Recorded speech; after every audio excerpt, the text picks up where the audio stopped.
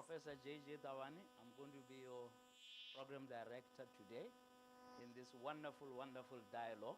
But I'm not alone. I'm with someone who is a brother and a friend, and of course, somebody who's very well known to you, Mr. Pat Kumafani. Please let's welcome him. Yeah, he's very popular. He's very popular here. Sabotage. How are you, Pat? Yeah, well, I'm good. Namma ndinibulise bethuna. Ndinibulise. JJ ndawuthatha advantage yomanibulisa ngesixhosa. Ndinibulise bethuna nonke kwi-breakfast eyondlayo ekuseni. I-breakfast ye-social cohesion dialogue yiyo ke namhlanje, and it is such an honor for me. And when JJ said to me, I'm going to King Williamstown, I'm going to the Steve Biko Center, and I'd love to go with you, I said, wow, what a privilege. The last time I was here, December so it's the time when we were launching my book. So it's great to be here, and thanks for the invitation, JJ. It's a pleasure. Thank you for honoring us. I'm going to be under your shadow today. I mean, this is your place. I'm already taking over. I'm the program director. You are the co-facilitator. Can we clarify? Can we clarify? Be careful, because I'll talk to you about, I'll with you on TV next week if you misbehave. Yeah. Ndizixelele ukuya kula TV show yakhe so nendiziphathe kahle ke ngoku.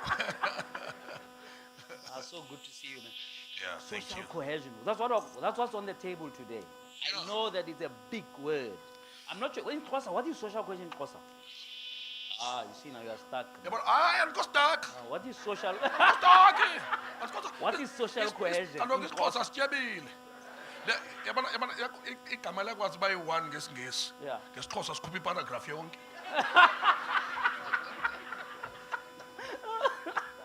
But what is it? Yeah. Ukuhlangana nokuxabisana kwabantu. Wow. Jonga ukuxabisana kwabantu. And ibalulekile ke lonto leyo. But why is that missing? Why is it missing now in our society after 28 years of freedom? This is exactly what we're going to be interrogating in the dialogue. Into endiyithandayo ngale dialogue, it's not a top-down approach. You know, of course, we will have one speech. MEC, that's why she's here.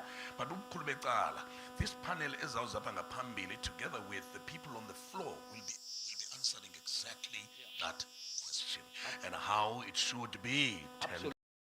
The trouble in South Africa is that there's a lot of what is called, I don't know what happened before 94, what was in place of what is called boss barrage. So South Africans like talking, they can talk. But of course it helps us because some of us, talk for a living, so it's so fine, we're not complaining. But surely we need to act and do something beyond the dialogues, beyond the talking. And hopefully in the dialogues, in the tables, as we come to what we call a group discussion later, you will tell us what are you going to do yourself as civil society? How do we mobilize civil society to do things for themselves?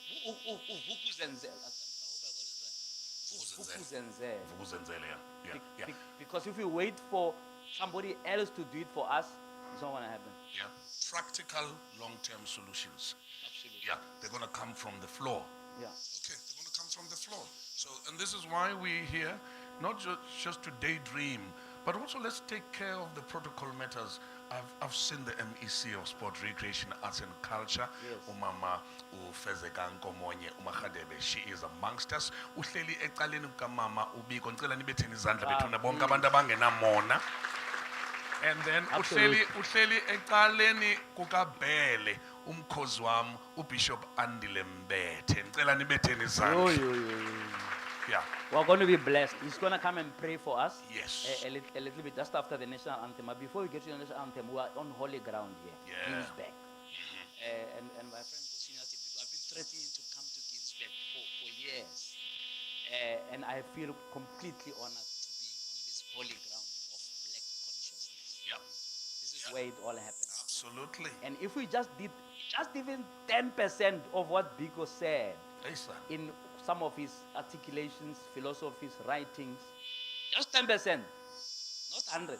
If we just did only 10% of what Biko said, this country will be a better place. And not only say it, but attempt to live it. Just to live 10% of what Steve Biko lived for. All right. I think we can start now. Yeah.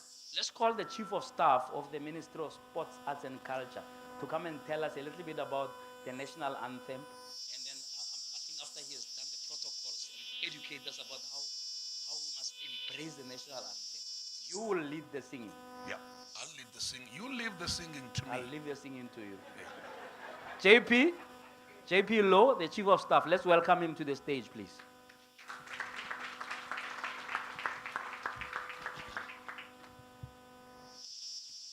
Thanks very much, Patko, JJ, and good morning. Okay. There's this thing, I don't know if it's a rumor or if it's the truth. They say this is a province of legends, and these things, we confirm them by the way how people respond when you greet them. It could be past tense or present tense, right? This thing of, but home of legends, that's what you call yourself, right? That's right. All right. Goeiemorgen. Okay, Molwin. I see. All right. Well, like JJ have said, my name is JP Lowe. I normally say to people, I'm JP Lowe, but I'm not white. Some believe it, some don't. But I'm colored at the same time. So I speak many South African languages. My Xhosa is not upgrade yet, MEC. I speak something I call Zuko, because I get very confused at any particular moment if what I'm saying is Zulu or Xhosa. But I'm trying to live the South African dream. So we're going to ask for one thing, or a couple of things actually. And part of what we're hoping is really to make you agents of change, if I can call it that, on this issue. Because I don't know how many of you appreciate the importance of what the national anthem is. Because when we sing our national anthem, it's like we're praying, right? We're acknowledging, we're affirming, we're also sort of committing to where we are going. So when then you sing it, there are certain things that you have to do in doing the national anthem. Okay? All of you who go to church, when they say you pray in church and so on, there are certain things that you don't do. Okay? Other places you go, they expect you to kneel. Right? Other places they say close your eyes and all those sorts of things. So with the national anthem, we ask for a couple of things. And we ask that there are things that you don't do. And please remember what I asked when I started the story. I said, I'm sharing this with you with the hope that everywhere else you go, you also tell other people to say, this is what we do. Because when we show pride to our anthem, our flag, things like that, we're also talking about something I like to refer to as hashtag symbols that unite us. Right? That talk to our South Africanness. So one, we do ask that you stand up and you put your hands on the side. All right? Not here. Unless we elect you as a president one day. All right? The only person who actually put the... You see the president when he sings. You always does this. But that's not really for us. The rest of us, the request is that hands on the side.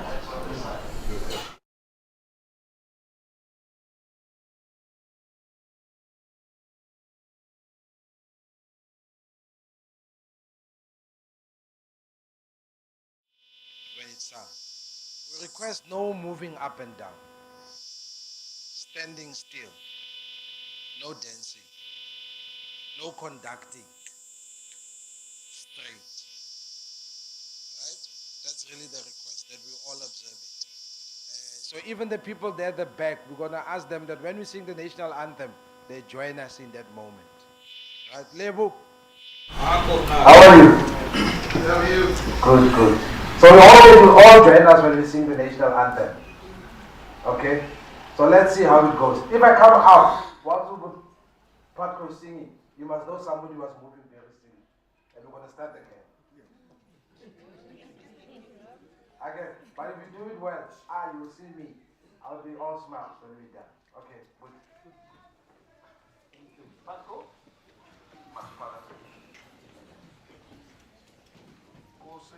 Kusisikeleli Afrika, malubala Yesu ondolwayo, Israeli thandazo Yesu, Nkosi sikelela thina lusapho lwayo, Mureya uluka sitshaba sa Yesu, uvediseni ntwali matsenye, usibuluke,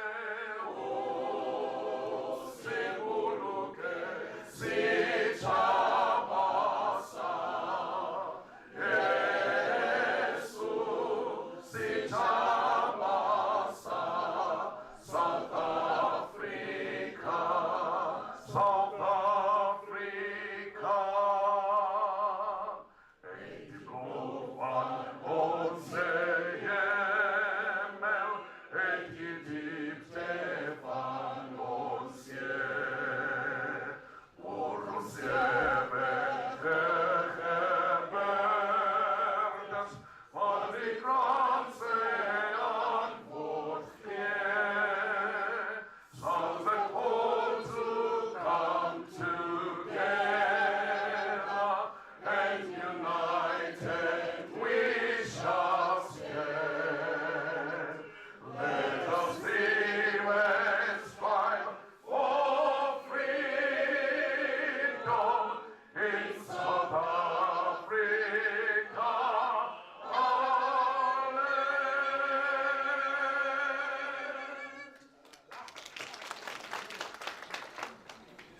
Fantastic. Another round of applause there for everybody and for the lead singer. You can sing, eh? It doesn't- You know, when you work for Kaiser Chiefs, man, everything is possible. Just forget about Orlando Pirates and Mamelodi Sundowns. But, you know. Right, Bishop, please pray for us.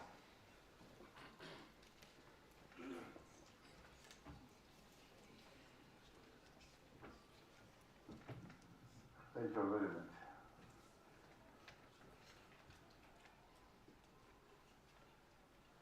Can we sing two verses? These are the sitting alako and one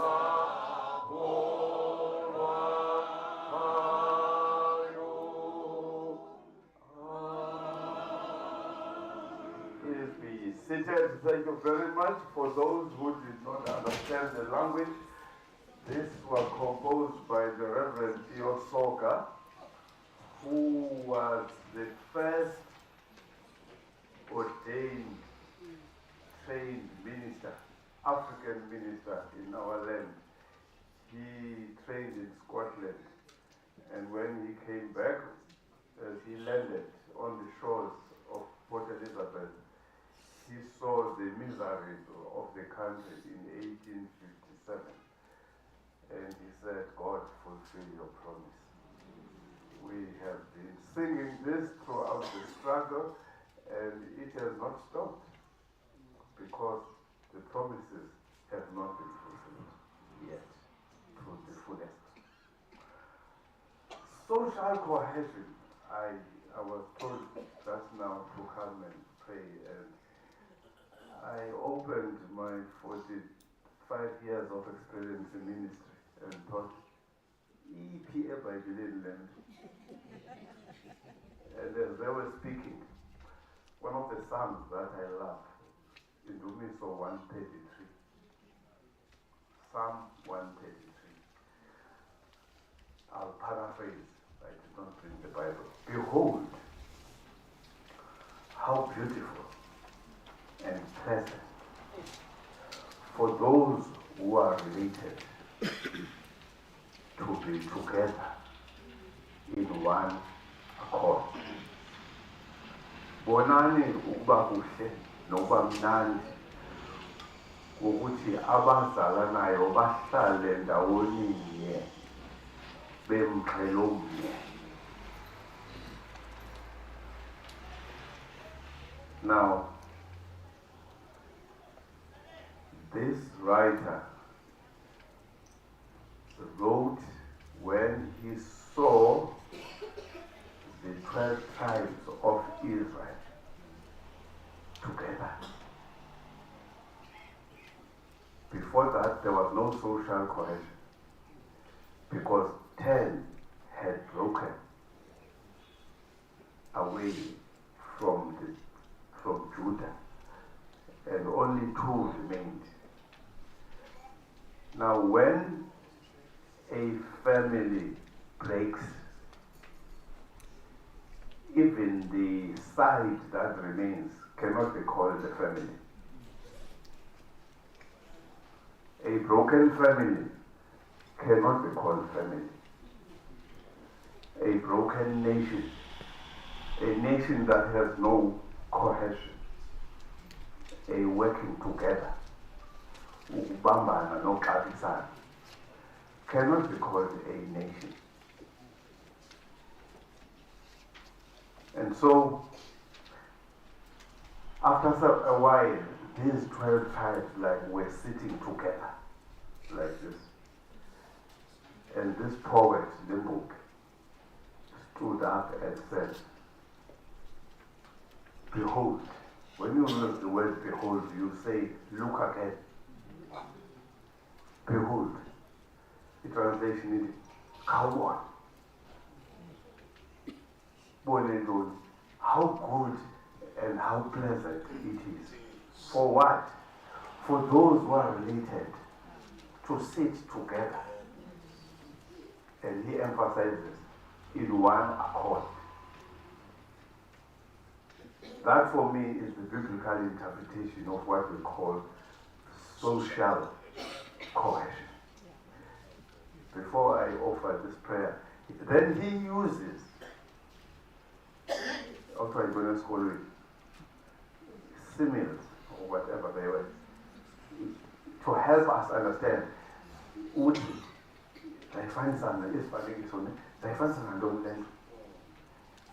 It is like the oil that I saw when Aaron was inducted as priest of Vurikubu.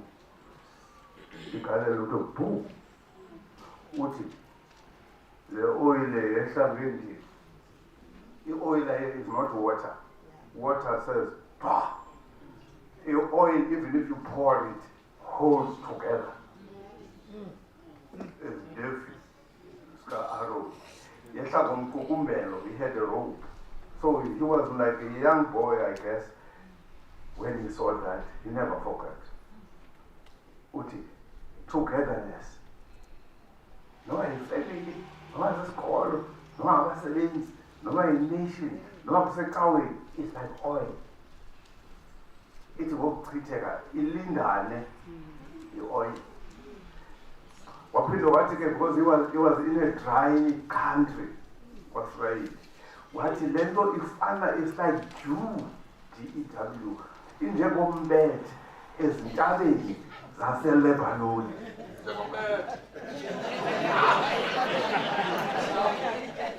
Utatomkhulu chose a good spelling.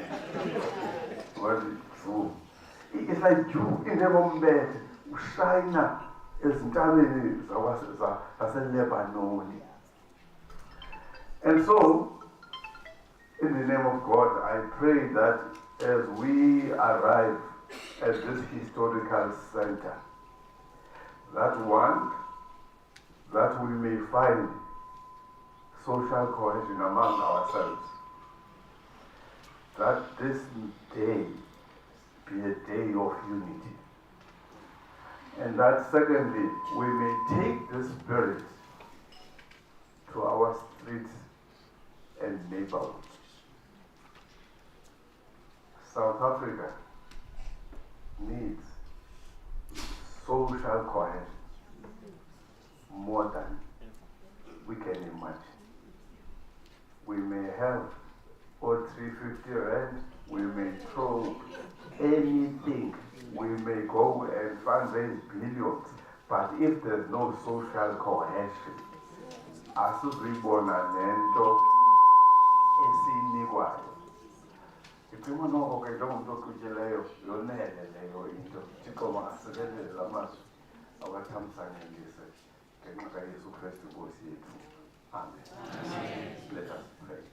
And so, Lord, as we gather in this place, I raise my hand that will bless those who are going to lead it on this platform. I pray that you will be seated at the tongues of those who are going to speak. May they bring words of wisdom and words that will create social cohesion. I pray that around these tables we may find each other and that your spirit may guide. Bless Steve Biko Center. Bless the Eastern Cape. Bless South Africa. Bless Africa. In the name of Christ. Amen.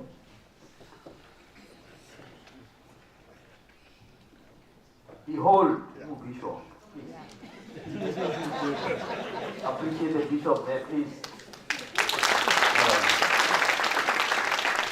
Let me thank all of you for coming to this dialogue today. Some 160, I'm told we are here. It's one of the most well-attended dialogues we have had. This is, I think, the 6th dialogue we're holding around the country, and the last one in the series. And we really appreciate that this is a highlight of that kind of conversation. But also just to welcome, there's 160 of us here, but there's thousands of others listening through Tanzania FM.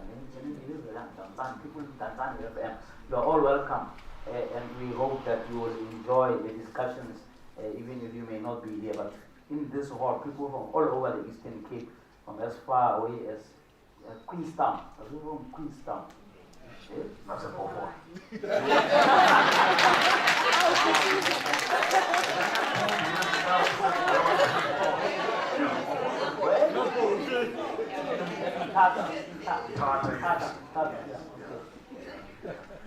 I think there are people also watching us streaming live on Facebook as well. Yeah. You know, is it Building Our Tomorrow? Building Our Tomorrow. Hashtag Building Our Tomorrow. Yeah. Okay. Let's invite the Chief of Staff to come and do some opening remarks and welcome the MEC to the stage to address us as well. Let's start with the Chief of Staff, JP Law. Please come through again.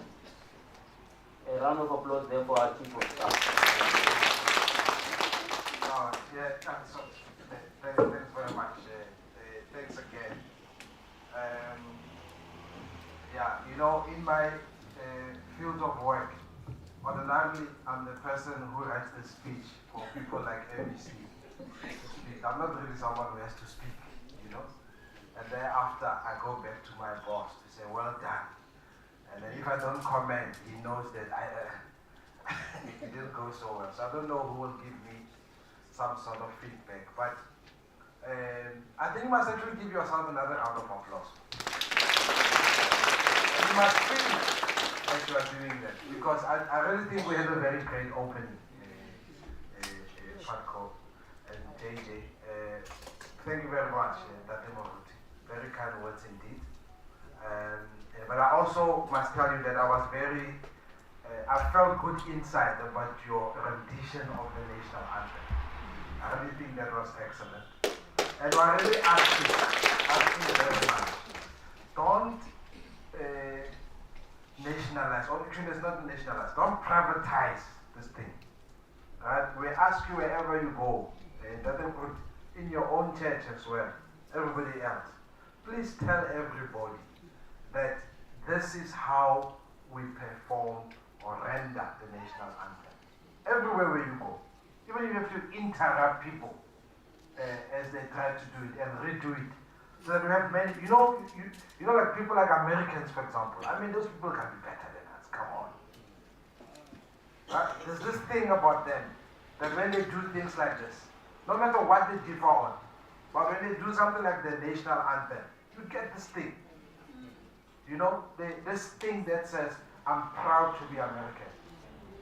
So we have to reaffirm the idea that we are proud to be South African and we are very proud to be Africans. Every time. Even when we differ on all kinds of things. But that's something like a national anthem must be one of the things that bring us together. So I'd like to really, the panelists will be introduced later, but I must extend our gratitude, I think first and foremost to you, MEC, for agreeing to grace us with your presence and be our keynote speaker. Thank you really very much for being here today. And also our panelists, I think it's 3 of them.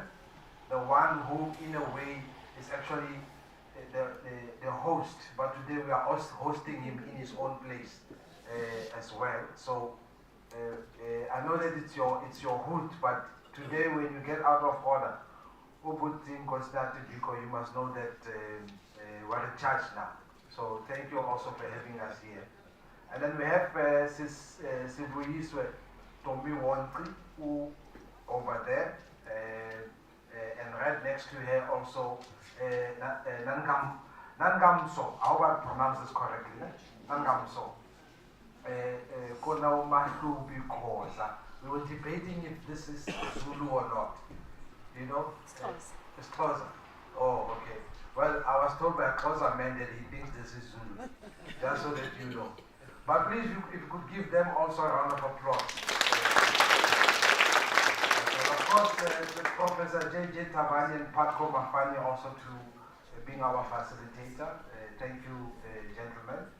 As you can hear them just from the beginning of things, you know, I hope it's a taste of what's to come. And of course, Delene Mark, who's been telling us earlier not to tell you that she's a canon. That lady there at the back,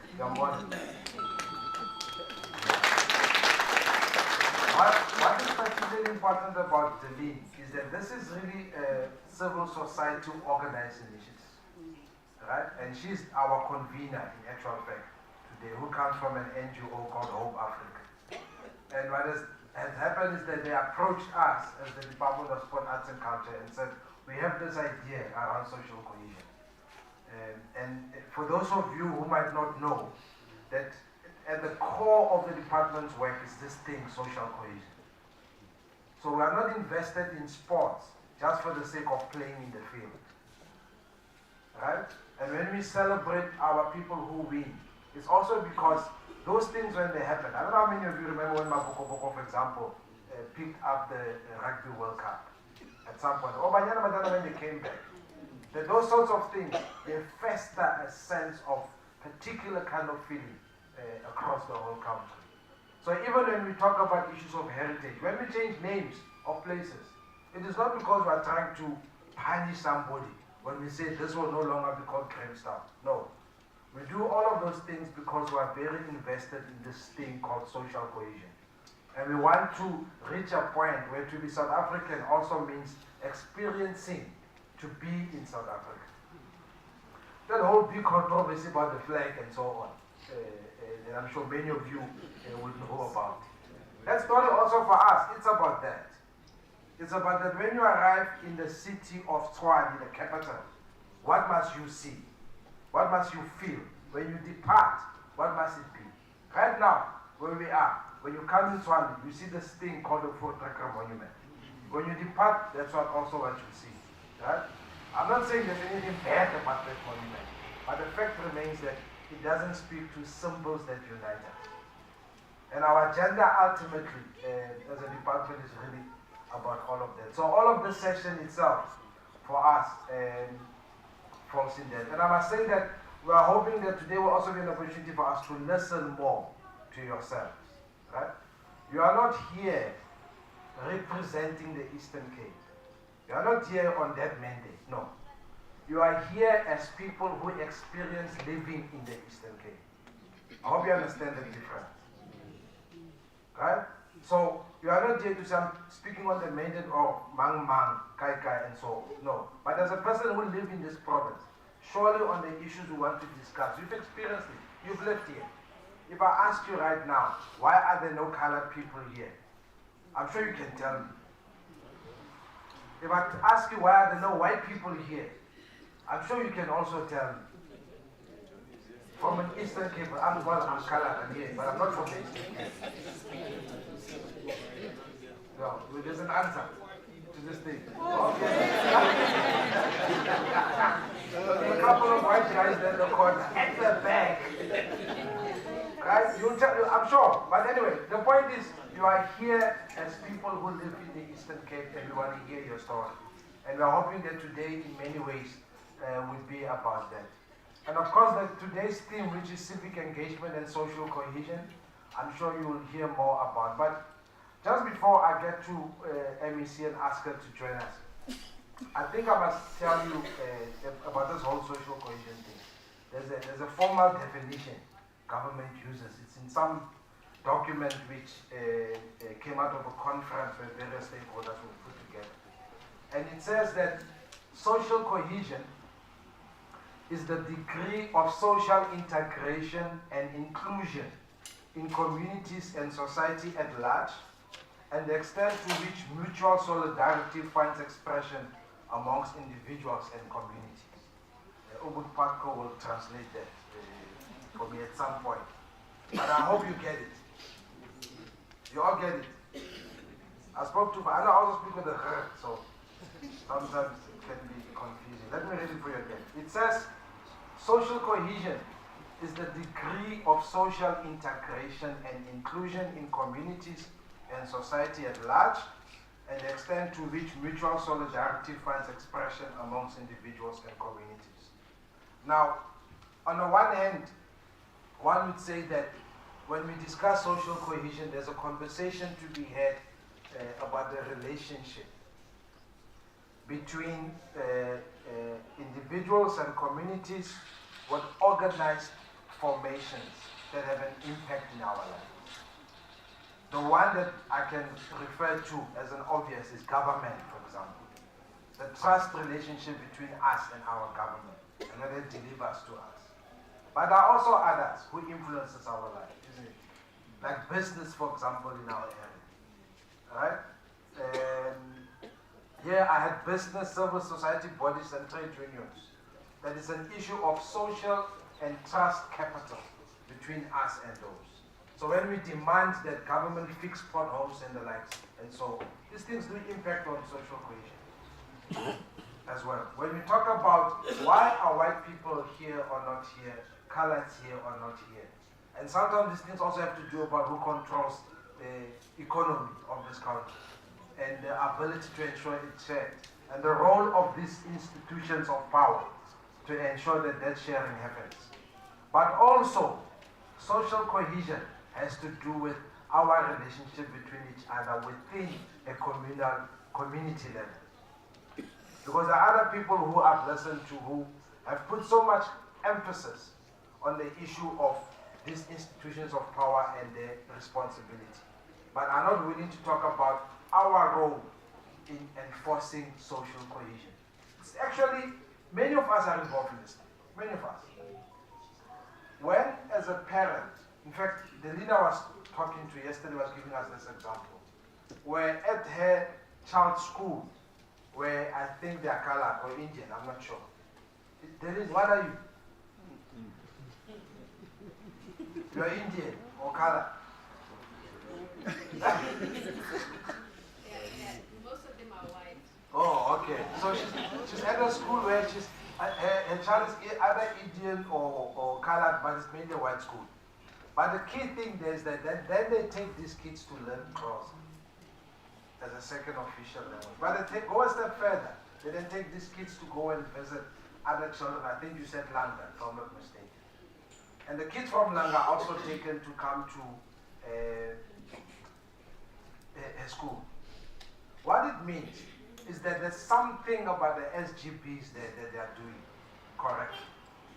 And for the SGBs to do that, it's us at the community level who must do something. The issue about how we treat women, you can't just blame that on government. It's something that needs to be fixed as well. I can go on with many, many other examples. So when we talk social cohesion, we are talking about also how we here, and we're hoping in particular today's session, there's the kind of conversations we'll have about how we here can make some sort of commitment of things we can do from an Eastern Cape perspective. So that is the context of today. We're hoping that we'll come together, our facilitators will lead us in that direction, share some thinking with each other, and hopefully come with some sort of outcome where we also agree on something, that a way in which we will coordinate with each other moving forward and moving the conversation further. So on that note, I must tell you that our keynote speaker today, MEC Fezeka Komonye, I think is quite the person to have. I won't go too much into your background, MEC, because I suppose that you're also not completely a stranger to your own audience here. But you would probably all know that from about 2014 she served in the legislature here in the Eastern Cape, but I think it's in 2010 where she left, 2009 to 2010. She also left the legislature around that time, but was called back, decided to leave legislature and run away to do civil service work, if you like. But was pulled back. And in that time, in 2009, and you'll tell me if I'm not wrong, MEC, you were probably the youngest legislator at that time as well. So you also see she's quite a firebrand even up to this date. In fact, I understand that she's still a runner. I don't know if you still run. MEC. So she's retired. Somebody who's been engaged in all kinds of marathons. But one of the things I really love also about the MEC is this thing of education, right? As well. She is an alumni from the university in the Kingdom province, KZN, at the University of Durban Westville, where she did a Bachelor's of Arts there.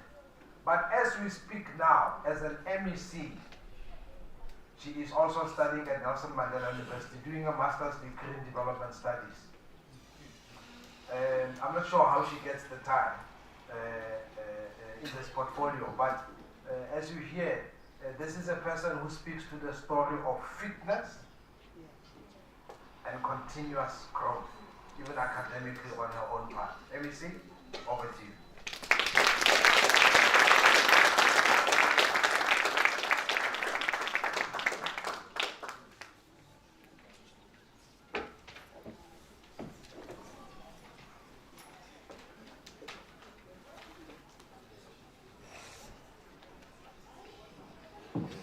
namhlanje noko le nto ndizawuthetha isiXhosa kwenzeka uJJ angandiva. JJ can be very mean, so I'll stick to Xhosa so that he doesn't understand some of the parts. I'm happy today that this podium is shorter than me. The program directors, I don't know who gave you this tender, because I believe you're going to get paid.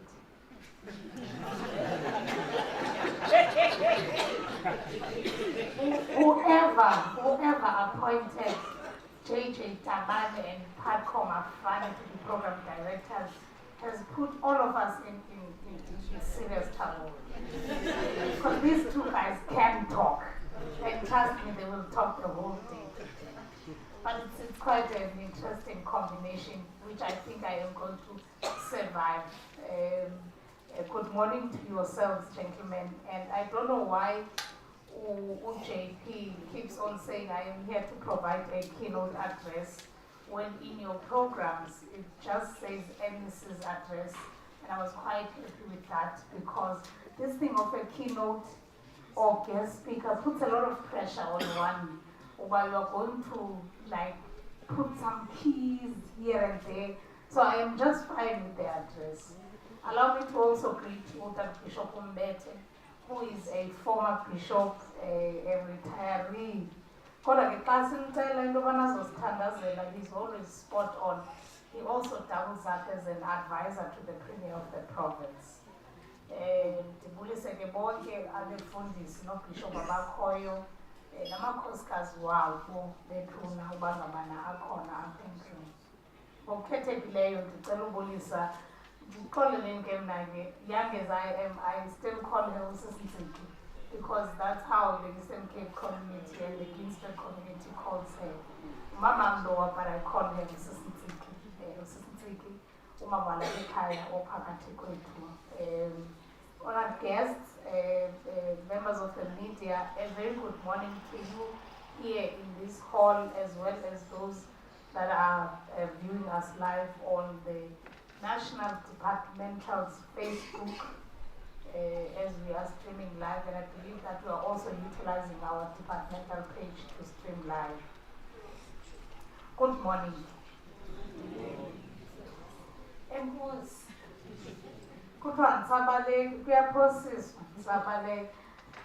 JP, I don't like being introduced, because you then tell people that I have been in the legislature for the longest time.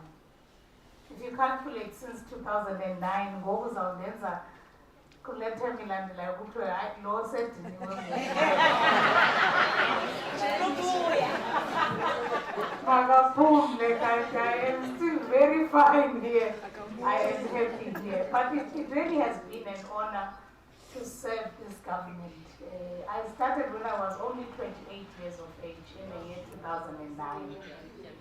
And to date, I still feel nervous when I sent, we are on WhatsApp terms, Mosnoku Nkosnat. So I sent him a message when we were in the holding room, and I said, I am nervous. Nervous because I take this responsibility very serious. JP here said he is responsible for speech writing. Today it is an honor for me, because I stand in here on behalf of the minister, who could not be here with us today because he is abroad. He just said he's abroad. So I must come and be the minister. So I have two chief of staffs here today. JP from the national office and Awetu Zumana from the provincial office. And I guess you all think that one of them or they both sat down and wrote a speech for me. Don't believe that, that's a lie. Whatever I'm going to say here, I wrote it on my own. It's a singular honor for me to be part of this conversation and be able to make an input on this very important gathering. Gathering and a hashtag building our tomorrow. Social cohesion is one of the most fundamental policy challenges facing South Africa today. Oko sakhululeka kwaqedwa i-apartheid 2 decades ago, and despite numerous government interventions, and this is an assertion that I am making dingavikamand, South Africa is yet to emerge as a socially cohesive nation. since this is a conversation, we should be asking ourselves a lot of questions and in the end, hopefully come up with solutions. Because I am sure in the first causality izinto zoliwa ngothetha, izinto zilungiswa ngothetha. I am sure a lot of people are now tired of dialogues. They are tired of conversations without actions. Asizanga kuzokwenza u-12 down umsasazi womhlobo wenene, wherein we will just talk and then go away. We are expected, but out of the talking that we will be doing, out of the conversation we will be doing today, we are going to come up with programmatic or practical solutions to the social ills we are facing here today. So one of the questions we should be asking ourselves is the pursuit of social cohesion an illusion or a dream that we can attain? Ngizobuyela ke kumfundisi Bishop Mbete nemtshumayelo yakhe. It says though ufunde lento bendizama ukuyilungisa and break ice, because I am literally here to break ice and I'm going to ask more questions than it provides a lot of answers. So one of the questions that we should be asking ourselves gathered here today, are we chasing an illusion? Or the dream of social cohesion is really attainable? And I am going to argue that social cohesion is not an end in itself. It is a means towards an end. Later on, when we would have attained social cohesion, it is not an end to itself, it's a means towards an end. Program directors, allow me to digress a bit, but it's an important point that I am going to raise. It's an Anthem. And Anthem, I am a bit controversial in this meaning. So this time around,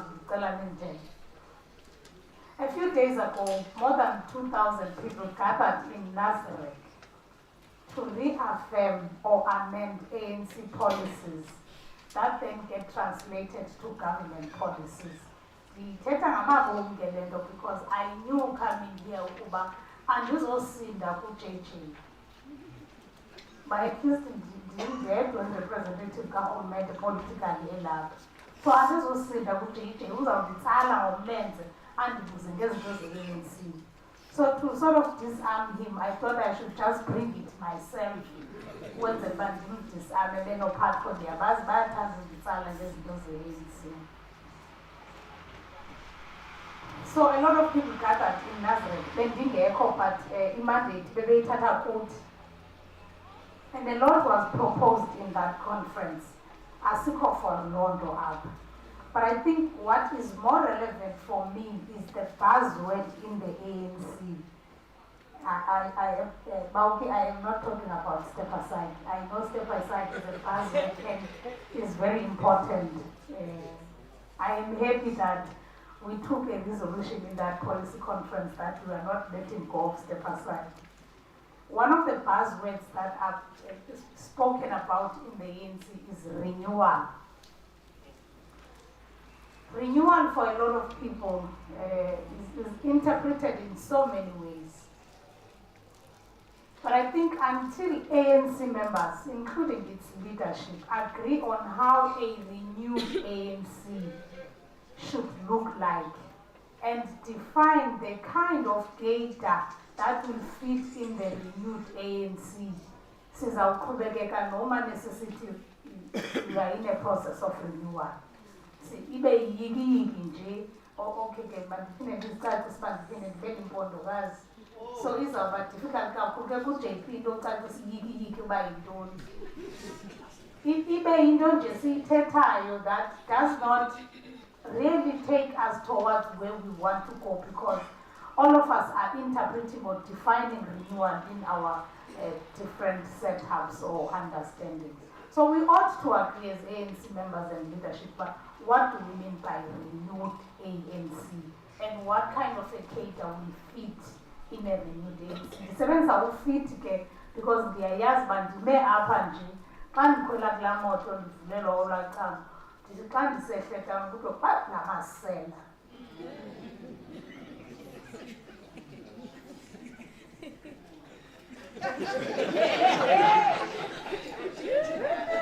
So I will leave it at that. But what do we want to see in the future? What kind of an ANC do we want to see? And who then fits in that kind of an ANC? Now that brings me back to the earlier point about social cohesion being a means to an end. Sibizwa apha South Africa is a rainbow nation, and yes, JP, we are the home of the legends. We still are. We are very legendary. I will let Bauki in the end. Kaisef Manituba, Abtazele, what are the legendary things that we still do even today? We are called a rainbow nation, and the preamble of the Constitution states,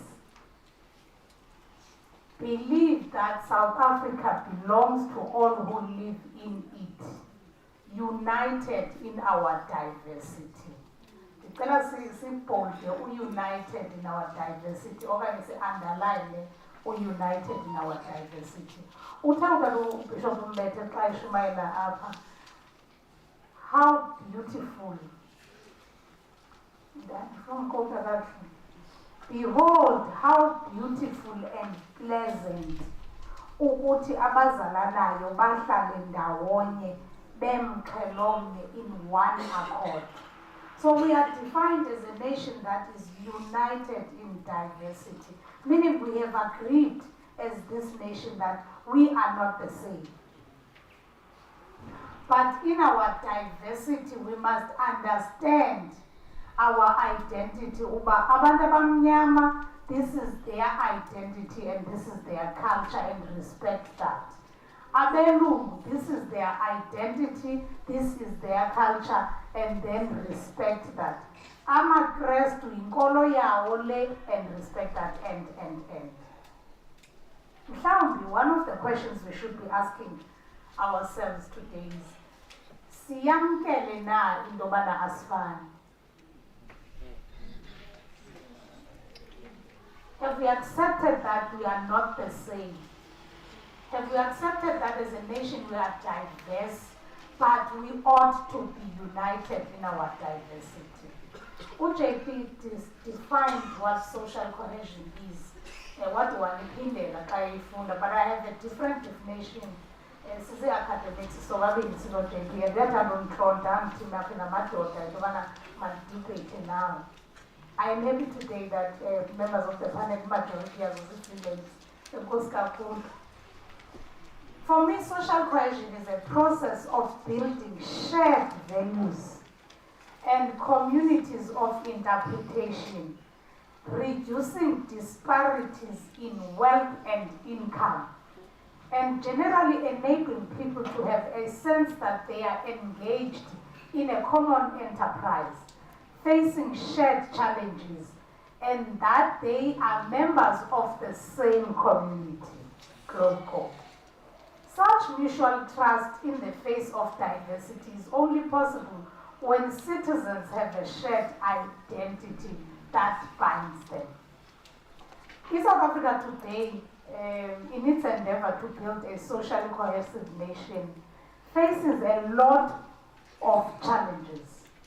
It is true, and as leaders we can't run away and try and spin the fact that we are the most unequal society. We can't spin the fact that there's poverty in our country. We can't spin the fact that there's high levels of unemployment in our country. So we still are facing these challenges, but we are called upon to unite and find solutions in these challenges. When we attained our democracy, did we deal right with the injustices of the past, or did we just put a plaster and move on? I don't want to bring up what was said in the Truth and Reconciliation Committee. Are we reconciled, Bishop Mbete? Was the truth told on who killed who and how they killed them?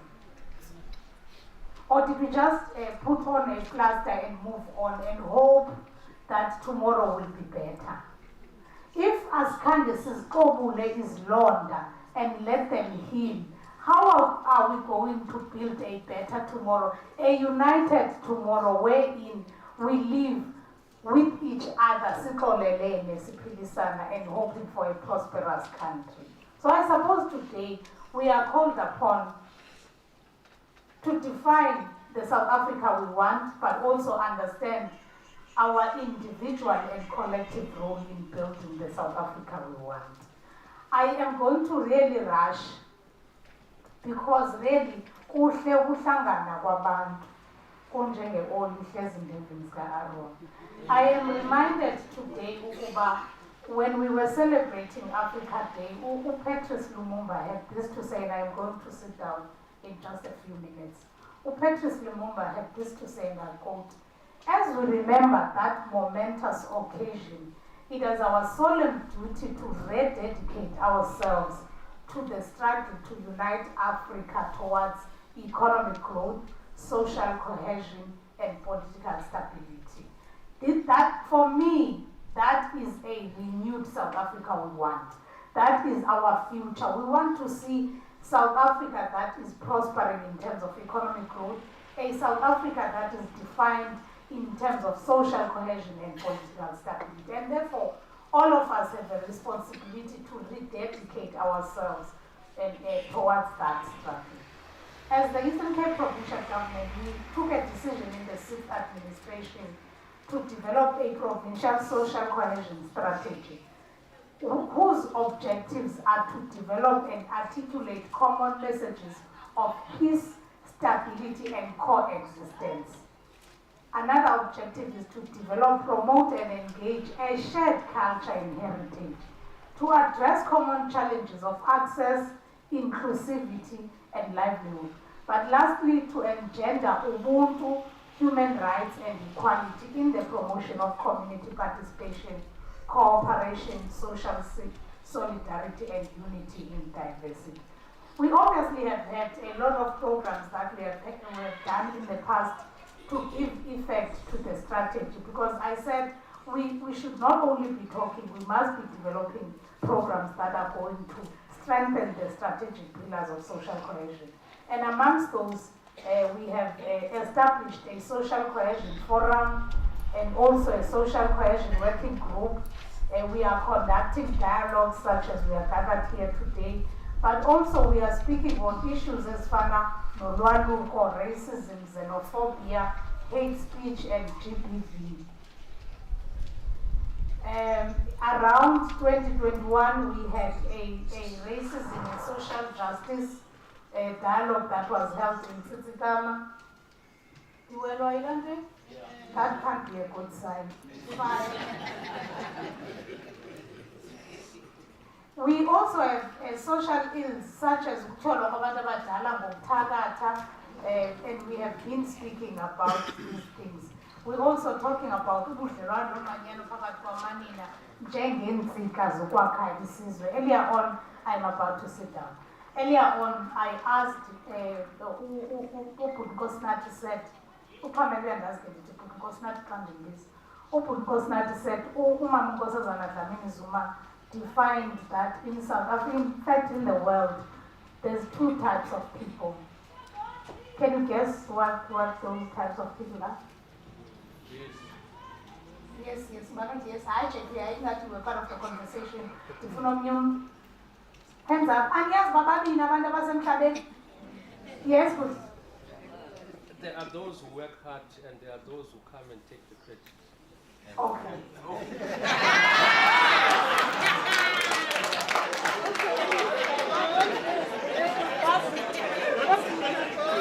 People in the class. Can we use mom because of the community so much definition? Because that will quickly put the class. And I hope I am one of those that work hard and not claim the glory. There are two species. it's females and the species that gives birth to the other species. So basically, khona abantu abangomama. And so I asked the gentleman that I was with earlier and the gentle ladies that bangabanake kukhona abantu abangomama apha elizweni jikelele. Kuphinde kube khona abantu abazala amadoda okanye abantu abazala abantu. Why do we have a society that is dominated ngamadoda anogonyamelo kubafazi nabantwana? Iphungukile. Because we are not a social cohesive society. If we are living by the values of social cohesion, we shouldn't be seeing abantu abangamadoda bebulala abantu abangomama bebadlwengula, and lately badlwengula nabakhwetha ngokwemabhoneni. So isiphungukile. And these are the things that we should be talking about and resolving them so that we build a better tomorrow. Minister has appointed social cohesion advocates in each province. We welcome those social cohesion advocates and we believe that they are going to add value in advancing social cohesion agenda. Thina ke sinikwe ukukhokhela nokuba kusezikaweni nokuba kusemakhaya lethu nokuba kusezikolweni nokuba kukwipolitiki. We are entrusted with the aspirations of our citizens, and therefore we have a responsibility for political stability and social cohesion. I-social cohesion iqala phaa kwakho endlini. Ayiyoqanduva lukarhulumente, and I'm happy that we are now led by the civil society in dealing with these difficult questions. It is therefore our duty, all of us, not to leave abantu ababizwa ngokuba zi-social cohesion advocates, but take them on the side of the road and assist them as they advance the social cohesion agenda. Singayibeki etafuleni yabo kuphela because luxanduva lwethu sonke. For my part, I am convinced that young South Africans can change the state of our country. Bekuyokwathwa earlier on, abantwana bethu ngoku baneetshomi ezingabelungu, benza sleepovers, and we want a better tomorrow, a tomorrow where they not only share the same bed, but they share the values, they share the understanding of the culture. Bangaphilisani ngolu hlobo thina during the apartheid era and nangoku sisaphilisana ngalo. The youth of South Africa have such great ideas and they have great needs. And I believe that we need to support them, coach them, because I'm no longer youth JJ. We need to support them, coach them, mentor them, so that they are given the responsibility, they're ready to lead our tomorrow. I really am hoping that I have touched on a number of nerves, so that we, and I know I have not asked all the questions, but I know that seated here in the round tables, you are going to provide leadership. Ask the questions, ask why are we corrupt as the leadership? Ask those difficult questions, so that ngomso siphume sibumbene sisenza iSouth Africa a successful and a prosperous. Thank you very much.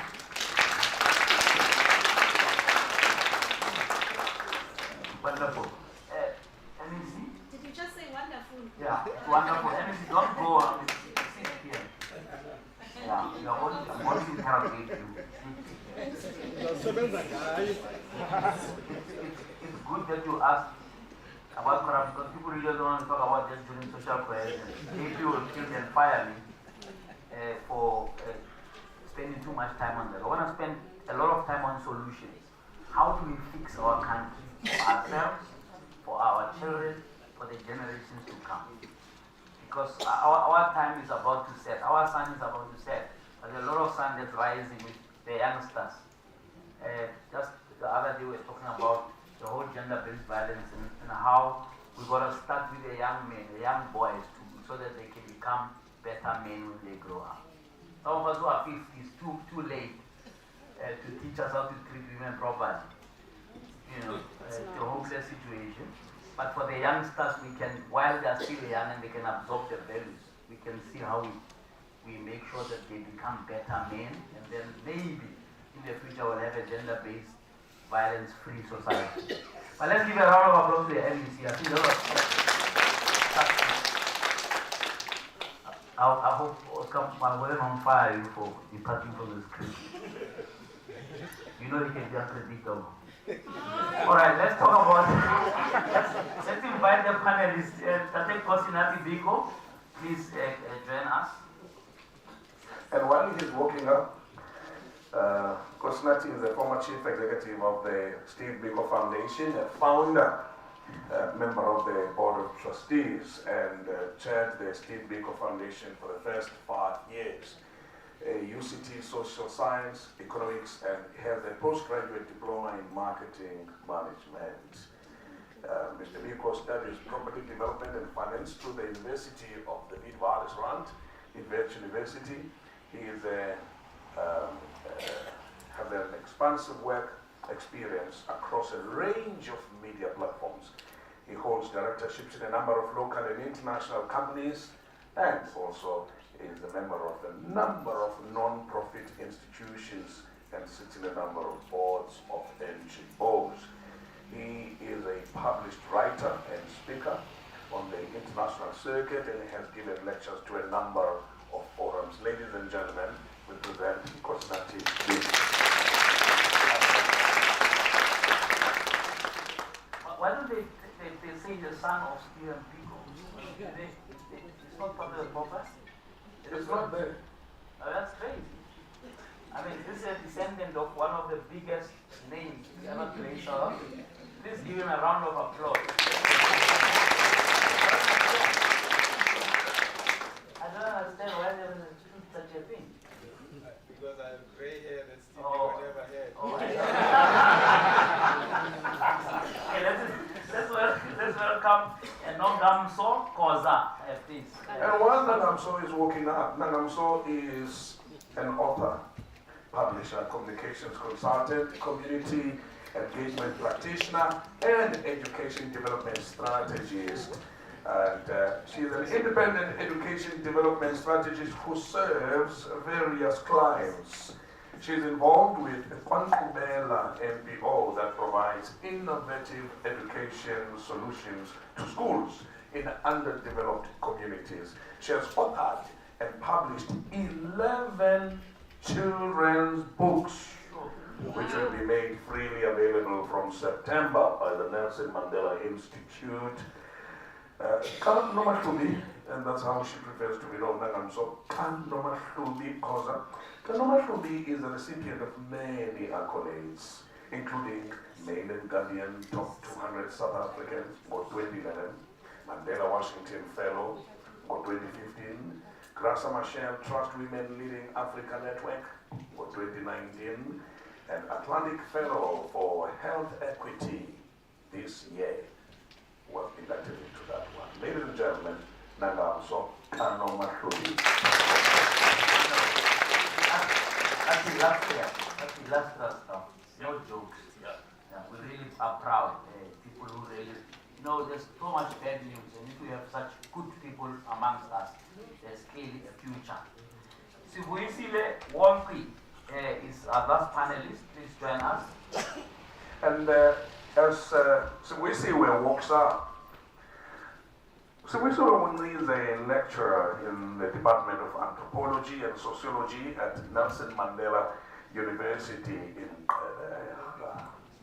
She specializes in health policy, gendered health systems, healthcare systems, strengthening and the national health insurance in South Africa, and she's a PhD candidate, and her doctoral research focuses on health policy and health system strengthening in South Africa, using the national health insurance as a case study. Sibuisiwe holds a Master of Public Health from Montclair State University, New York, New Jersey, and that through the Fulbright Scholarship. A community activist, a gender advocate, a health promoter, researcher, justice defender, and a humanitarian of note. Ladies and gentlemen, Sibuisiwe don't need Future doctor, one. Future doctor. All the best. How far are we?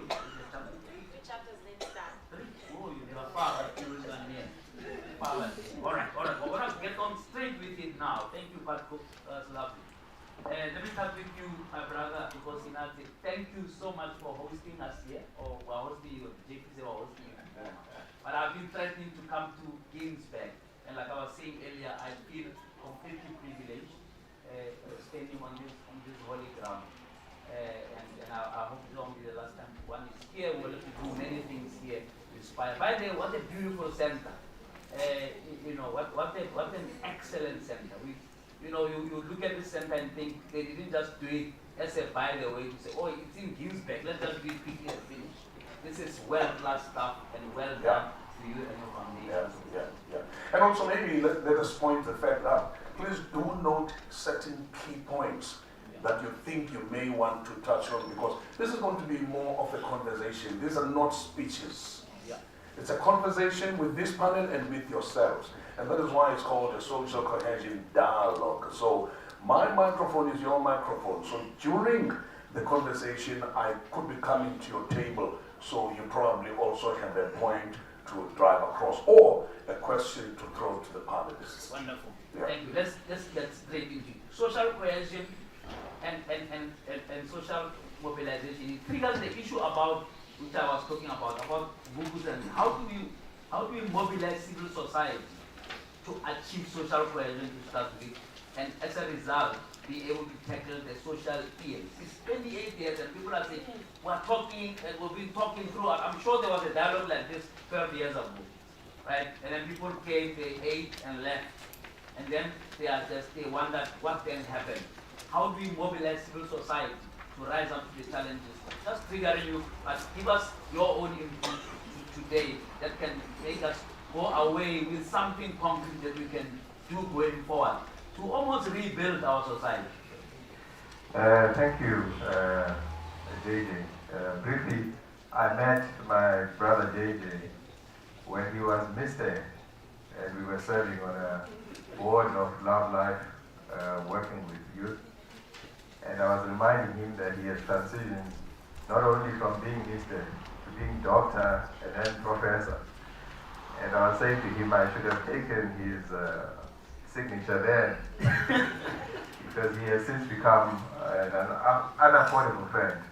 But it's good to have you here. It's good to have you here, Patko, my brother. Patko is one of the greatest gifts in lending messages to our people. And he does it so beautifully and so effortlessly. Like I guess, again, I'm saying, So it's good to have you here. It's a wonderful event that is in keeping with the ethos of this institution. Let me start by saying, this institution that we are in, the center, is actually a physical representation of what is possible when we can work across these social divides.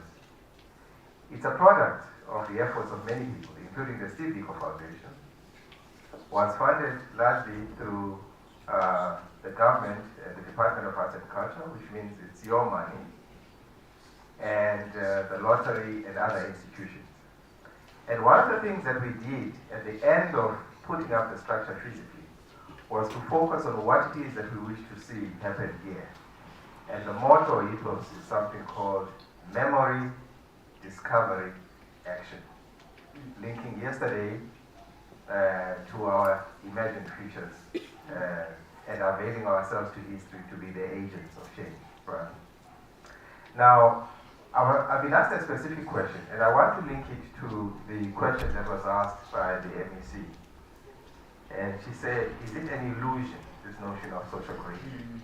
And she went straight to a definition of social cohesion coined by Judith Maxwell, I believe, in 2009, that has those three aspects. She said building shared values and communities of interpretation, reducing disparities in wealth and income. And then she said generally enabling people to have a sense that they are engaged in a common enterprise and are members of the same communities. Right?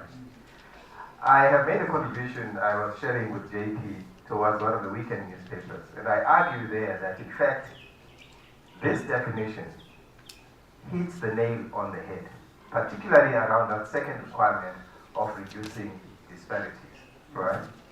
Because if we don't reduce those disparities, if we have 56% of our population living in poverty. And in a community like Ginsberg, 75%, right? If we have those kinds of disparities, if we have the widest gap in the world between the rich and the poor, it is an illusion to think that we can speak of ourselves as a cohesive nation. So the answer to the question is, it is a possibility that lies behind the resolution of these fundamental questions. And in the article I argue that it is unfortunate that the minister finds himself exposed on this matter, because in reality that solution is about deploying the total resources of the state to deal with the material conditions of our people. And then cohesion will ooze out of our society.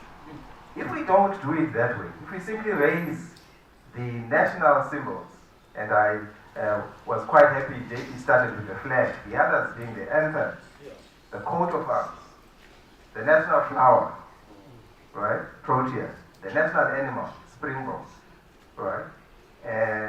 If we simply throw those at our people, here is what they are going to say.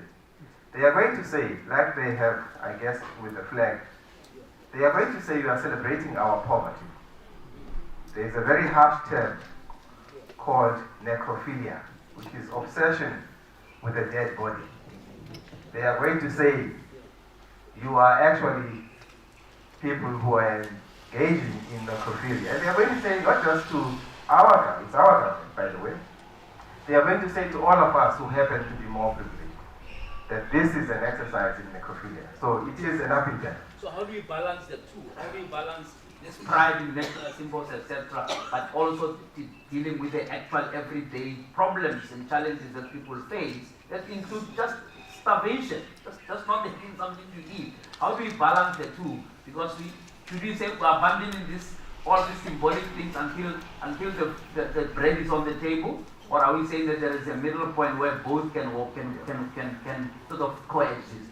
Before I ask Nom Kamso to weigh in on what you're saying. In the quest to build our nation, there are two tools available to us.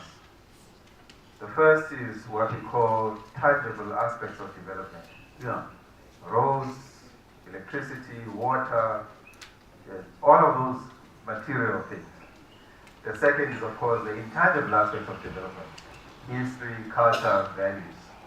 We have to strike that balance. Both of them are equally important. Yeah. But what we must avoid is a sense by our people that we are using symbols to obfuscate non-delivery on the materials and the tangible aspects. So, and that is why that it is important that all the elements of the state deliver and perform for us to be successful in this quest of uniting our nation. I want Nogam, so if you can weigh in here. What is the role of civic mobilization? In other words, we know what government is supposed to do. Half the time they may not be able to get there because the resources are already paid, right? Civil society on the other gets frustrated. Look what's happening in Tembisa. Now I was saying to somebody, what's happening in Tembisa? Examples what happened during the state of emergency. And just keep last year and the riots, because there people are looting and running away. Now this time they are not running away, they are baiting cars, they are making the place look like Sodom and Gomorrah. Because they are frustrated by, in their own words, what government is not delivering, whether local government, provincial government, they can blame each other in all the spheres, doesn't matter. The people are frustrated. So I would like you to just come in there and say, how do you strike this balance between understanding where we're going, where we come from, the pride and so on in the future that may still be bright, and the daily starvation today, where there's no bread, or as this morning, but there was bread that was toasted on one side. Enkosi JJ, mandibule kakhulu kubakho lo nabagqugquzeleli balomcimbi. For a not so young person like me, I'm saying youth, unfortunately anymore, it gives one goosebumps, Mamutini, about the phakathi kwenu. And I shared this with you last year ndilapha ndiqala ukudibana nawo because one recognizes what it took to get umntana onenkaba esesada e-Enoch Mgijima municipality abe achieve ezi zinto bezibhalwa apha. People died so that unangam sakwazi ukuthetha yonke le nto afuyithetha. And imajority yabo asiyazi noba amathambo abo angcedolaphi na. And namhlanje every year simamele u-AG Auditor General esixelela into yokuba millions and millions and millions unaccounted for. Akhumshe athi fruitless expenditure sithule and we continue. Hence sinethembisa kuzawutsha konke. Mhlawumbi masiqale apha JJ. Umarhadelo umakazi wam touched on it motivated wathi la band aid yafakwa ngo-1994 it got us here. Yabona ke Marhadelo ingxaki history tells us once kubekho a negotiated settlement, this is what happens. So ngela xesha kwayiwa kwiCodesa kwabuywa nomhlaba wethu singawubuyanga nawo. Babuya abantu nobutyebi babo buhleli kubo nezizukulwana zabo. Sabuya nje thina sineparlamente esikwazi ungena kuyo sithi withdraw that statement. You did not say honorable, it's honorable, address me. And uhlala ubukela uqinga inkosi yam akhona amanzi komana kombane komana. And they are continuing. Right? So at the core cancer in South Africa is that negotiated settlement. Because the colonizer and the descendants zayo, nothing disrupted ukuphila kwabo. One, kwenziwa ki-TRC ngolo hlobo ke yenziwa ngalo, bafika ke benze zonto bazenzayo, and then Marhadelo akwenziwa nto ngezo zinto, which is why I support and nathi basinendlela siba-support the olukhanyo qalata as they are trying to pursue justice for what happened to Tata Wabo, one of the Creed of Four. So, and then there were new, bantu basesenti nabatsha, baqhuba abantu imoto right, and those who are sort of associated or nabo ke. Hence Marhadelo xa sinibona nikhwele izimali ze-taxi sithi nangala masela. Right? Because what we view thina bantu balapha on the ground. And I say this as a privileged person owayekhulile elokishini bafela edolophini. Right? So thina what we view ngabantu who are part of the status quo. Ne? And ngabantu who are enabling the descendants of the colonizers who are still bayadla. Somebody says umzekelo on Twitter, kutheni lento suddenly kukho reaction against izamazamas. I mean, people have been talking about izamazamas ezihamba for years. If uyazi ntomtsha, I'll speak mostly to abantu abatsha, go and do your research. Ukhangele into yokuba bangaphi abantu members of the governing party who sit on these boards zezimines. Right? Now, do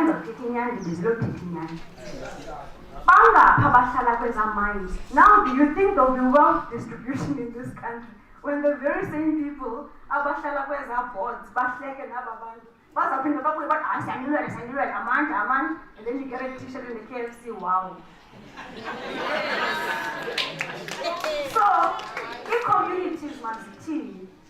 So when you define the social cohesion Marhadelo from a Eurocentric point of view, you're going to get what we're doing here. Ne? Where you get privileged people, so for Slali Dolopin, so for Mbamba Uko ya Twitter Uyo team, Bapabandu Abashala Emajojombin, Bapabandu why are they not on the stage?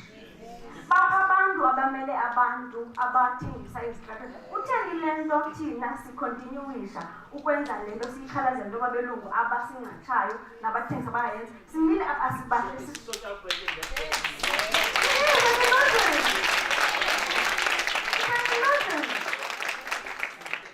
It's an end of last one, JJ. If it was centered, from a pan-Africanist point of view, where we say, as Umdu and African, you do not need to be a lesser version version of yourself. Xa usiza kule tafile and you demand indawo yakho yokuhlala. Do you understand? So for as long as you say, no, must provided you don't upset umlungu, you singating. Really? But yeah, we continue because so we what are needs to be still. done? What needs to be done to socially cohere? Must it start with the definition of what that is to mean for ordinary people walking the streets and still not feeling the dividend of freedom? We need wealth distribution now. That's what needs to happen. We need wealth distribution. Wealth distribution. It cannot be that at Ginsberg, Nancy Ginsberg, down. Kabantu abamnyama abathenga ukutya. Ngobani aba-owners azempilo. Bathenga ngobani producers of food and all these things we are consuming. Do you understand? So the economy is at the heart of it. If you don't solve the economy, you can forget about social policy. And it will never happen because now it's the general dialogue without figure part and not question umlungu showing up ungenzi wealth distribution. All of us are complicit. All of us. It could be.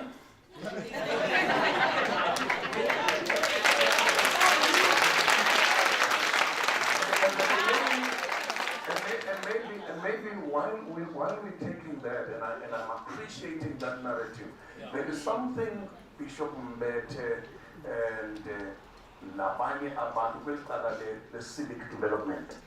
Because there is no civic without homes.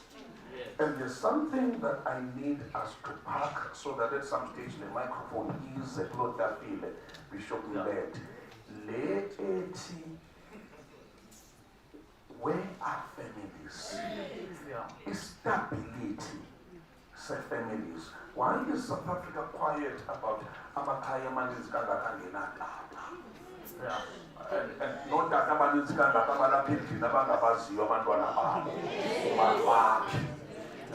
Because the social cohesion, I was over realistic, Sitandani, if I don't know where my children are. Particularly, boy, child, man. What are their dreams and aspirations? Who shapes them if I disappear? Because if I disappear, somebody will appear and shape my boy child. Sikalenge GPD kanti, ukona bantwana abaninzi abangamaziyo kudala. Abangamaziyo no high kadala. We civic development, JJ, conversation, and the esteemed panelists. We have to ask that question, Eti, why a single mother ever deprive Alondana access to that ark? Why is this about Makayanje? Because it's institutions that make us and those of us who are 50 and above, Sikule inkulu into yasekaya. Ekaya. From there to school and to church. As institutions, they were accountable for my well-being. But where is family in this discussion? So has the church got enough power to restore the power of homes and families? Because in our powerful government, yet to know masipala, if we have weak families, forget the social cohesion. Charity must begin. It must. So why is it la narrative can be institutionalized? And let's forget the first and foremost institution and the very first institution that was ever there in the history of humanity was family, udada, no mama. And we need then to talk about how do we restore the power of this institution. If there is a broken one, how do we encourage people to rebuild the broken one? Please give him a round of applause.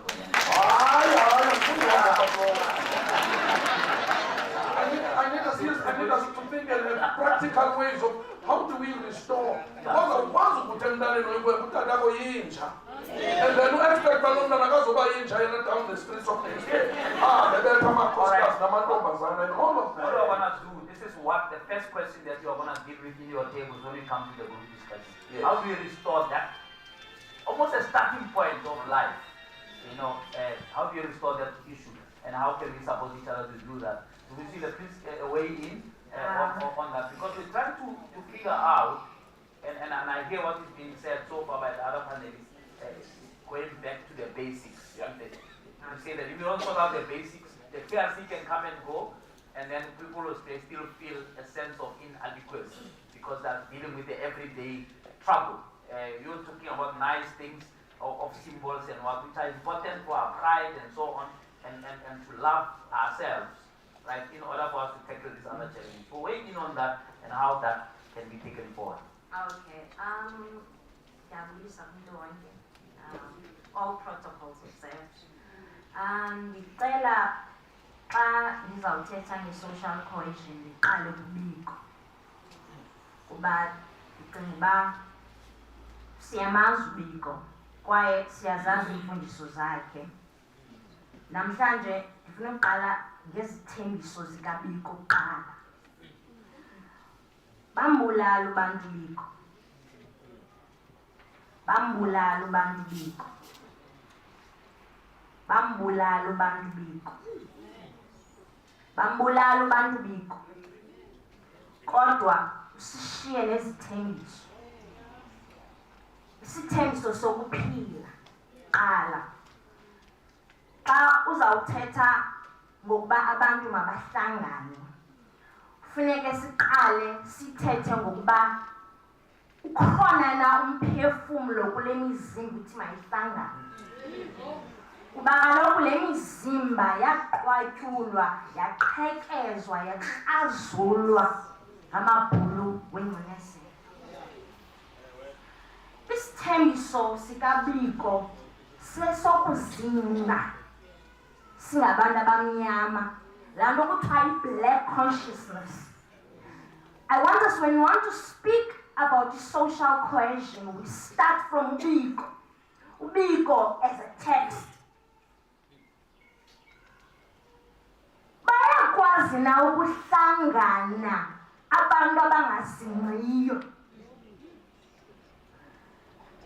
Abantu abazingcayo bayakwazi ukuthi hayi mna ndiyazingca ngale bhayibhile ndiyinxibileyo igreen. Athi uNkosi nathi hayi ndiyazingca mna ngale bhayibhile ndiyinxibileyo iblue. Ne? Right? Ibhutile. Oh, bhuti, okay, ubhuti Nkosi nathi athi nam ndiyazingca. Ingcinezelo isiqhawulile yakubulala ukuzingca kwethu singabantu abamnyama. Loo nto isithembiso sikaBiko sithi masiqale sizingce. Yakuthanda MEC xa uthe ba singabantu sine-cultural values ezingafaniyo. Aphinde uBiko isithembiso sakhe athi isithembiso sokuzimela. I'm not interested in sending my black kids to white schools. What I want this government to do, I want to build us private black schools where we can teach Biko freely.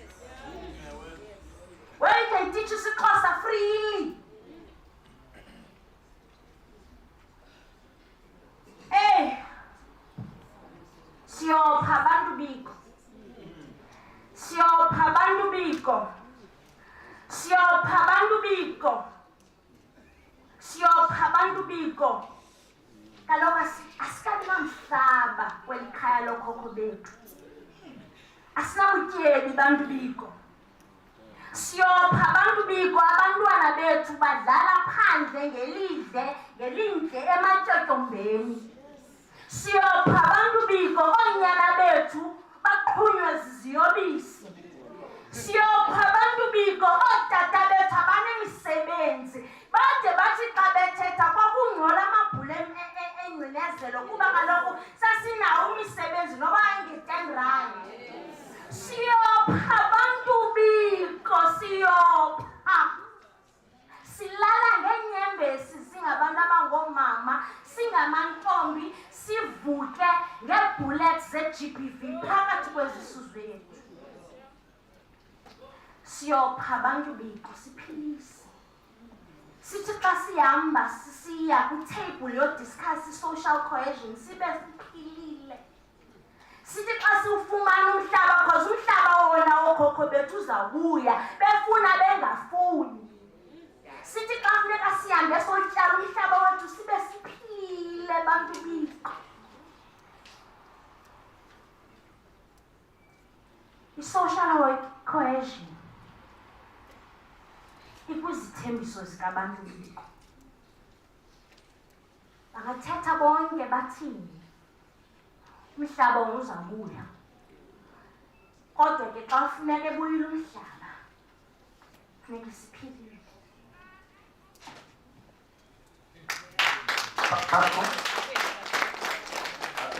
I think in the sense of self-pride is central. Ekuthini ndimthande lo andithande, ndimxabise andixabise. And without the self-pride that uSibiswe ayidrivayo, it's going to be difficult. And I think let dialogue is in the right direction because it speaks to the mind, it speaks to the heart. It has to speak to the heart. It has to speak to conscience. And as I think what I need to do also is then to walk to tables where I will see a paper up in the air because somebody wants to respond to matters that have been raised. Can we do that part? Let's go into the audience while the MP, That's right. the MEC just respond a little bit. You are the one who caused the problem because you asked. You asked the social question and illusion. He answered that it's an illusion. I'm somewhere in the middle because I think it shouldn't necessarily be an illusion. So what I want to do to make sure it's not an illusion? I'm not part of the panel. I was not even supposed to be sitting. I'm going to be part of the panel. But I think, thank you very much for the contributions that have been made. I really would have wanted more time to be given to the panelists. So I'm going to just point out to what they have said. On what must be done. I agree with you. Ukamela here said, it is not an illusion. Social cohesion is not an illusion. But there are things that we must do for us to get to where we want to be. We started a journey from ukukazulwa kwethu, from being ukustrithwa kwethu isidima, from ubulawa as has indicated. And I think sizawukwazi ukukhululeka ngokwasengqondweni njengokuba utata ubantu Stephen Biko wayesitsho. We can only khululeka ngokwasengqondweni xa sizazi uba singobani. Ubhuthwakho nonke ningobhuti mani kodwa ndisemncinci ndala nami. I think we ought to know those who are responsible for construction of roads must do that. That's the tangible development, tangible aspect. But even if Singenza, the world-class stadiums, world-class centers, world-class clinics, as long as Sinamakaya are broken, I zoom that down. As long as Singekabina Umhlaba wethu. And to tell you controversial, I'm going to be controversial again. Look at the Parliament of South Africa. Don't give me political parties. Look at their face, look at its face, the NCOP and the National Assembly. How many black people are there? Forget about their political parties. What is stopping the black people to get the land? What is stopping us to take the economy into our hands? Because we are not going to do anything if we only have the political power. Because I must be answering here today. Until and unless Why are you not taking the land?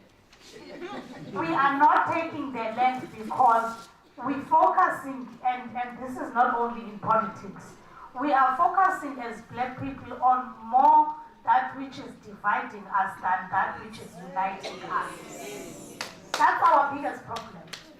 Ukuba uTatumbete excels in one thing, I don't want to support him. I find a way of pulling him down or demonizing him so that once again I'm going to be better to engage than him. So let us be united in our diversity. That's the first point.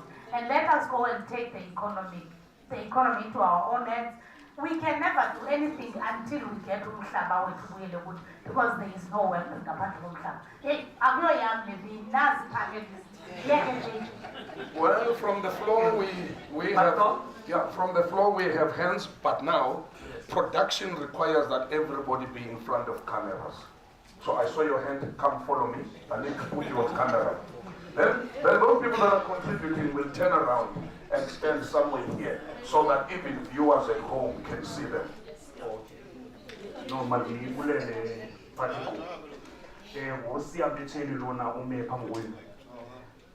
The problem is that we have a very angry and tired society. People are very angry and tired. They are tired of economic policies as an CEO. We had the RDP that did not transform the economy. We had GEAR that did not transform the economy, that divided further. And also, we are facing a very, very big challenge of a Gini coefficient that is so much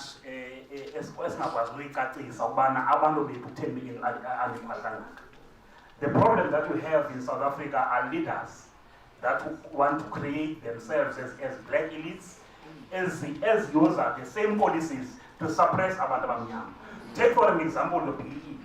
Your PE in South Africa have created inequalities among people because abantu bayuza la policy of money shares in those big companies and everything and all of those things. What we need is a radical economic transformation in this country. We don't need Inobana Ubani became a black exec in the same company and everything. We need people grounding to benefit on the fruits of freedom in our economy. We don't have those particular policies when I'm particular. That's what we need.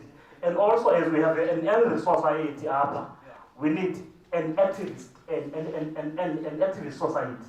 Abantu baseGinsberg to be active and be proactive in issues that as fundamental and everything. Those things will not be sorted by government. They need us. Civic society. Abantu abaselokishini, for an example, in Kimberley, is what is called GIC. We have a civic association in this township.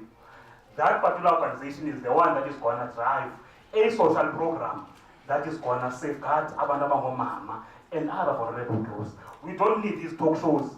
We need radical economic transformation policies that are going to be responsive to each other. Thank you, sir. Okay, thank you. Let's take some more. I got another one here. Molweni. AMD perspective is going to be very, very different from SSBU. Nguzukisa mna hola ifani sebenza FAMSA. What is FAMSA? FAMSA Feminist South Africa. We deal with counseling individuals, relationships, marriage, and families. I'll talk to you offline outside.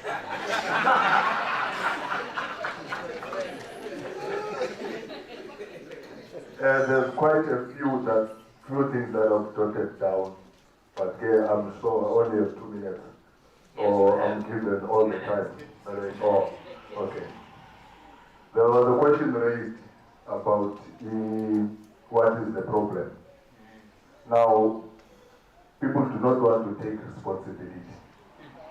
Let's remove government and talk about people. People do not want to take responsibility. They always look for someone to blame. So we believe in God, but we don't live the way of God. Kuko phrase eti yakwaza utatumbete again abanye wafundisi by indawo ethi love for money is the root of all evil. Ayithi imali is the root, but love for money, that's what makes people go crazy. Now, the problem is now in our society, we've got a wolf, we've got a jackal. And our society is a farm. The wolf and the jackal does not belong in the farm, it's outside the fences of the farm. But they look for a hole to penetrate the farm. Because the kusha, ujakala uyazimeta. Uyazibona kuwusifitha ngabona kwetosipiti. Ujakala uyazimeta bawuyakwazi ukuphuma kula mngxuma. But the wolf will indulge ingakwazi ukuphuma kula mngxuma. Which then means people are greedy. Umuntu usebenzela into wabe nemoto eziyi-7 emnye. Sabuza iqhube ngomvulo ngolwesibili, ngolwesithathu, oyolwesihlanu. Now the thing is, xa unezimoto eziyi-7, they need maintenance zoyi-7. Isalary yakho can't maintain ezo moto eziyi-7. Zifuna igaraji zoyi-7. Which means indloza yakha ilingene imoto eziyi-7. Uwedwa uhlala nomfazi wakho nabantwana ababili. U-15 rooms uzamenza. And you need to maintain u-15 rooms. So you know that and you're going to eat as much as but if ukashiwe kwathiwa ukudirect uphelekele nayo ukudirect and not centralize uyeka abanye abantu benza izinto, then it means uthatha responsibility yakho. Ndizohlala phansi kukho le party yabantu, you know, indaba ye-apartheid and white people, it becomes a recitation that needs to be phased away. Yes, Then my man, the apartheid was then. White people were then. Now we're all South Africans. Contessa was then. There was 1, there's 2, there's 3. There's a go. Now in psychology, there's psychoanalytical, which is the past. And then there's existential theory. Here and now. You have the power. You have straight to the white person, because you couldn't before, but you can clap now a white person. All right. No, I'm just making an example. Nothing intended. I'm just saying previously you couldn't, but you can now.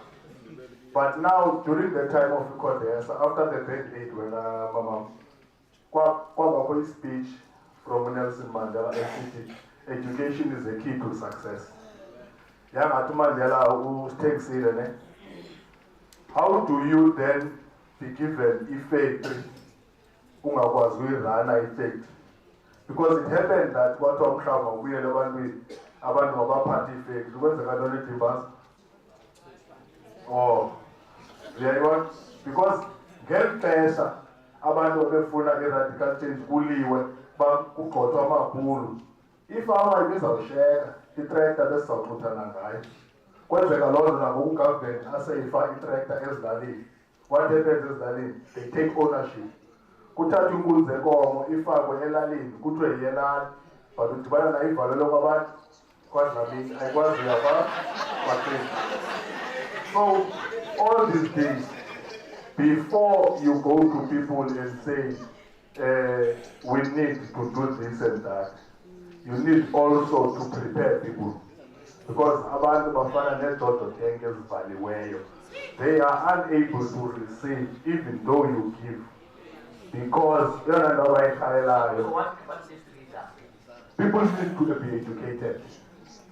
People need to be abazawuthi xa umuntu ezazi ufuna into angafuni into because wena unayo, funa into because you've got the ability to take care of le nto uzayifumana. All right, thank you.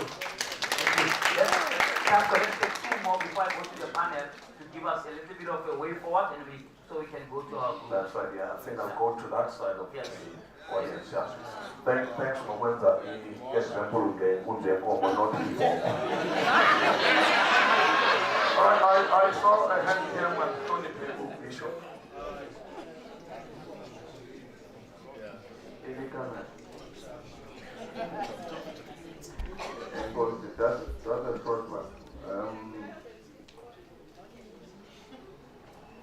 when Utata Archbishop opened the Edo City ETRC, the Truth and Reconciliation,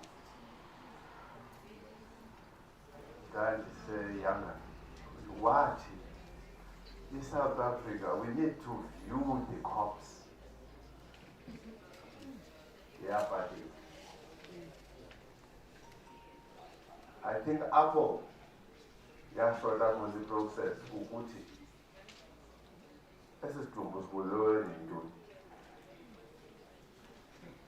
There's a difference between ukhalela ukusibona isithungu, ungayazi the cause of death, and the personal part. Because that is the energy, Lord, to look at the root cause. The situation about in that process, in that process of a false illusion of a rainbow nation, we released a lot of our church leaders to join what to later called the grave thing. So release cadres like our Yomfundisi Chikanes, Yomfundisi Fingers, to lead institutions of a democracy that we never had before. And in that process, we made the church weak. Our institution, it depended on leaders. The last born of the Befundisi who were in the struggle. And I usually tell other Fundisi about you need to locate the role of the church for today. China, we overlapped, moved from the pulpit, like if fly halves or fullbacks. Sajoina into Sade, Abanye Betu Bauwenza, Imfundo. It says Yam was on the role of liberation theology in the struggle for human rights in South Africa today. I can be called a thesis. Sabe Fundisi Bango Uti. It is the theology of a politically free country, but economically deprived community. So, Upuma as pulpiti, if false theology.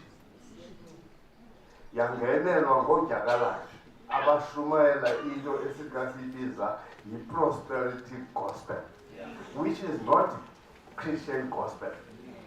Into 80 is a uThixo uzawunika indlu, akunika imoto. That is not the gospel of the cross. So it's a producer from our pulpits, theology and energy towards liberation. My last two things. And I've been deep in the city, the Samu interpreted theologically as Tebisa. Tijigemna, sikawe, sisakakuwe kukudefine ukuba njengabantu abamenyezelweni sisesenhlango in the wilderness okanye siyiwelile iJordan, so to speak. Ngoba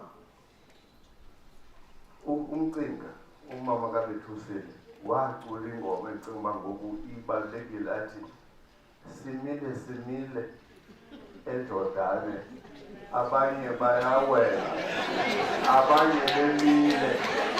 That is the current situation theologically esikuyo ngoku. And kukho abantu, not only that, but kukho abantu abangaphesheya abahlafuna into esingayaziyo kodwa iyabonakala uba imnandi. Njalo ke kuthiwa milk and honey. Khange siyazi ngoku sibuza uba uwelwe njani eJordan ngaba bangaphesheya. Yiyo ke le nto ngokufuneka abefundisi abasithi sizame ukucacisa le nto. Ngokwe-language Now, your last one would have the family. In reality, we are reaping the fruits that means during apartheid, otata babengekho befunwa kwalanga eziflethi nasedobsonville. Ivuthiwe ke laa nto ngoku.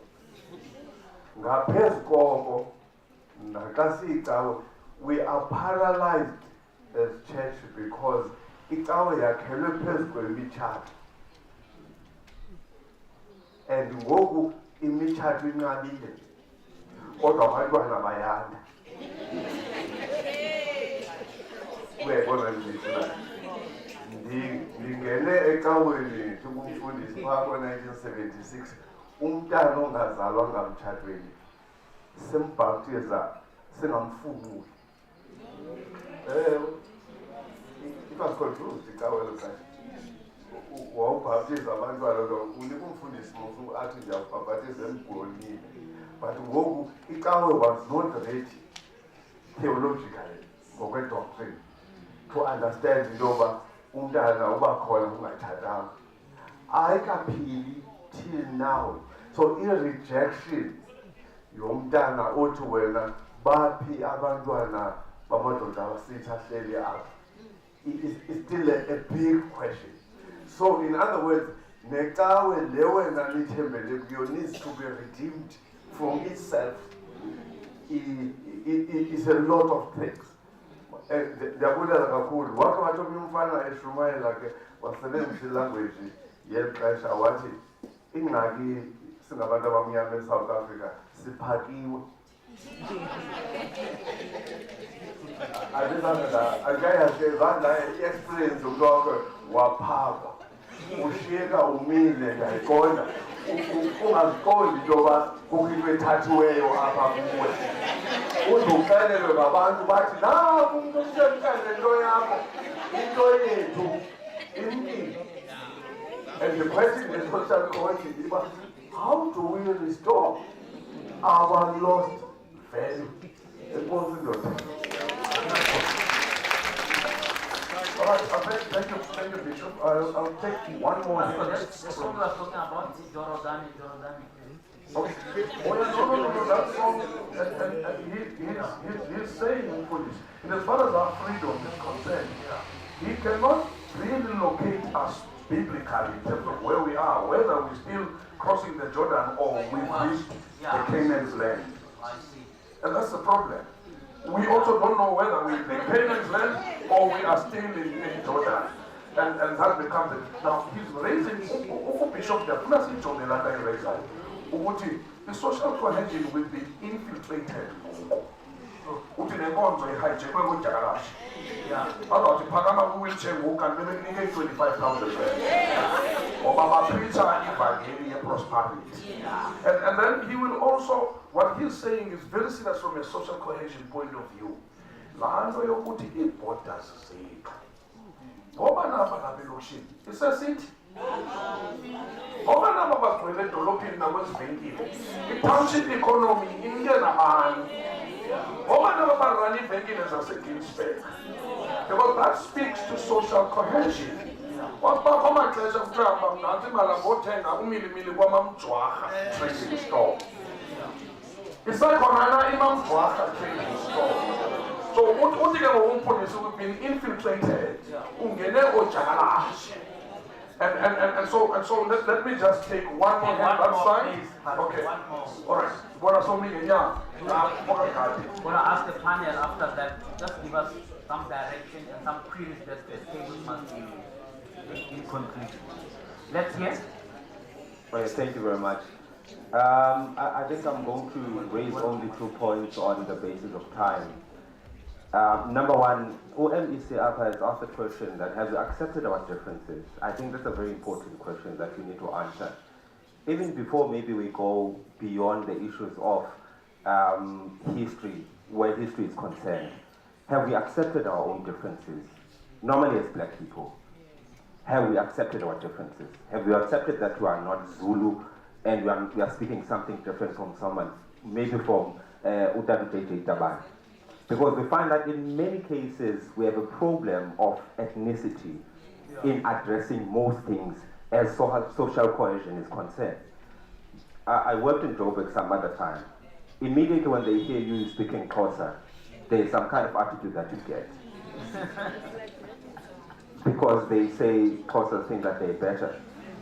Two, the issue of race again. Have we accepted our racial differences? Because we can't lie from the fact that we can't chase everyone back to the sea, that they must go back where they are coming from. We must accept that we are living with people of color in our own society. Have we accepted that? Have we accepted our differences as sexual orientation is concerned? Because that's another big problem, because on the basis of culture where we grew up to, sexual orientation was something that we were not taught about. Immediately when we notice a guy more inclined to women, there are stigmas that are given to that person. You know, all those things. And now in our own society, there is LGBTQI that is existing in our own society. And you find that other people in our own society are unable to accept the fact that we are different on the basis of sexual orientation. Even churches are unable to accept the differences on sexual orientation. Those are the things that we need to check into as social cohesion is concerned. Again, how do we use our own social media? Because that's another thing that continues to demarcate us further on achieving this thing of social cohesion. All the things that are happening in social media are more exposed to everyone as little as 12-year-old. They've got Facebook, they've got WhatsApp, they've got Twitter and so on. And that's where they are getting most things, more than those that they get from their parents. The social media. Those are the things that I think we need to address here as to how do we take over those spaces and how do we address these changes that are happening in our own society. All right, thank you. Someone May I give a lady this time? Ladies? Yeah, there's not been a single lady who spoke. Oh, Mama. Thank you, Mom. Yeah, please, can you do that? Thank you. Sorry. Yeah, okay, there's the two ladies. Yeah. The two ladies in the last Yeah, box. all right. Okay, I just picked up something that is important in what was being said here in the social media. How do we make sure that social media is not necessarily left as a threat, but that we work with it? I answered this question in reference to PRO's Squidwater recently. I said, social media is not supposed to replace PROs, but it is actually supposed to enhance their work. If you have a chief supporters club and branches, Mdatane branch and whatever, why don't you have WhatsApp groups of those branches? Why don't we have WhatsApp groups of our families? By Machawi, we have the Great Ndavangaye WhatsApp group. Then we have Imputumi Mafani Family Unit WhatsApp group. Machawe Mafani, Setos Nyagacha, blah, blah, blah, blah, blah, blah. So that we continue to leverage on technology while we converse and find each other with social media. So it is not necessarily an evil, but it is something that we need to learn to work with, to find one another. Because social cohesion is about us finding one another. Mama?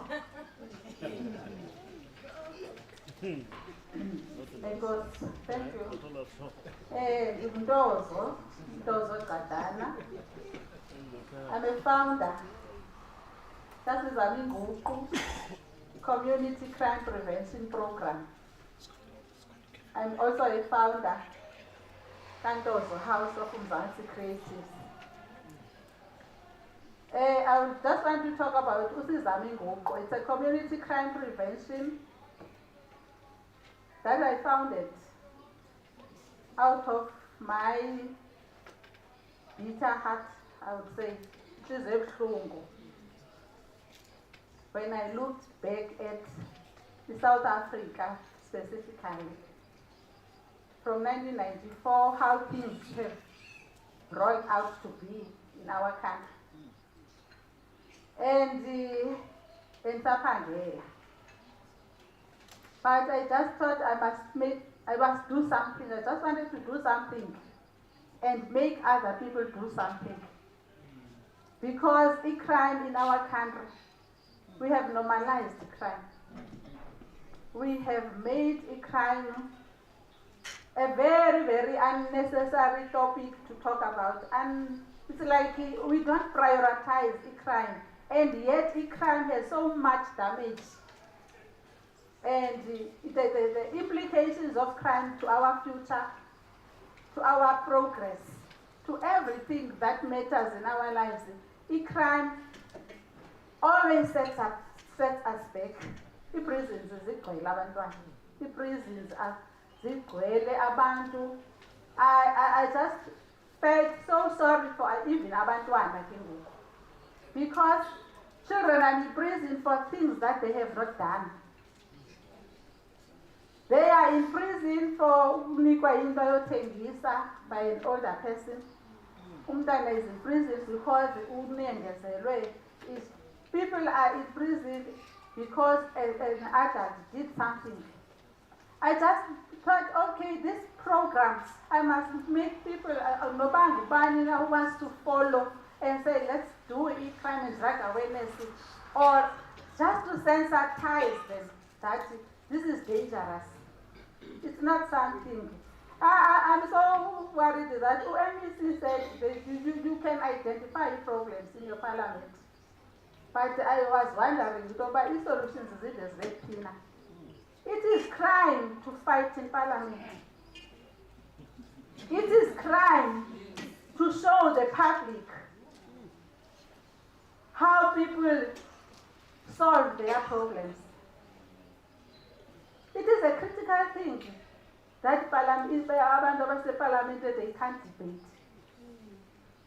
They can come up with solutions. They will fight physically live on TV. And yet, we are there. I know now I've got my past. I was just saying, I was like the person of Vukeklalen, what so I must wake up and say, hey, Masivukeni, while we are still asleep. We are not going to leave anything behind for our own generation to come. My father, I grew up, my father, while they say Robben Island for 7 years. They fought for us. They did something, not fighting physically. They were protecting abantwana. They were doing everything abazali bethu ngelethi ixesha. Bekulekwa nomsi wensango, even the person. But just the smoke, amapolisa will run after the smoke. See, now we are so relaxed. In Kumbuza, the journalist that took a photo of a child, a black child, or a cultural vulture. This journalist was an award. He was an award-winning journalist just because he took a proper photo. Which was this photo was like. But what I remember about this journalist, after 4 years, if not 4 months, but 4 months, he took his life. He committed suicide. Because he was not feeling any proud, because the photo was scrutinized. When you were taking that photo of that child with the vulture, slowly, and then what ended up, where is that child? And then the person didn't know. And then this is what we are doing now as communities. Remember, we have lost children here. Out of the HIV/AIDS managed, HIV/AIDS and COVID. So many children don't have parents. As much as you would like to have normal families, there are no normal families. So many children, they do not have parents. They are child-headed homes, there are these children. And then we are like these people taking photos, who are just looking through the windows, looking at these children who are committing and doing nothing about it. So I just thought, hey, I must say, let us do something. And then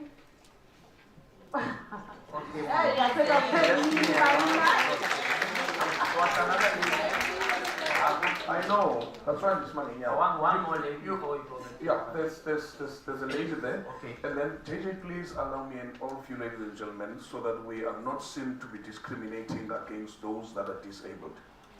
There's a hand from a brother that is disabled or born. So I would love after the lady that at 10 9. Yeah, okay. Good afternoon.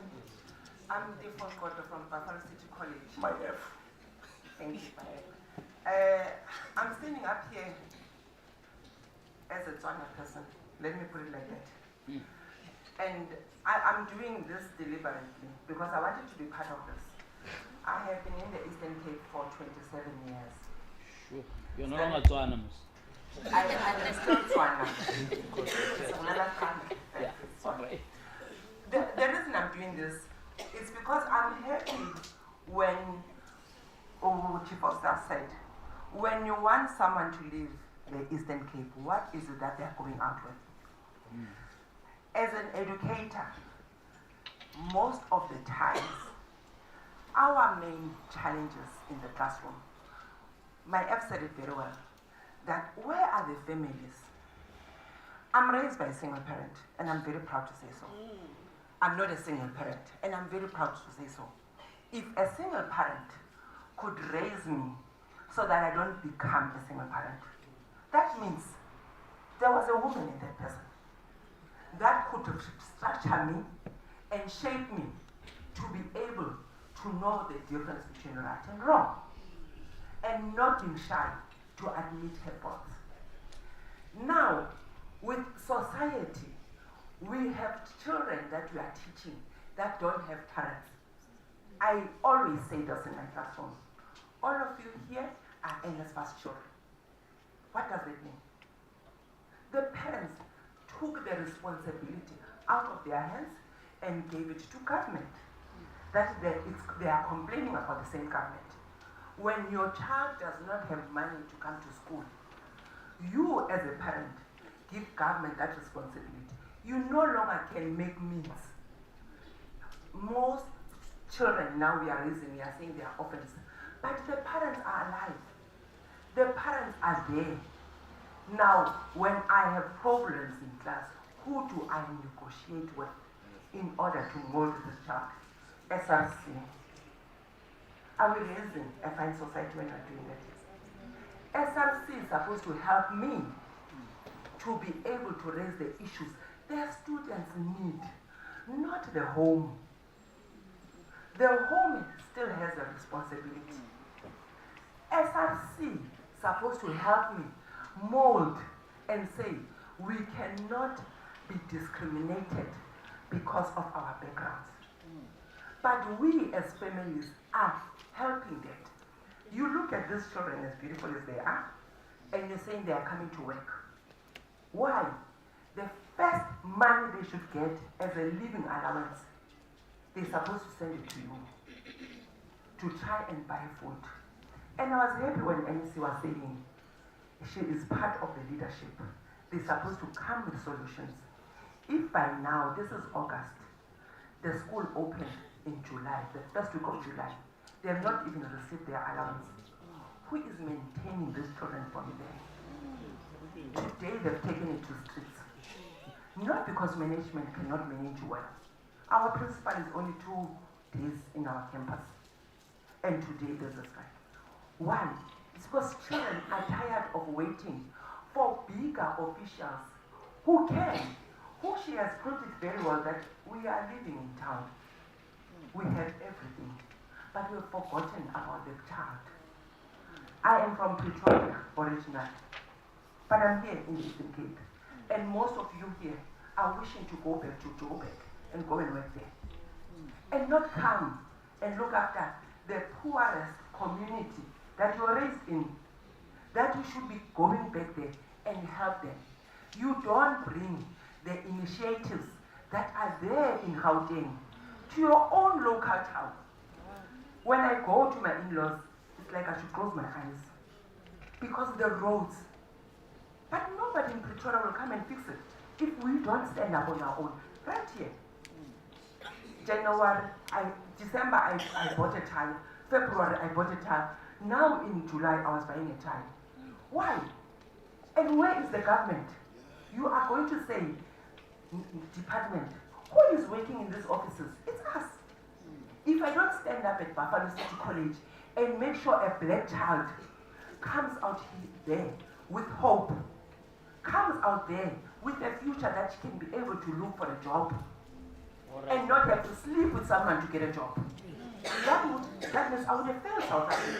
So if social cohesion says each and everyone here who is enabled, what have you done in your grassroots to turn the situation around for the whole legacy of your home? Thank you. Wow. All right, JJ, we are over here. This is the last hand from the audience. Yes. Okay. Thank you. Ndikusiyabulela Lucas umthembu unjaja unganhluphi Ochana. I'm going to touch on a couple of things: the power of the mind, culture, and morals. Yes, we have to look back to what apartheid did to our communities. I wasn't there, but by reading and hearing from our elders, you could understand that there is an intangible, long-standing, chronic illness that our cadres came back with. The weapon of mass destruction, which is not seen like the gun. It's the mind. Yadodobalisa ingqondo yabantu kwethu bofunda uzenzela izinto. We might blame our communities of banning when they are in protest. There's nothing else that they know. Let us go to the culture. You cannot expect our communities to understand LGBTQI disabled people. You ask, where is the role of the family? I wasn't born blind, I'm here now. That's where it starts early. Then ibe nguwe ozilahla ezo zinto, but bawuzibambile apha kuwe uzaba diverse in your mind. Diversity and inclusion sihamba zoyithuba kuqala diversity kuqala then include. Singa-diverse ngoku, hence I put up my hand. Then we're inclusive of all the people that we are here in the room. Yenziwa yintoni crime, yenziwa yintoni yonke loo nto. I agree with ubhuti Nkosinathi that idibene nomnotho. Because when beneficiaries of whatever programs do not get those things due to corruption, kuzawubakho kule nto school. I'm in a financial institution, I see the effects of that. Barriers of trade, barriers of life, siyabethana thina bantu bethu. Nithi makunikwe small businesses a chance. But i-grant emele uba ziya kwabantu abayi-10 zifika kwabayi-2. How is that now going to improve the GDP of the country? We have to start on micro to deal with macro. How do we go forward? Umntu makahlale kwilane yakhe enze le nto right amele uba yayenza, angarhobi kwenye ilane yomntu, sizawudibana phaa phambili sitsale ngentambo eyi-1. Enkosi. All right, wonderful. Well, I'm going to ask the panel quickly, just give me your parting shot and as you throw forward to the group discussion. Straight after here, we're going to get everybody to have discussions in the group. We'll give the group a little bit of guidance about what they should be discussing.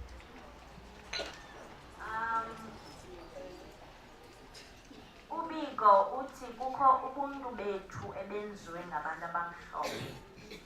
Funeka sikwazi ubohlukanisa nobuntu bethu bomnyama. We have two mirrors of ourselves. There is so much good going on in the black community. Here we raise kids with no food on the table. Here we give back to warriors. here there's so much love. Funa singayilibali loo nto, singafocasi ubuthina obuphuluweyo ngabantu abamhlophe.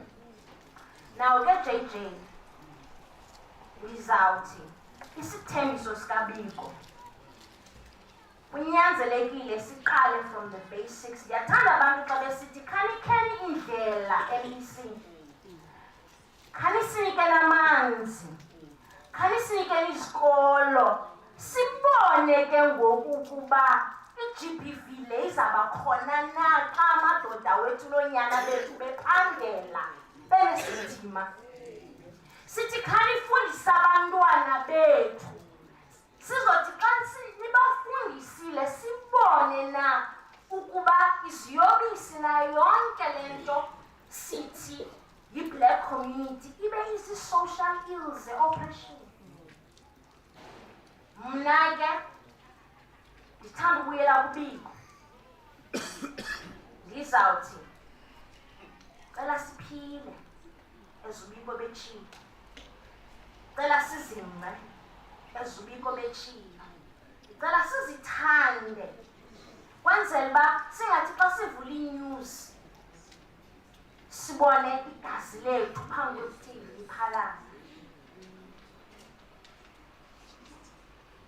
Masibuyeleni kuBiko, masibuyeleni kuBiko, masibuyeleni kuBiko, because uBiko usinikile indlela.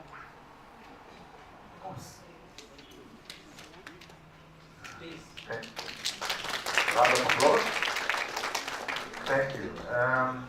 So I think I'm hearing three directives from the conversation.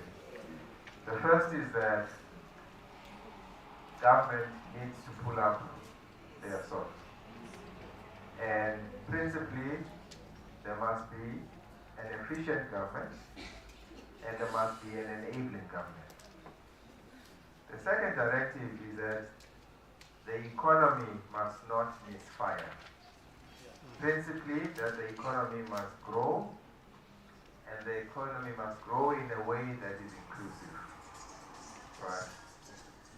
And then I'm hearing a third directive that says, whilst pointing a finger at those anchors of our society, there are multiple fingers pointed back at civil society. Right? And that directive says that civic society must be engaged at the level not just of our collective, but right down through to the family structure. Right? Now, as a way forward, one of the primary teachings of Steve Biko is this notion of consciousness. And one of the tools that he applied is also the teachings of a Brazilian philosopher, an educator known as Paulo Freire. Right? And Paulo Freire gives us three levels of consciousness. He says that some of us live at the level of what is called primitive consciousness. This is a level of consciousness of things like a dog and a cat. It has no sense of yesterday and no sense of tomorrow. It has a basic instinct that it can't go. Paulo Freire says that some of us live slightly higher at the level of what is called mass consciousness. Mass consciousness is a consciousness you will find, for instance, among our children. Right? In Funa, this pair of Nike, everybody has it. And so that consciousness means that Puma, we go to protest, and you have no substantive contribution to make to that protest. As a result, it may very well be hijacked by those with ill intentions, such as we see in Tembisa, for instance. But Biko and Paulo Freire says we should elevate our existence as civil society to the level of what they call critical consciousness. This is the consciousness that has us bring into conversations like this our experiences, to confront these paradigms that exist, and to form new solutions. And this is a consciousness that has us keep each other in check. enyanisweni ayikho le nto niyenzayo. Nina niyinto ethile ayikho le nto niyenzayo. And out of those conversations, we develop a positive identity as a nation. So thank you very much. Thank you. A big round of applause.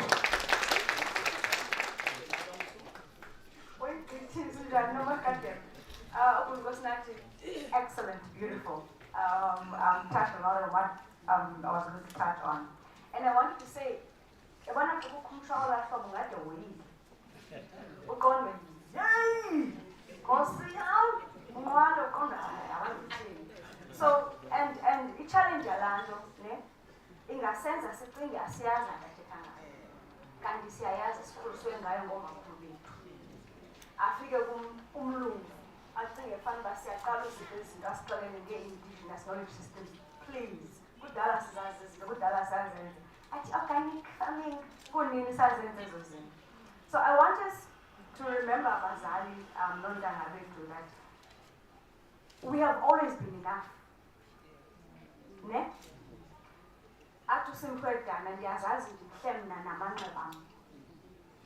And we must remember la are not where our story begins.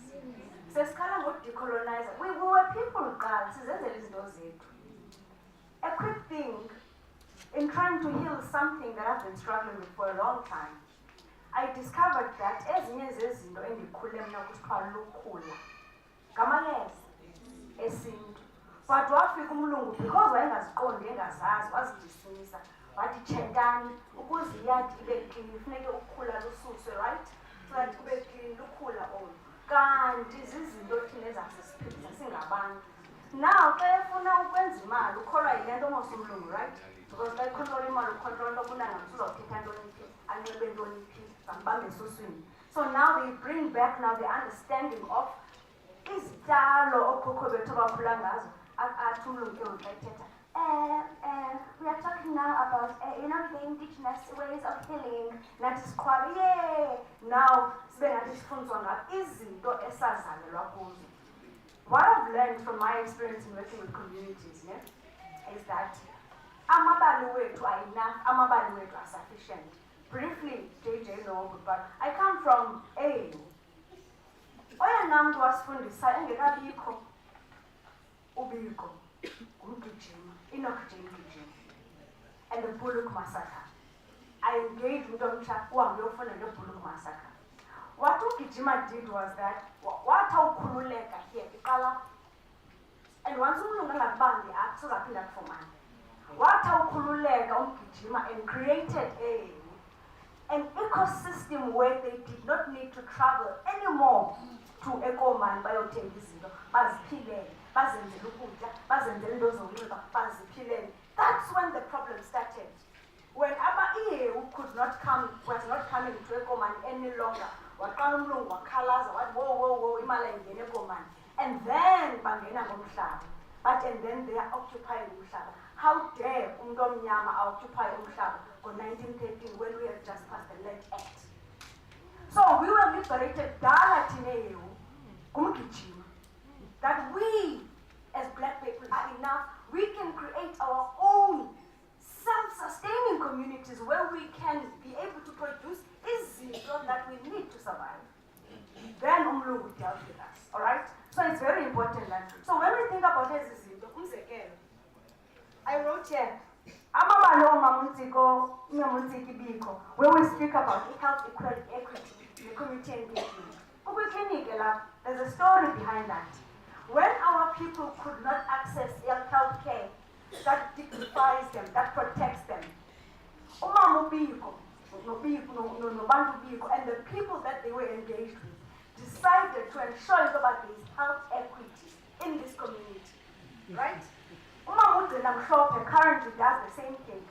And then we speak about MEC that as early as grade 4, they are not reading and speaking at a grade level where we feel, okay, she's going to be part of the solution, right? And she runs a literacy development program. Now we are able to say, okay, I've produced in one with aligned with the consciousness. Please believe us or not, we are not here to play team. every opportunity you have, you must make sure you know African and you're proud, right? And then oh Mama Wangari Mankai in Kenya, because we are Africans. It's very important, but we are Africans. When we were oppressed, amabali afana nento ezithi i-Nigerians, JJ said, ngabantu bethu ababulawa eSouth Africa. Babetsaleli tax i-Nigerians, Bishop Mbete, bedonate towards the liberation movement, so that mnana wesibelapha namhlanje. So when we critique immigration policies zethu, when we critique us being excluded from the informal trading sector, we must dare not be xenophobic. We must dare not be Afrophobic. That is not who we are. Zigwele imals, the Europeans. Zigwele Chinatown, the Asians. Kutheni is Afrophobic kangaka? Yes! Criticize immigration laws that when it's big. Question the fact that we were excluded. We informal trading, where we should be dominant. Kodwa suthengisa ngegazi lomuntu umnyama nawe. Babukela abanye abantu bayasihleka.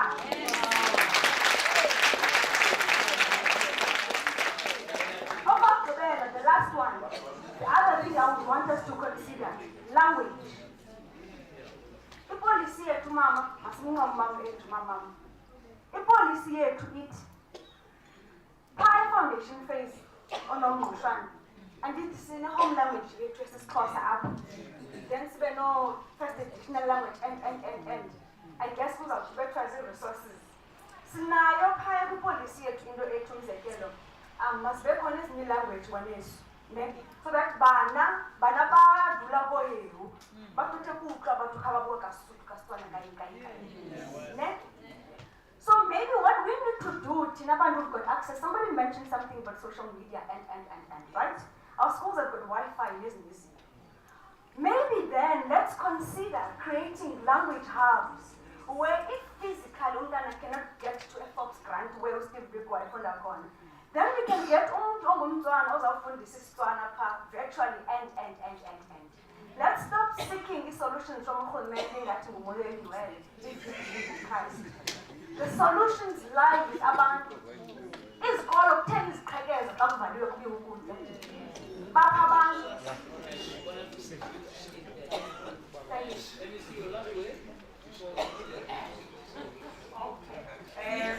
Deliberately, I didn't want to do the last 100 shots because I had more time than the participants.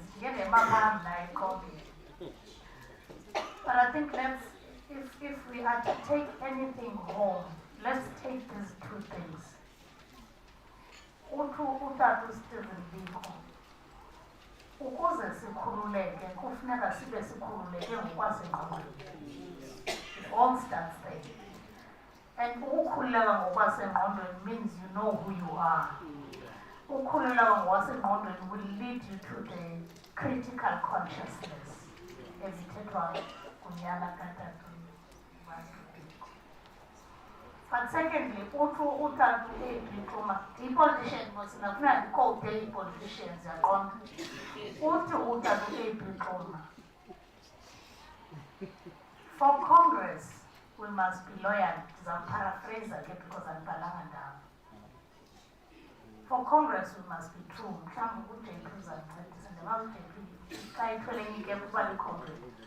Congress, we must be true. For Congress, we must be loyal. And above everything as let us put the interest of the people ngaphambi kwe-interest zethu. Uthe ukuthi pha xa ithetha nge-diversity and inclusivity, what umntu makajonge ngesimpondo uba unikwe isikhwebu sembona kufuneka uqhube esikhwebini sakho sombona. Jonga le nto uyinikwe yona uxamva focus. Do it as if there is no tomorrow.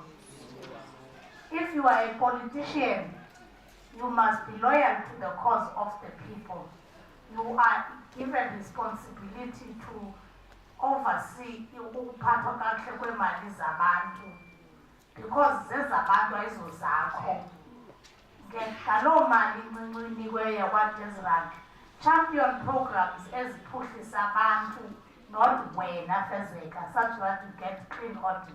But not only clean audit, it must translate into the impact of abantu and the younger generation, because you can only respect the next person and respect yourself when you know who you are. If you are a civil servant, focus on doing just that. Ungabikho umntwana ungamfumani u-NSFAS okanye amfumane le mistake aphele banjwa kodwa wena ubumfaka awubanjwa.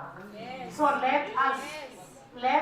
let us, for us to be truly united, we need to know that le South Africa siyifunayo injani, play our individual and collective role in realizing that South Africa. Wow, I think let's give the panelists, all of them, a big round of applause. Okay, JJ, you want to give us tons of references for... Yes, the panel is free. Please do join the table. The tables? Once you have group discussion, the reason you are sitting in round table, because when you got here, maybe some of you wonder, why are we sitting in round table? There's no food here. There's no food just now. What you're going to do now is standing between us and the food. Right? So I want to have, on your table, you select one person who's going to be your spokesperson. Right? So that person is going to report on what you discussed in the table. We don't have the whole day, we only have 30 minutes to discuss. You are going to come up with 3 ideas of action. We talked the whole morning about problems and solutions and what is it, right? Okay, sorry, let's listen to this, please. Yeah? Please. Listen, because this is going to guide you what you're going to do now. You're going to select one person. That person is going to be your scribe and your report. After an hour, come to your table and say what we were discussing here. You stand up and you tell us what we were discussing. And when we can see there are so many tables, so we're going to be here the whole afternoon if we don't do it crisply and in a focused manner. Right? So there are a couple of things that came out of the discussion that will guide your 3 actions. Firstly, how do we repair, right, and strengthen the family unit? I think it's an important issue because if we get that right, most of the things that we are worried about will be able to get sorted out, right? So you're going to have some conversations about what you're going to do to repair the family unit. How do we mobilize civil society to fix the economy of our communities? Because there was a big issue about, you can talk social cohesion all you want, but what about the economy? What about the people who are starving? What about people who don't have opportunity? Right? But you heard, just from the last speaker here, what happened here in Ginsberg about a health facility. If we said, oh, let's just write a petition to government and then we hope for the best, maybe that clinic will not be there. Right? So, what are the things we can do? Right? Just come up with one idea in your table, right? That from your community, which can be an intervention, right?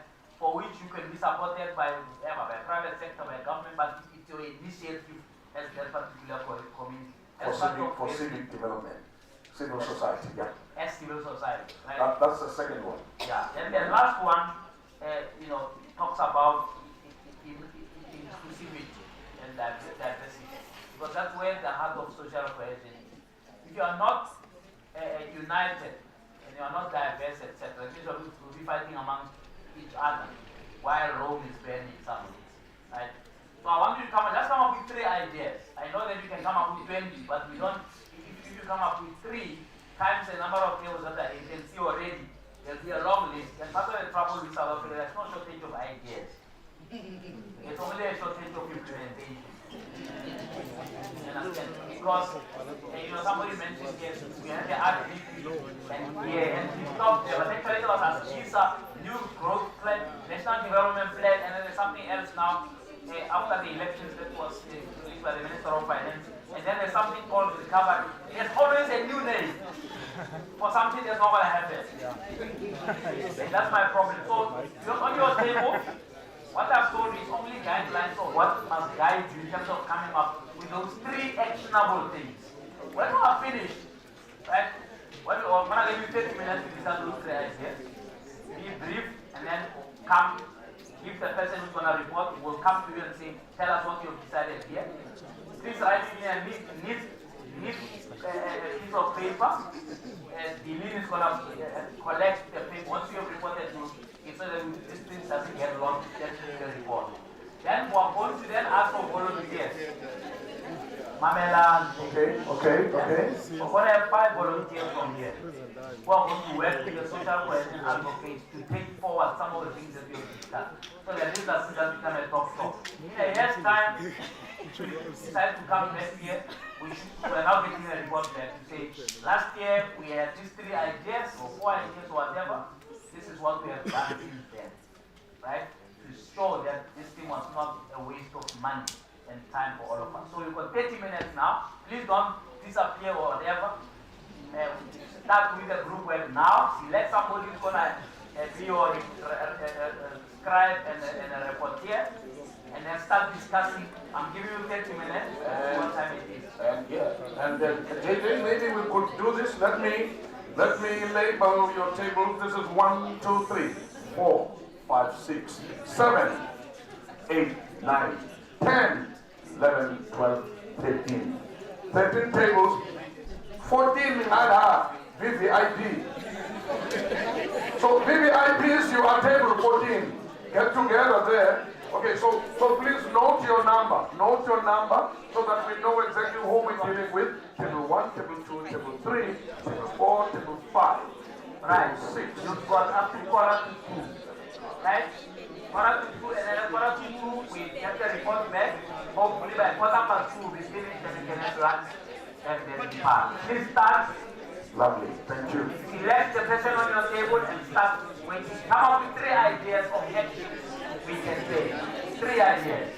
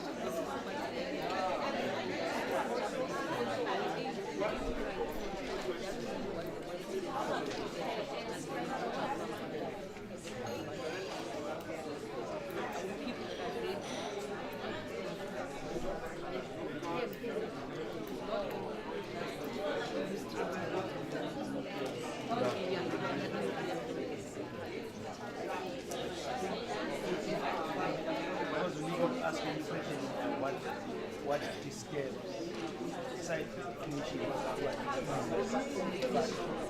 what is it that is meant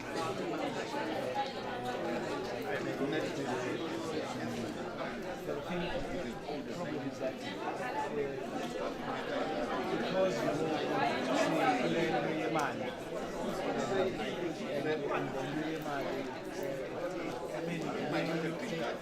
it takes us to that you are not speaking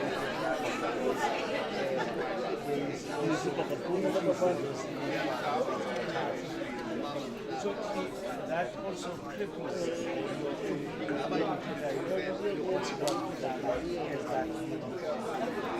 so I think the solution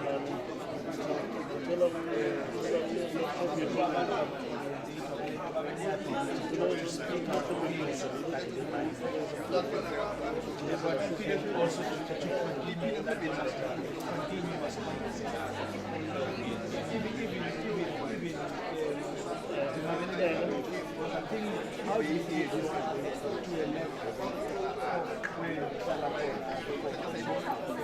how do you take this debate I think, and who funds that start with the human new because it is fundamental things about Wednesday because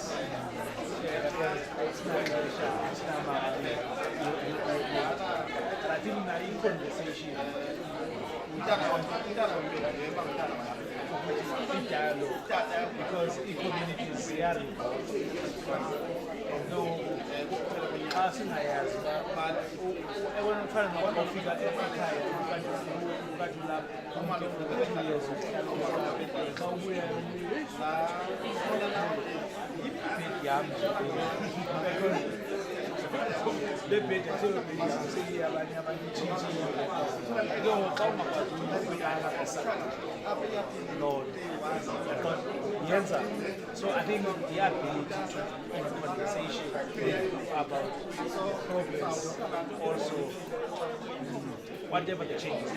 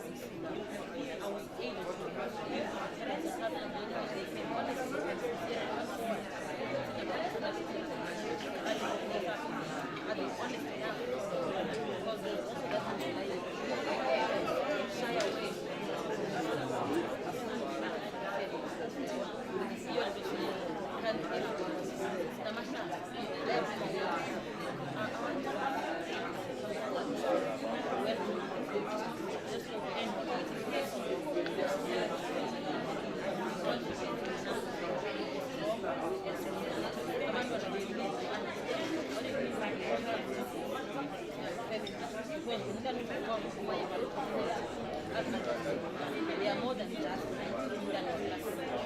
are a child they grow from the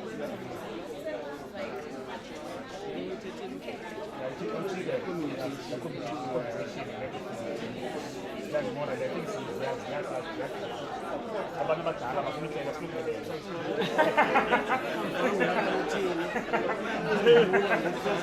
recovered abantu abadala recovered sewesibili kwesibili ke how do you mobilize mobilize society remember our challenges here our challenges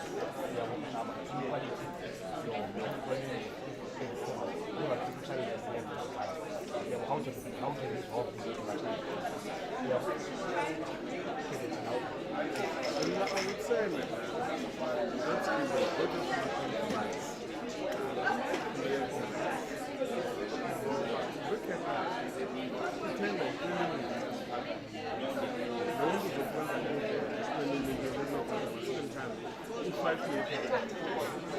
there was a 5 meter, there was a 20 million. 20 million, check 11 million, like a man. So if we can remove the government, that's the shell and then otherwise, the ally cheat. A lot of people might decide because even though Zala, nengakho into seyithe nokutya sekuyithe no, I think what you are saying, I think broadly that point is to keep the chemistry. Because when you say you must believe in the state of the capacity to do the roles. But in the state of the capacity to control goods and services on its own. So we need a credible state that is going to be able to control easily and manufacture easily. We have a very, very capable agency, Cassandra. But Cassandra will use because the state of the capacity to control the things. But there's a good story to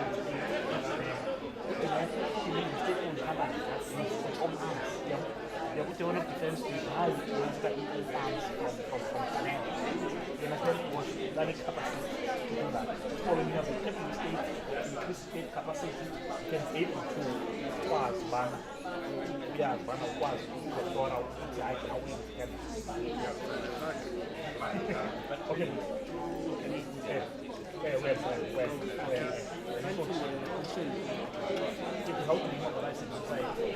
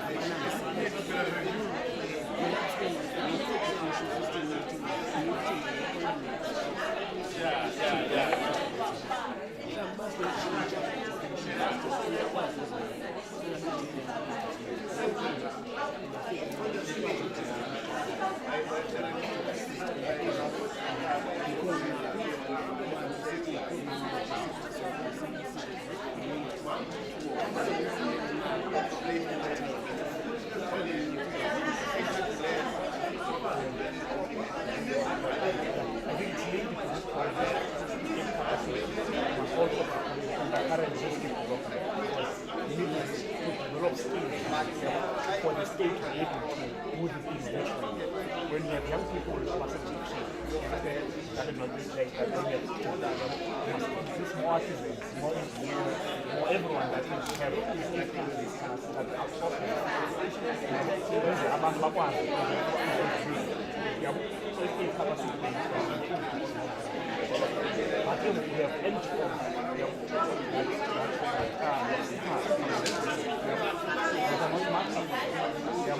so we need to support them so that we can get the same about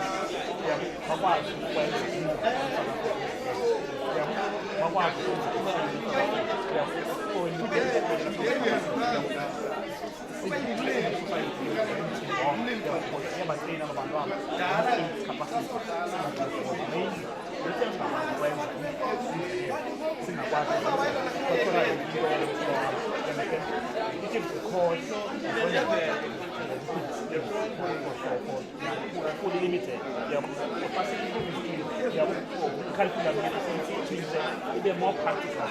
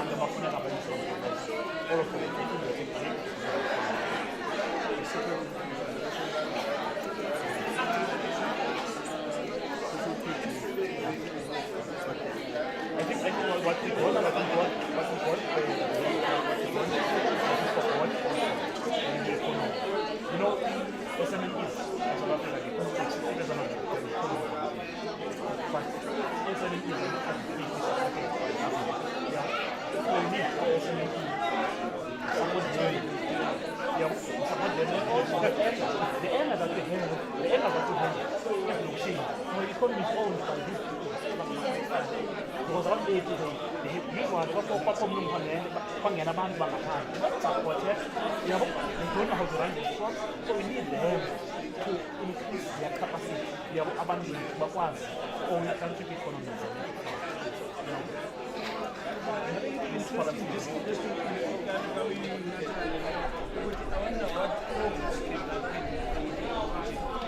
To help abandon just this partnership, we have to run this partnership so that this partnership is abandoned without pushing the foreigners away. Those partnerships that can be compete now.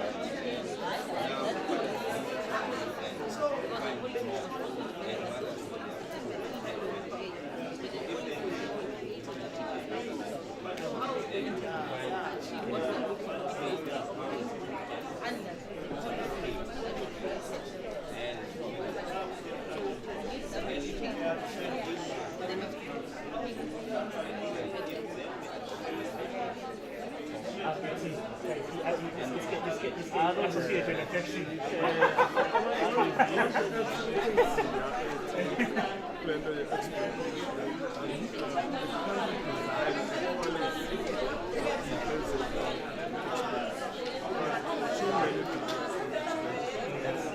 There should be a stable policy, especially labor regulation. In fact, there's a regulation, but in terms of enforcing the regulation, there are policies, but implementation because they have an institute. It's a very good plan. It doesn't have a practical implementation.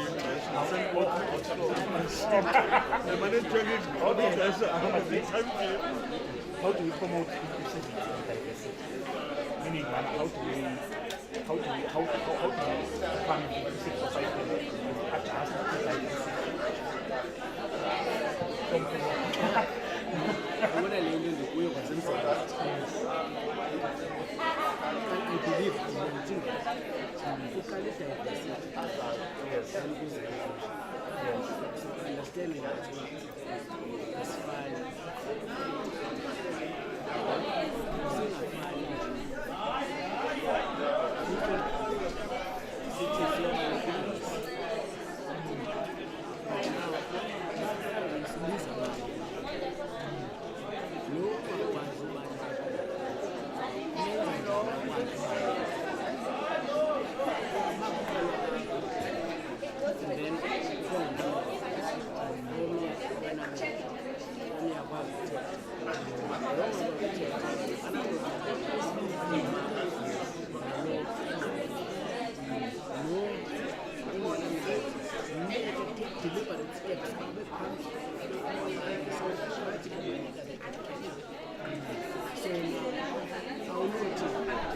This is for black people.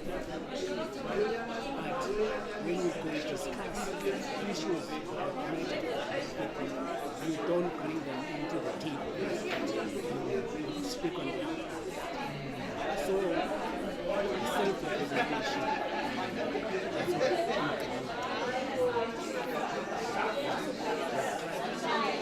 what So people must first adapt to diversity. Understand what this person is disabled, this person has this particular culture. And tolerate each other. Not tolerate each other. But you need that social example, even by civil society. Civic must understand out.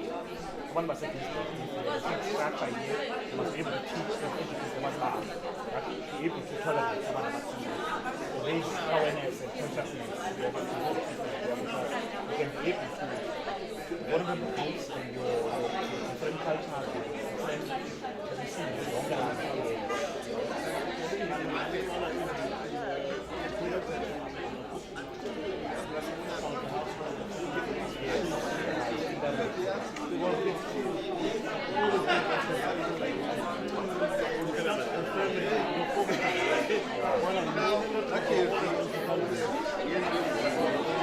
it depends what it shapes how you think, what you have to do. If you go out to embrace your who you are loved, there's only one people. So I can only love one time. From that perspective, it is an individual. Then you will have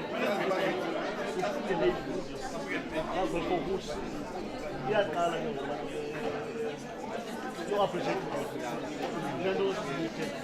appreciate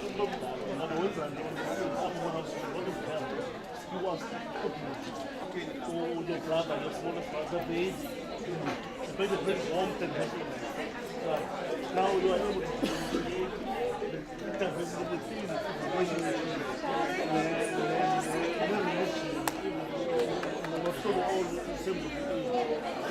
wasn't I'm confident in my ability to things that come from Ladies and gentlemen, we have less than 10 minutes at 1 o'clock. We resume. We have less than 10 minutes now. Let your spokesperson rehearse.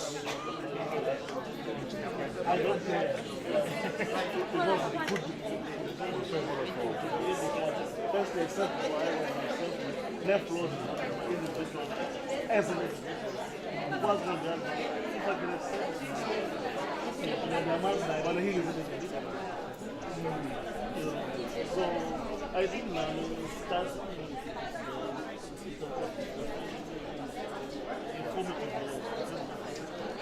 after each one accepting inabilities. I think I'm not going to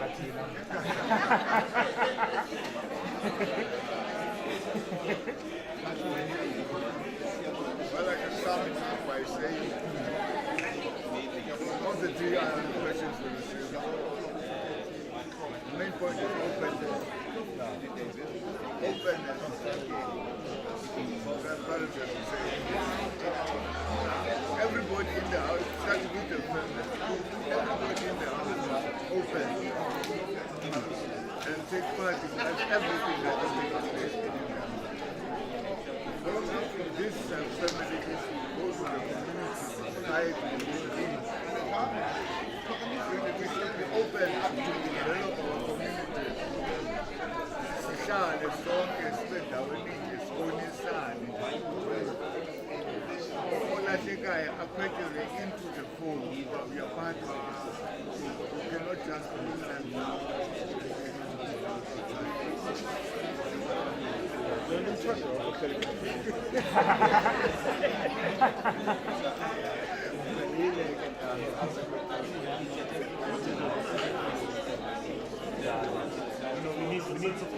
need active community. Yeah, we need active citizens. Mainly, we need active.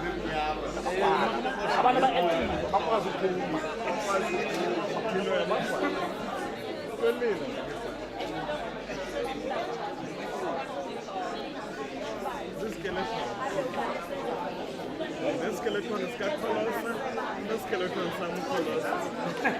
This skeleton.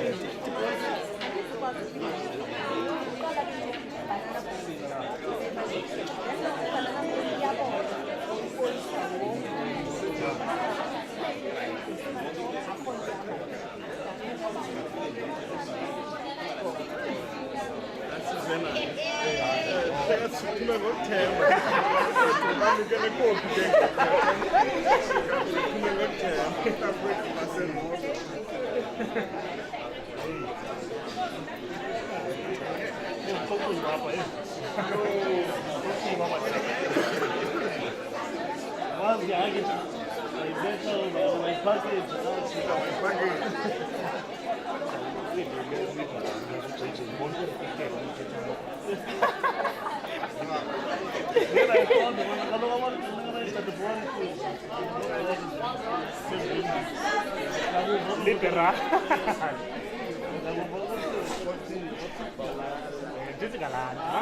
And then go land the one. Yeah, that's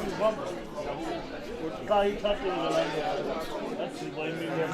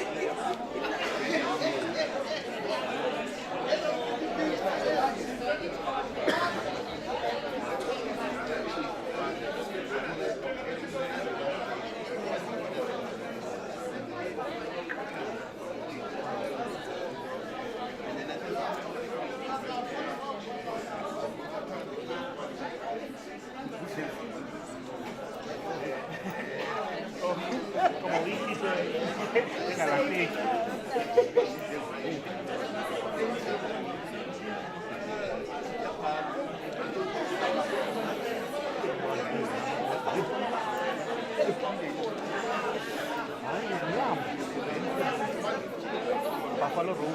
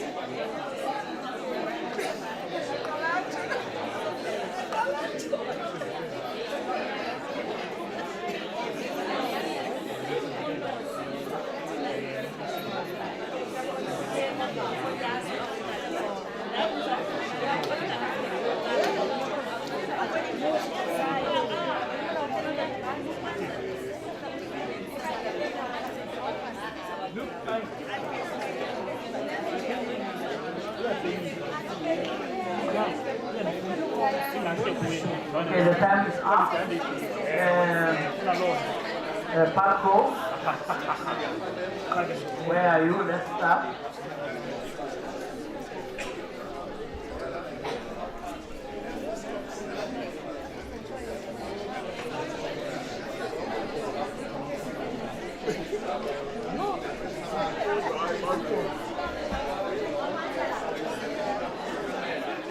Okay, we're going to report back now. We're going to report back. Table 1, let's start with you.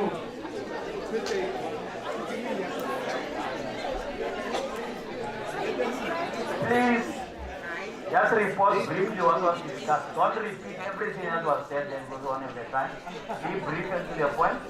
And I ask you to write it on a separate piece of paper because we're going to collect it.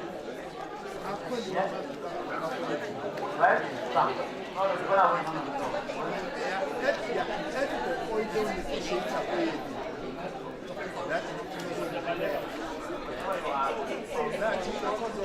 Right. Please, let's pay attention. We're going to get the report. We want to cover all the 13 tables in the next 30 minutes so that we can finish.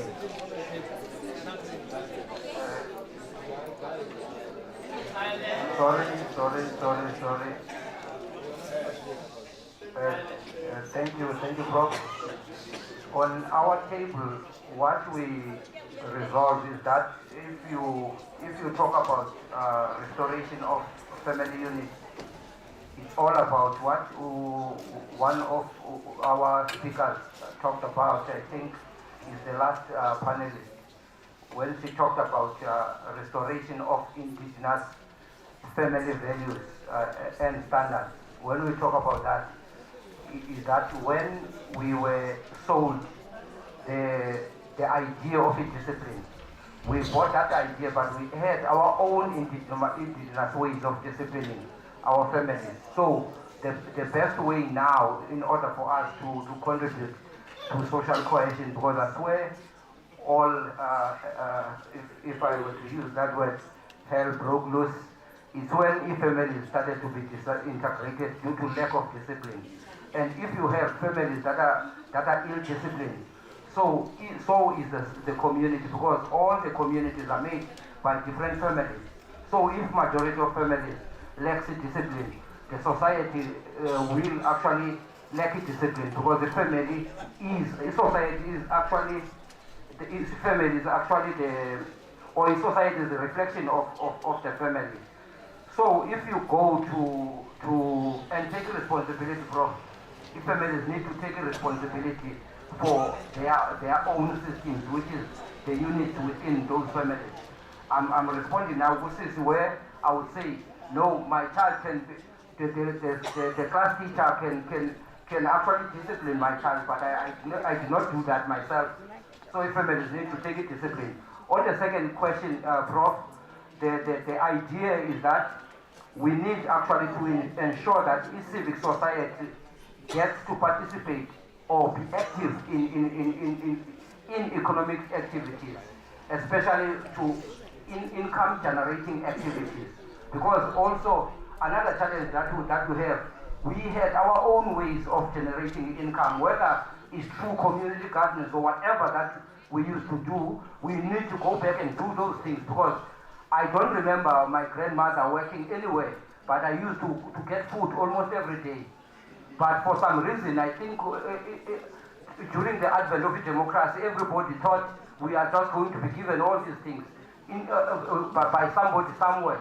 But unfortunately, it has not happened.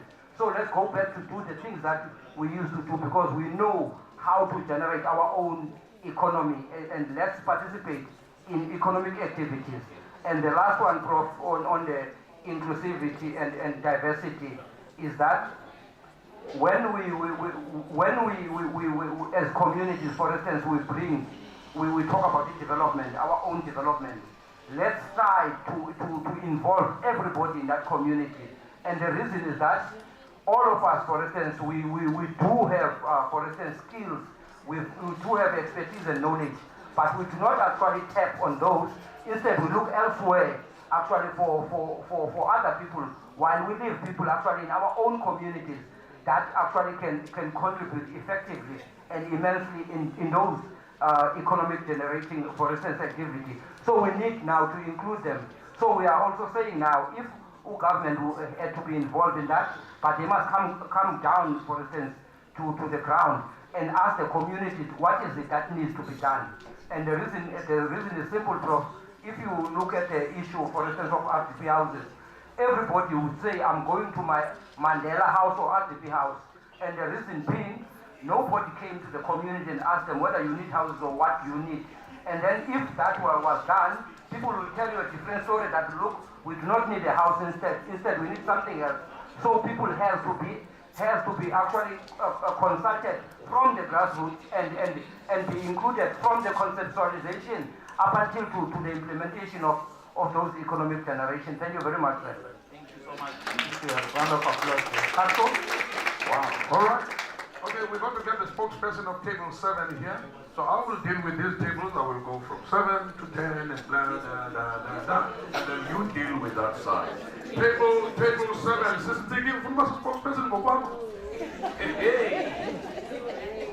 All right, now who guesses the title? She is the spokesperson of table 7.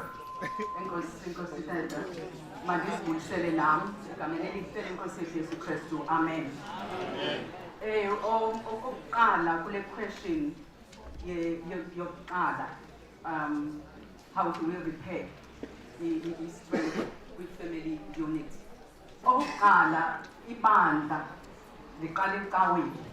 I think le nto liqala ekhaya iye yaphakanyiswa loo nto apha okokuba aliqali nasecaweni, liqala ekhaya utata nomama kumele ibe ngabo abantu abathatha i-responsibility.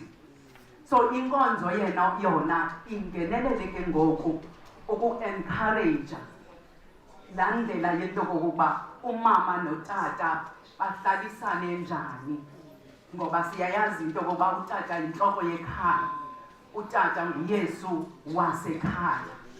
So le nto yonke ijonge kutata. Iintsikelelo ne-rules zalapha ekhaya ngutata umntu ekumele abe ukuthatha loo responsibility. Ngutata umntu ocommunicator, oyi-mediator yalapha ekhaya noThixo, neengxaki zekhaya zisekuThixo, amamele kuThixo, and then ayazi into buzise ekhaya, ahlale nomama nabantwana abe kumthetho. So le nto ke ngoku ithi le nto utata une-responsibility, and ke ngoku utata ene-responsibility njena siye ke ngoku ibe yingxaki apha ezinkonzweni ngoba ootata babonakala. Ngoba ke ngoku uthi ke ngoku ufuna ukuba mawu-encourage esi stability see-families, but utata kakho kukho lo mama apha ekhaya. So ingxaki ibe khona ke ngoku. So le nto ke ngoku ithi masizame ke ngoku mhlawumbi singootata sizame into kokuba ezi zinto ndisithi apha etafuleni yethu ootata baxabisile kakhulu amasiko, which is asiyonto irongo, but ke ngoku ukuze nakula masiko kubekho izinto ezakhayo, izinto ezinika ubomi for eli khaya nale community, utata kufuneke yazile into yoba uThixo uthini. Ngoba kaloku siyabona ngoku njengokuba ekhona la masiko ingekho inkonzo engekho uThixo, sibona into yokuba abantwana bayenzakala, sibona into yokuba nasemasikweni okwakha lo mntana beyindoda kubekwa iintywala phambili. Akusekho nto into yokuba makuzokwakhiwa lo mntu, makuzokwakhiwa lo mntu ozoba yinkokheli ngenye imini, lo mntu uzawuba nomzi ngenye imini. Kukho kula masiko iimfanelo ezikhoyo ezinikwe nabantwana. Uphi utata for to build the community, to build eli khaya, to build lo mntu? Kutheni kungekho hayi kootata esinabo ngeli xesha? Kutheni ootata bethu ngeli xesha bengakwazi ukwahlula okulungileyo nokungalungileyo? Kutheni ootata bethu ngeli xesha bangayiboniyo into eyakhayo nento edistroyayo? Kutheni ootata bethu ngeli xesha bangaboniyo into enika ubomi nento ebulalayo?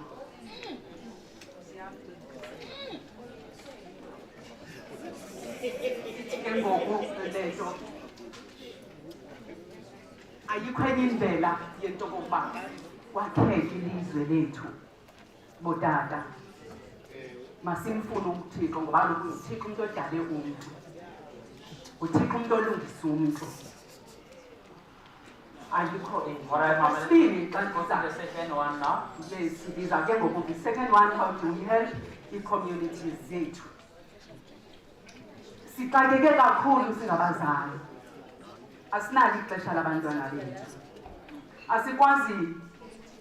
Utata uyaphuma ubheke emsebenzini, umama uyaphuma ubheke emsebenzini, lo mntwana funeka azibonele into yokuphila njani. Asikwazi nokuba lo mntana umfunde esemncinci into yokokuba udlala ngemoto lo mntwana, ithini into yakhe, and lo mntwana uba le moto idlala ngeremote, uyawufika lo mntana afuna uyichitha le moto, ufuna ubona into yoba kwenzeka ntoni.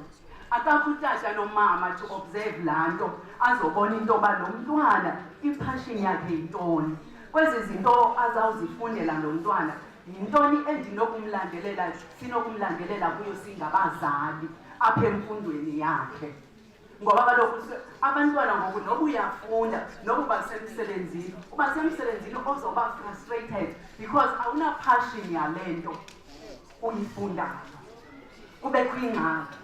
So ke ngoku ithi le nto masizame ke ngoku ukuba si-encourage singabazali abantwana bethu sincedisane nootishara ezikolweni. Siyayazi sifunde ezikolweni kukho ii-handworks, sifunde esikolweni siyazi into yoba siyaphuma siyoklina Fridays, abafana bahamba babheke ezigadini.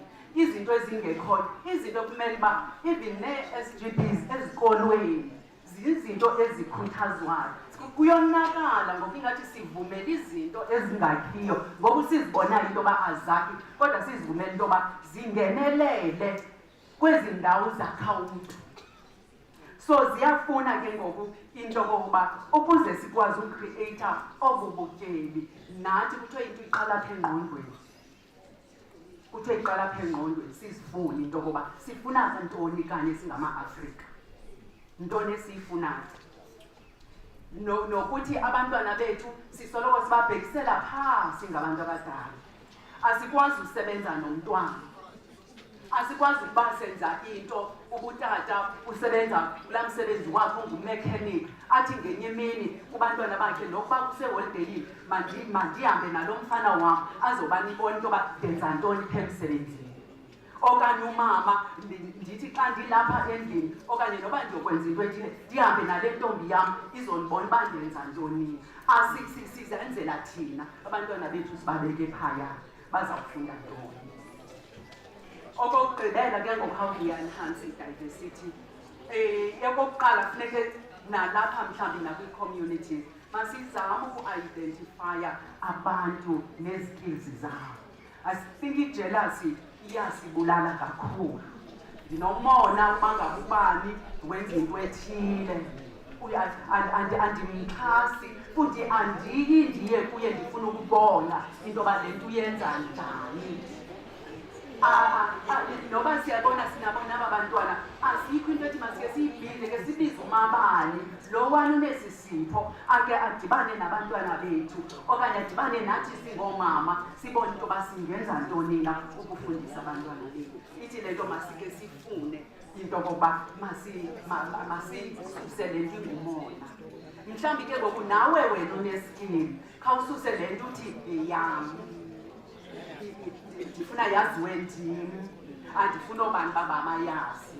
Mhlawumbi nawe nathi wena uneskili kufuneka uba ube naloo ntliziyo ikhululekileyo into yoba mandifundise, mandazise, ukuphoxwe ke uyifuna le nto ukuyifaka ukuyi-implimenta okanye ukuyifundisa ukuyinikeza omnye umntu.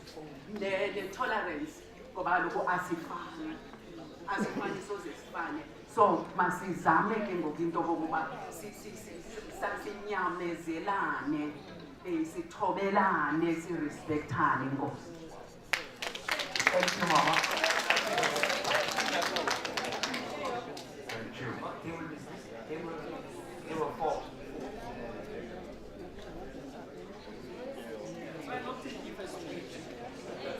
Just summarize the actions. That's it.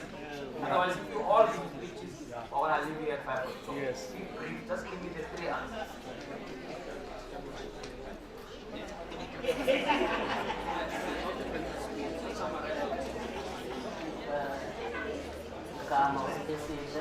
All right, thank you, thank you.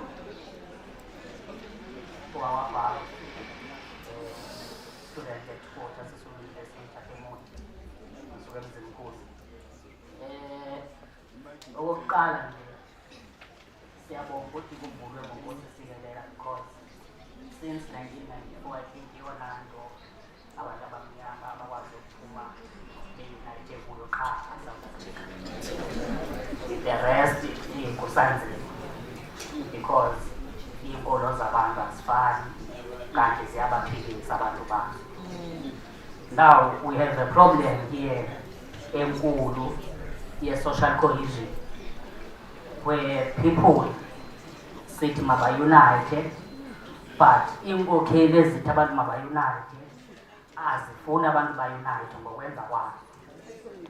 So now we have a problem with families because wonke umuntu ujonge omnye ukuthi wenzani. We have families ezithi ugovernment akathi, we have abantu abathi ugovernment othi nabantu abafaki i-effort ukuthi sikhulise le South Africa esithi sayilwela ngo-1994 then safumana ipower politically. So umbuzo wokuqala, how do we repair families tonight? Sinenga yokuqala futhi before sezilungise yabantu abathi mabehleli kwi-families bajongele abangathathi into engiphansi. Bese sithi isizulu nongenalutho uyakwazi ukukhulu ukuphila. So now laba bantu esibabukela phansi yilaba abaye bakwazi ukuhlanganisa imindeni, because mna engihlala esendithini ndiyakwazi ukuthi uvuke ndithi mina zabe ngithatha abantu abami nemoto yami ndiyaphila esendithini. Now wayiqhuba kanjani lo mndeni ndiphila ngesendithini yami without those people?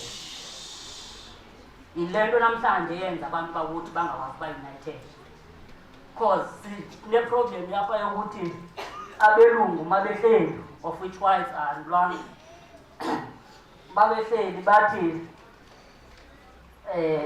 don't teach ugeneral bani i-work of farming so that in 10 years time when you leave office he takes over. But in families, mangibona umuntu akakhazini esafarisha, that makes me happy because akanazo urelaye kum uphila ngokucela kum, of which is wrong. Secondly, on second question, I think, how to mobilize civil society?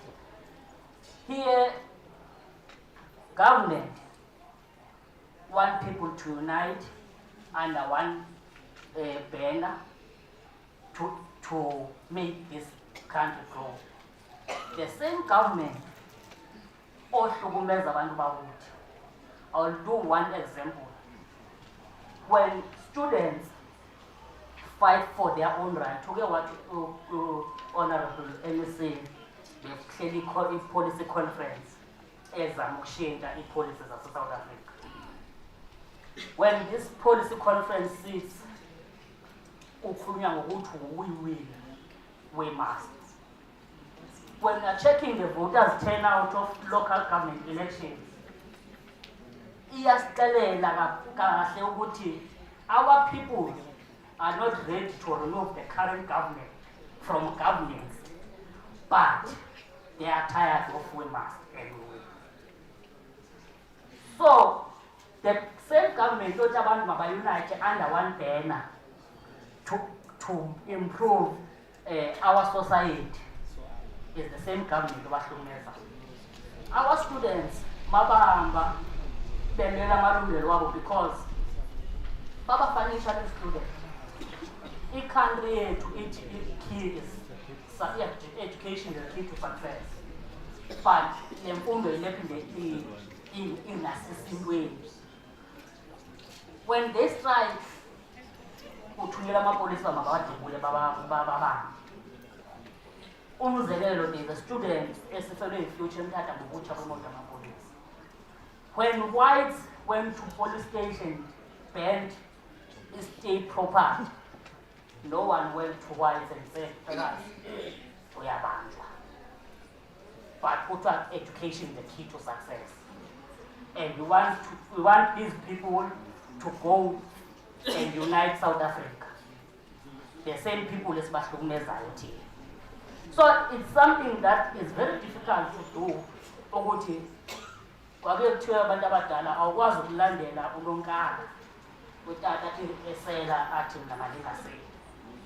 So now it's very hard for our people to trust leaders to lead them because babizwa ngamasela ngenxa yezenzo zabo yokuthi abantu ababaniki lento efuneka babanike yona.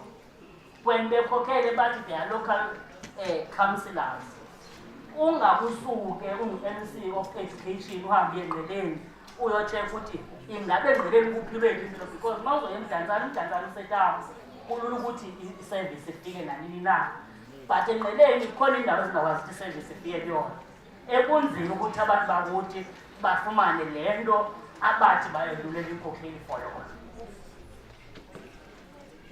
So we need ugovernment ozayeka ukuthi we must and we will, so that uzobalula ukuthi abantu bakuthi baphinde bathembe inkokheli ukuze kwenzeke le nto esiyifunayo to unite and build this country, sikwazi ukufumana economic power and wealth to our people. Going to number 3. The last one, the third one. Okay. Quiet, please. Going to number 3, ukhulunywa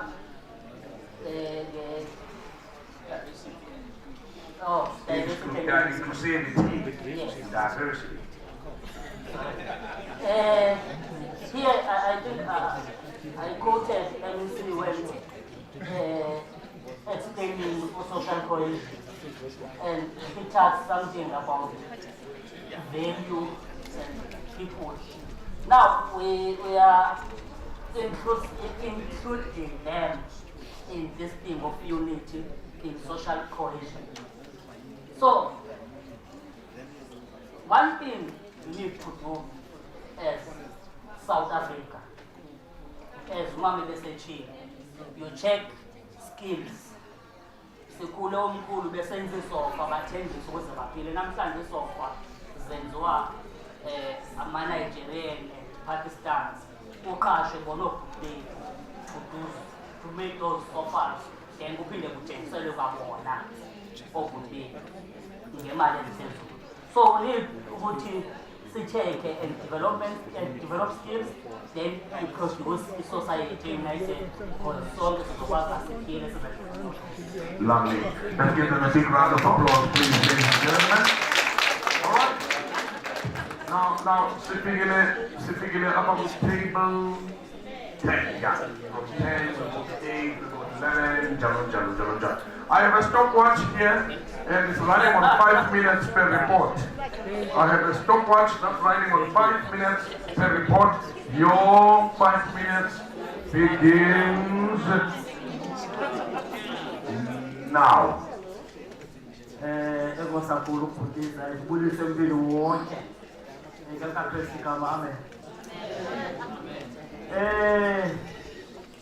Kulapho ngiyoqala siletafile sesiyacinga into yoba yeyi kuyo yonke lento siyenzayo inoba mhlawumbi uthixo uphi. Sayijonga lento sayijonga sabona akhumbula uba yibani sisuka kwezi ndawo sisuka kuzo sonke. uThixo sisuse kweza ndawo besikuzo wathi masize apha sizova uthini yena uThixo. Ithetha ukuthi ke yonke le nto ithethiweyo apha ziiphaneli nabantu bonke nobhishophu wathetha naye. Uthetha uThixo kubani kuthi. Futhi ke kunjalo nje sithetha sicinga ngalo mbandela wefemeli sathi akusafani naqala manje. Uqala kwakusithiwa umama notata ifemeli le. Family is no longer like that. Iyakwazi sister yami ibe nomntana apha ibe ngumalume umntana wami lo. Iyakwazi bakubekho umntana ebumelwaneni umntana wami lowo. Iyakwazi bakubekho umntana kwi-community indawo ngendawo ze-community umntana wami lowo. Siyasa-identify uthando sathi masibe ngabantu abanothando abakwaziyo into yoba ungathandi lo ungowakho xa umntana kodwa uthande nalo wakho ungengowakho. Abantwana bakhuliswe yi-community ene-values. Kulaa mbandela wesibini izinto esinawuzenza yi-initiative. Sesakhumbula ngalaa nto kuthiwa yi-development, people-centered development. Le nto ibe ngabantu ingabikho nge-individuals. Abantu abahamba ngeemoto ezithile, abantu abahamba ngeento ezithile, kuthiwa hayi jonga izinto ziphelela kubo. Kodwa le nto ibe ngabantu. Sikhumbule namazwi athethwa nguSteve de Groot. Faith without work is dead. Besithi umhlobo wam apha ecaleni kwam. Esithi faith without work is dead. Esithi masibe ngaba bantu banokusebenza. Ubana wena awenzi ungapheli egxekeni, ukabantu abathanda ukugxeka. Yaka yathi ikumkani yasemthatha yathi xa engenzi yena yenza wena. Abeqonda manje ngimthanda notata. Aphinde hayi notata lona uza kumthanda njani omnye umntu ungazithandi wena. Hayi zona zakhona sazephinde ndizibale ikumkani yam ngene. Sustainable development, long-term development. Singenzi izinto ezifana nooma-350 man. Let us go beyond. Izinto ezasustaina singabantu. Yebeka ukuthekwa kwingoma apha ye-350 kuthiwa hayijoga namdala. Ngathi hayi bo izawuphelela. Akuphumi nedata bethuna. Izinto ezisustainable eziza kusigcina singabantu. Sikwazi ukuphila ebukumkanini bukaThixo. Sikufumane ubukumkani bukaThixo sisemhlabeni njengoba kunjalo ezulwini. Izulu nani sifuna yonke into apha. Endayithathayo uJames Cone, Bishop wam athi uvuko lu-meaningless kuwe xa ungafuni uphuma entsokolweni nakwi-oppression. Kufuneka ube nemigudu, kungahlaleki kutshiseke, ngoba uvuko ludifayina ukukhululeka kwethu. 5 minutes on the dot. 5 minutes on the dot.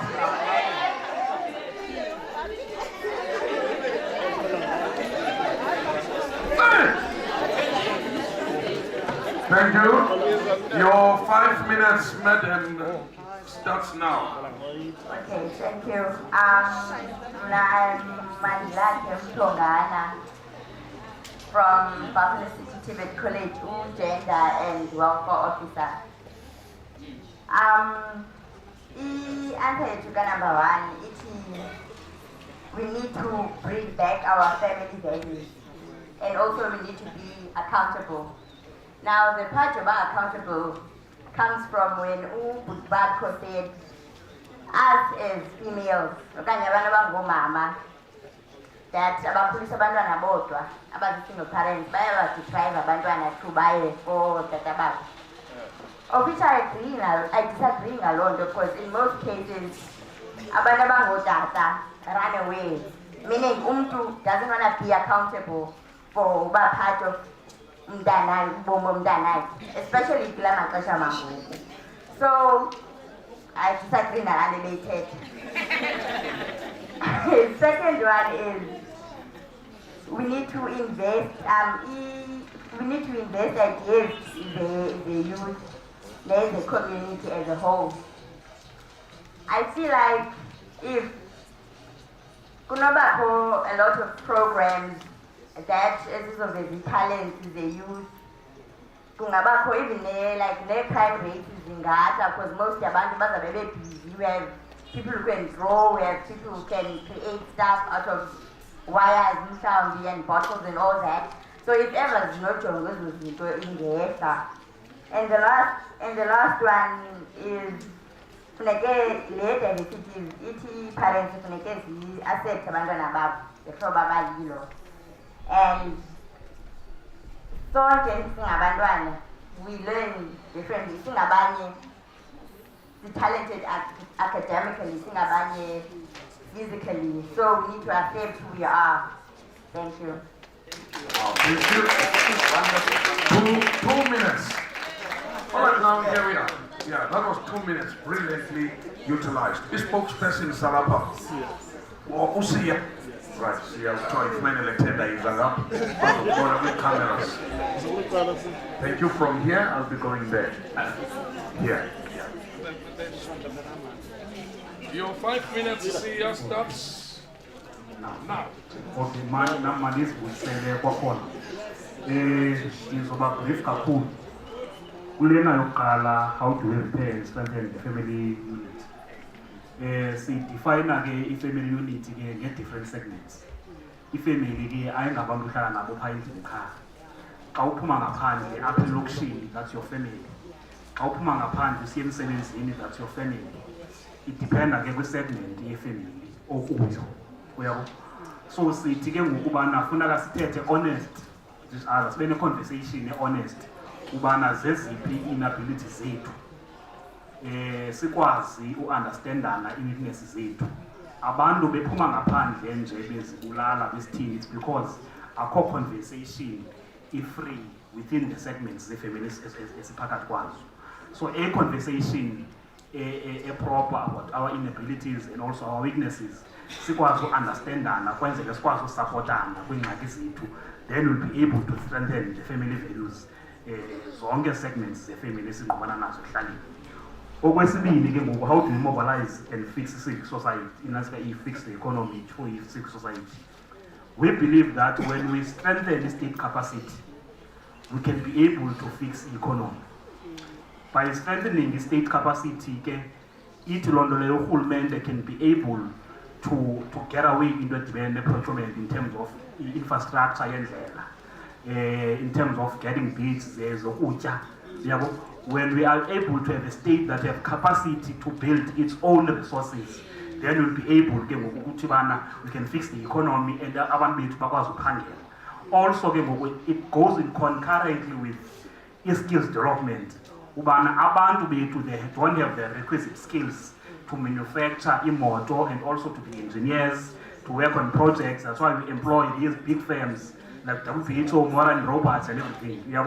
Because the state don't have capacity, because abantu bethu are not capacitated, don't have requisite skills. So when we fix Ezondo, we can be able to fix the economy and save a lot of money from these big corporates that are throwing so lot of money on bids as urhulumente. Okwesithathu ke ngokulombuzo on inclusivity and diversity. Firstly is to understand what is diversity, so that sikwazi uadjusta when you see umuntu or disabled, umazi how to be sensitive on our inequities. Singahafulani singabantu. When we understand each other, we'll be able to adjust. Then we will be an inclusive society. Transparency iyafuneka, sikwazi ufundisana. Xa umuntu engayazi inkolo yakho, mfundise ngenkolo yakho. Ungathi bana wena kuba unginkolo yakwantu uthi hayi suka ama-Christian. You must be able to understand each other and sifundisane in society that. But on that, civic society must play a role. It goes back to the first point, civic society must play a leading role in all of these things. NGOs must be able to teach our people. Sinabantu nje apha abafika ezindlini babezilwanyana, because apha ngaphandle akufundiswana bana indlela yoziphatha and everything. So when we have that inclusive society, we'll be able to have diversity. Thank you. 3 minutes. Thank you very much. Thank you very much. Okay. What table is this? Oh. Table 2.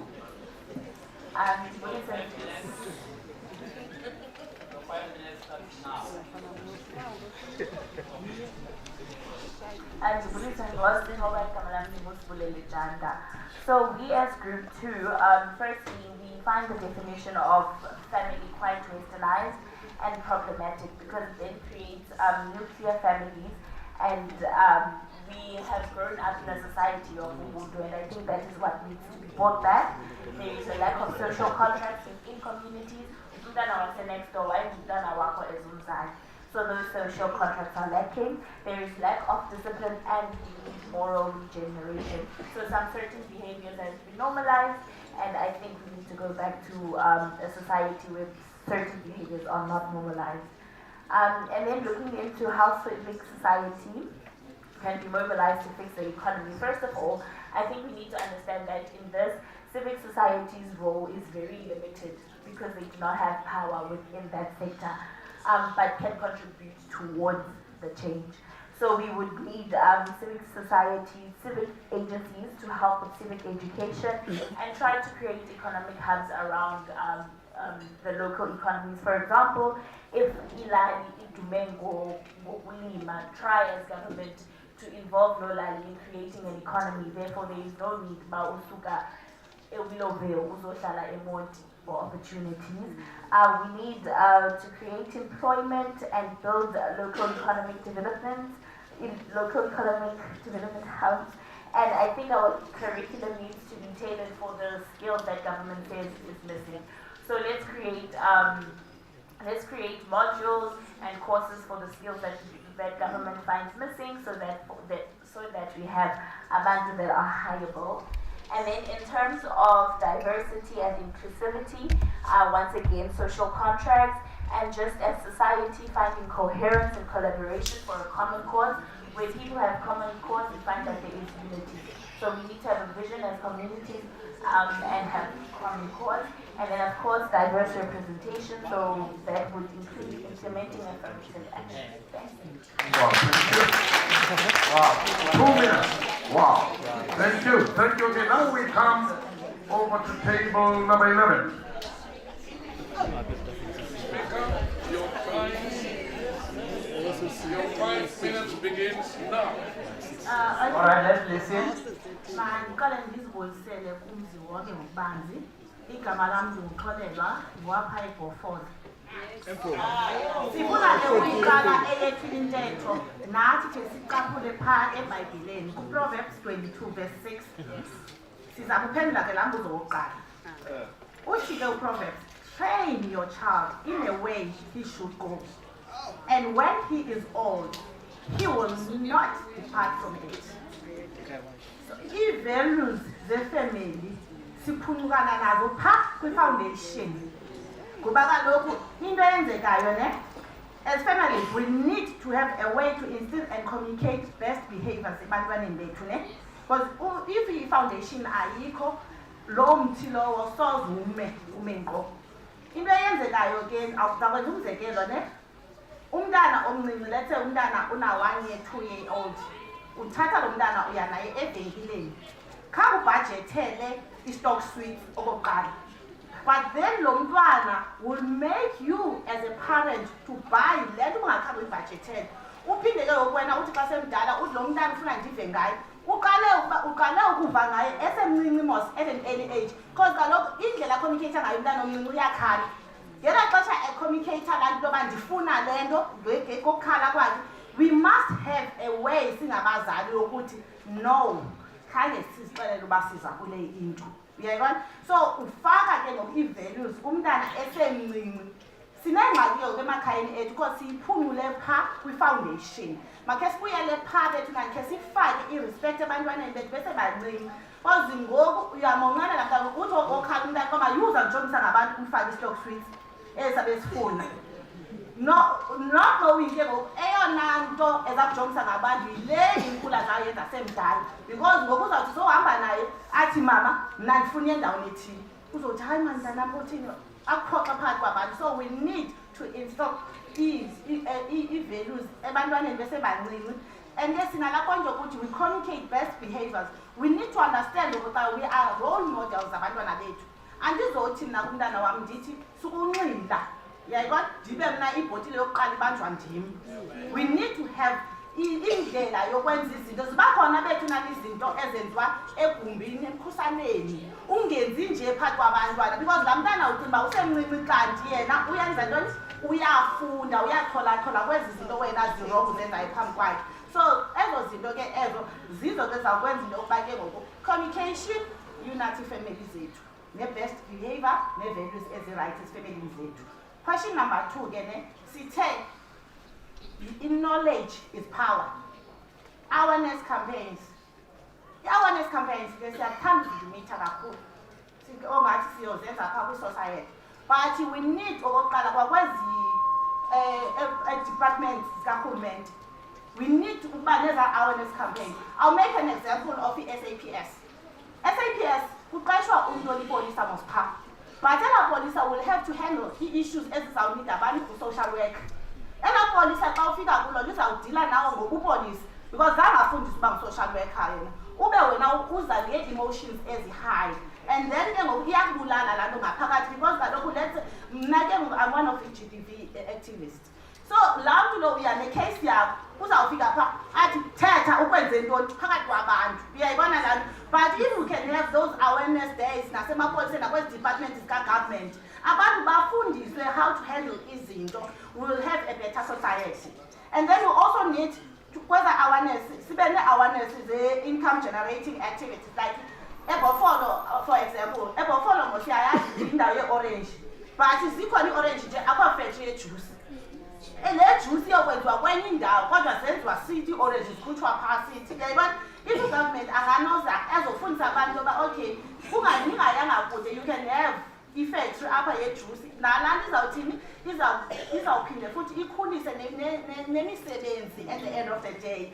And then about most busy is about from doing is wrong because it's a specialist in this into. Yeah, then we need to have information centers. People are not aware of public markets. Okay, let's go quickly to question 3 again. Let's kill selfishness. Because we are so self-centered.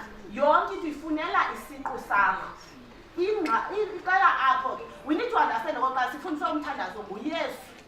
Ulaphatha sasemazulwini indawo ethi siphe namhlanje isonga sethu esasonga xa usifumena isosakho sesakho nalo seqaleni kwakho sisishare bethu nani makhe sifunde ukukhulisana sifunde ukushare sikwazi nenkonzo bethu nani bantu government mazize ebantwini ungathathi izinto zikahulumeni yosakho ifamily yakho. We really need to build a better society sibambisane enkosi. Thank you very much. Thank you. 5.5 minutes. I think JJ Lapofono was loaded. Thank you very much. Another big round of applause.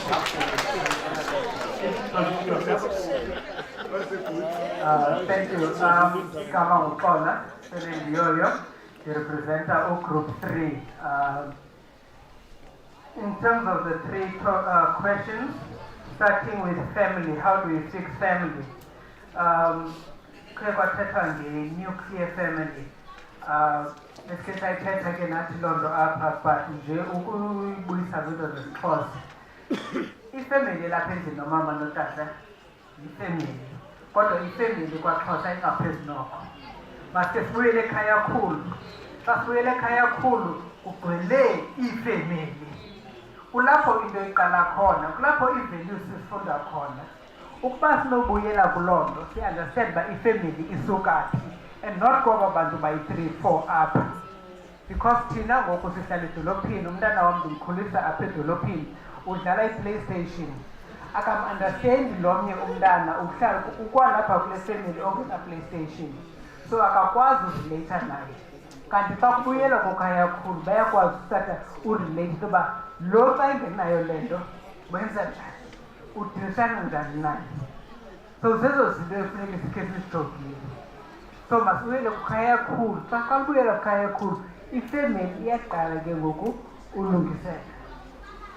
And I think that's one of the most important things that really joking in terms of fixing the family. Local economy. Tiketaka from Susa government. We economy nendondoni. Because the president leke what the economy is not, or government is not there to create jobs. And that is true. The government is there to create an environment where jobs can be created. If you understand a lot of stuff was lunga,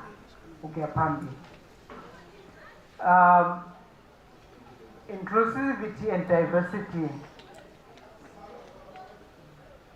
And this is what I guess.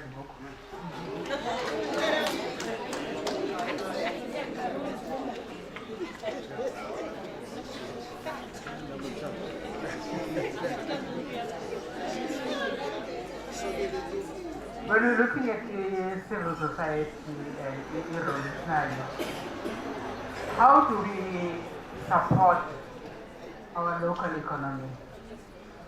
How do we train our young people to be entrepreneurs rather than job seekers? So that's the next shift our mindset as a band. I say could talk about train and about money, but instead, how do we train them to become job creators? If curriculum needs to be shifted to that, because we really need to start looking at the what. Lamdana over from a part in the I'm gonna create my own business. I have a construction company. Do they understand the CITB?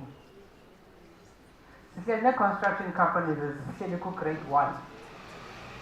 If you understand the work being out one and yet I can understand the work of grade 7 to get a specific job. So education becomes crucial in our changing of the local economy. And civil society needs to start playing a role and not allowing government to drive the narrative. Inclusivity and diversity. I think within families, it's diverse so much within our families. And if we don't learn the diversity in our families, good family gathering, you've got the rich aunt, and then you've got that uncle that works very hard. But how does the rich aunt treat the uncle?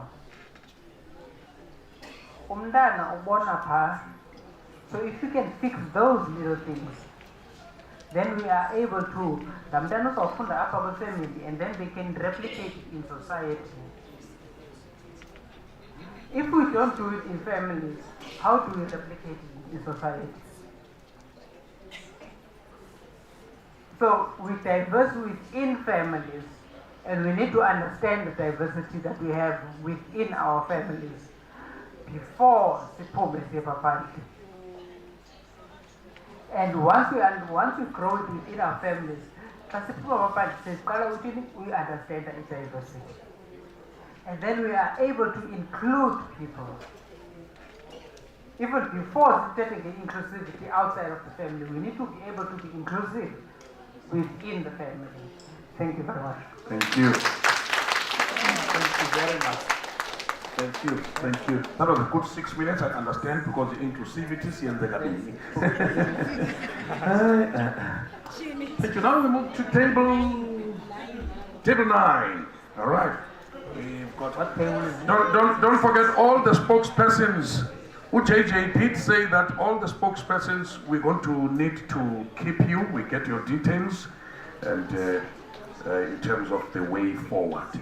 Table 9, your 5 minutes begins now. Bebesele bendibulisele abathethe phambi kwam. Igama lam ndingu-table 9 okwangoku. Sithe ku-question 1. Thina singabantu abantsundu siye salahla ii-values zethu. Sathabatha ii-values zase-Western. As a result, siya bounce between the values zethu ne-values zabamhlophe ezizezasemzini apha ekhaya. Okwesibini, ifemeli phaa ngaphambili yayisakuba ngumama, ngutata, ngumalume, ngumakazi, ngutanci, ngutata ophakathi, ngutamkhulu. Kodwa today, xa ufika umntana wazi umama notata, finish iphelele apha ifemeli. Naleyo into siyifunde eWest. Sifanele uba siyeke into yokokuba sibe selfish. Phofu izalwe yile Western value siyithathileyo. Umntu ujonge esiqwini sakhe alibale into yokokuba ngubrother wam, ngusister wam, ngucousin wam, and therefore we need to lift up each other. Iyonakele apho ke wayithatha ke no government wayinyusa wayiqhekeza strong. Kwipoint yesibini, we need to mobilization. We need to go back to the roots. And the church bishop needs to rediscover that confusion and deal with it. Because it causes impact engumangaliso kwi-communities zethu, because abantwana ngoku kule mihla they strongly want to know ukuthi ngubani utata wakhe, nokokuba ngabana lo tata wakhe waye ngutata ohlala phansi kwebridge. They want to know abantwana. Laa nto ke i-encouragewa yindlela esireceiva ngayo abantwana abazelwe ngaphandle koyise. Okwesibini, izikolo, uDepartment of Education udinga into yoba akathi revisit i-syllabus ayisebenzisayo ukhulisa abantwana bethu, because phaa phambili umntana kwakukho i-subject that were leading that child ekubeni azimele. But today abantwana bathithwa into yokokuba mabahambe boqashwa. Sidinga into yoba abantwana bafundiswe into yokokuba mabazikashe baqashe nabanye abantu. So ithi le nto i-vocational guidance mayingenzelwa ugrade 12, mayiqale kwa-sub A.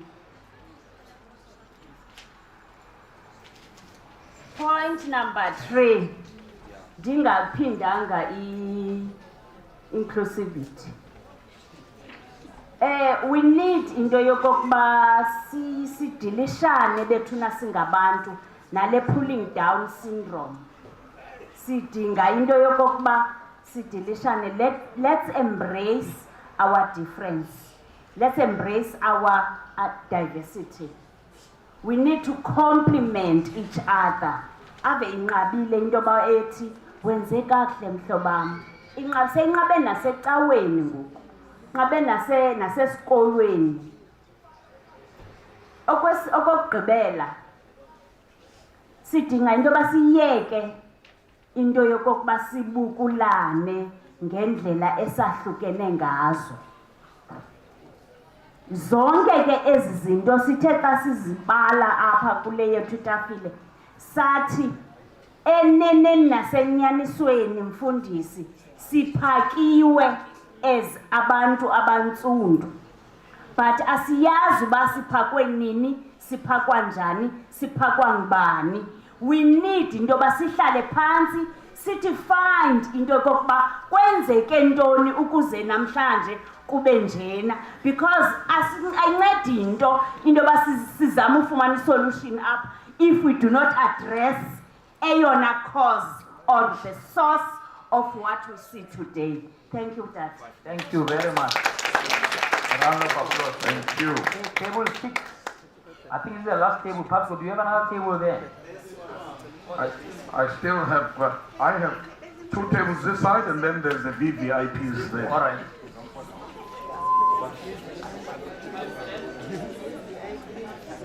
Thank you. Quiet, please. Yeah, igama lam ndimxolani Ncane. Ndisuke koMani.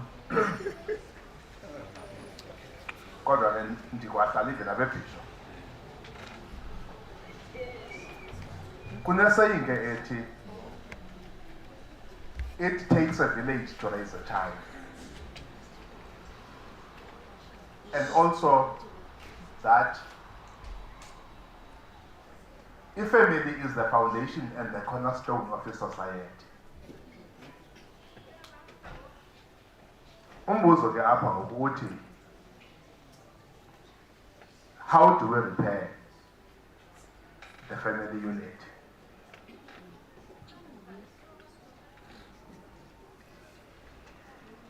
This question ke presupposes ukuthi ikhona into eyonakeleyo. Briefly ndizawutsho ndithi, i-family unit ngokungqamene nabantu abamnyama abona bantu bacinezelweyo. La equilibrium, that balance was disrupted firstly by the migrant labor system. Sithetha ngoku ngee-families apho kuthiwa ootata abekho. Sithetha ngoku ngee-families ekuthiwa oomama bakhulisa abantwana bebodwa. Kutshiwo ke apha, and ndiyayingqina loo nto ethi, in an African context, a family ayingomama notata nabantwana bakhe. Sizokuthi isilungu xana siyichaza sithi it's an extended family. There's nothing extended about it. It's a family lena inomalume, nomakazi, nodabawo, notatomncinci. That is a family. There's nothing extended about it. But having said so, sithi ke ngoku, unfortunately, noburhulumente obu ke ngoku sikubo abusincedisanga, because uba ujonga the legislation, the framework that governs relations between families, ayisidibanisi. We are engaged in endless discussions about izinto ezininzi ezi-affecta ingqeqesho ezifemelini. Kunemithetho apha ethi abantwana banelungelo lokukhupha izisu even at the age of 12. Sidiscuss ezo zinto ke endlessly. Akude kufumaneke solution ukuthi but umthetho wona umile. Sithetha about abantwana ekufuneka benganikwanga utywala at the age of 18. But once Nyobeni happens, that discussion is brought back. Kuthiwa hayi man, mayinyuswe le age. We are engaged endlessly kwi-discussions esingade sifumane solution kuzo.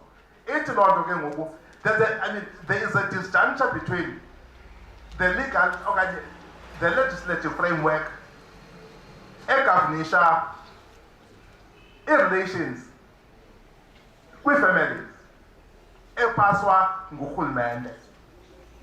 Kodwa siyayazi into okokuba mandulo phaya there was i-equilibrium, there was i-harmony. Ububethwa ngutata wase-next door, ungazowucela kokwenu ngoba uzawuphinda ungondle. Seza nento ethi ke ngoku mabangabethwa tota, uyabanjwa ngokuba ngaba ubetha untana. Siyayixoxa naleyo, aside sifumane solution. So that's why sisithi nje kule group umthetho olawula ubudlelwane phakathi kwabantu abadala, abantwana ezifemelini awukasincedisi. Ikhona kufuneka yenziwe. There are all these pieces of legislation azisincedisi, aziyakhi le family siyo nix, but siyaxoxa cha and aside size na-solution. Okwesibini, xa sisiya kwi-issue how do we repair? How do we mobilize civil society? Number 2, Tata. Number 2, yes. We really 5 minutes. Wow. Please. Thank you very much. This is a group here. All right. After Pasco, let me pass. Sorry. We have a table. I'm going to be a VIP. VVIP. Yes, yeah. Your 5 minutes begins now.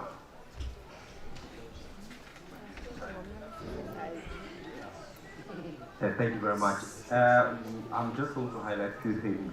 At this table, we feel that we are arguing between perception and precedence on how the family should be run and how do we fix things. But starting from how things have started, I think we are suffering from where we are on a perception point of view because of a migration labor system that existed before. Because then fathers would go to Joburg and work in the mine, and there would be an absent father in a family, and the family would be headed by a granny or by a mother. So it has been there. So our point was that if maybe government can be able to redress the issue of poverty that exists, that continues to break our family even in our current times. Because in our current times, you find that we migrate into places just because we are looking for opportunities for us to make the better life in our own homes.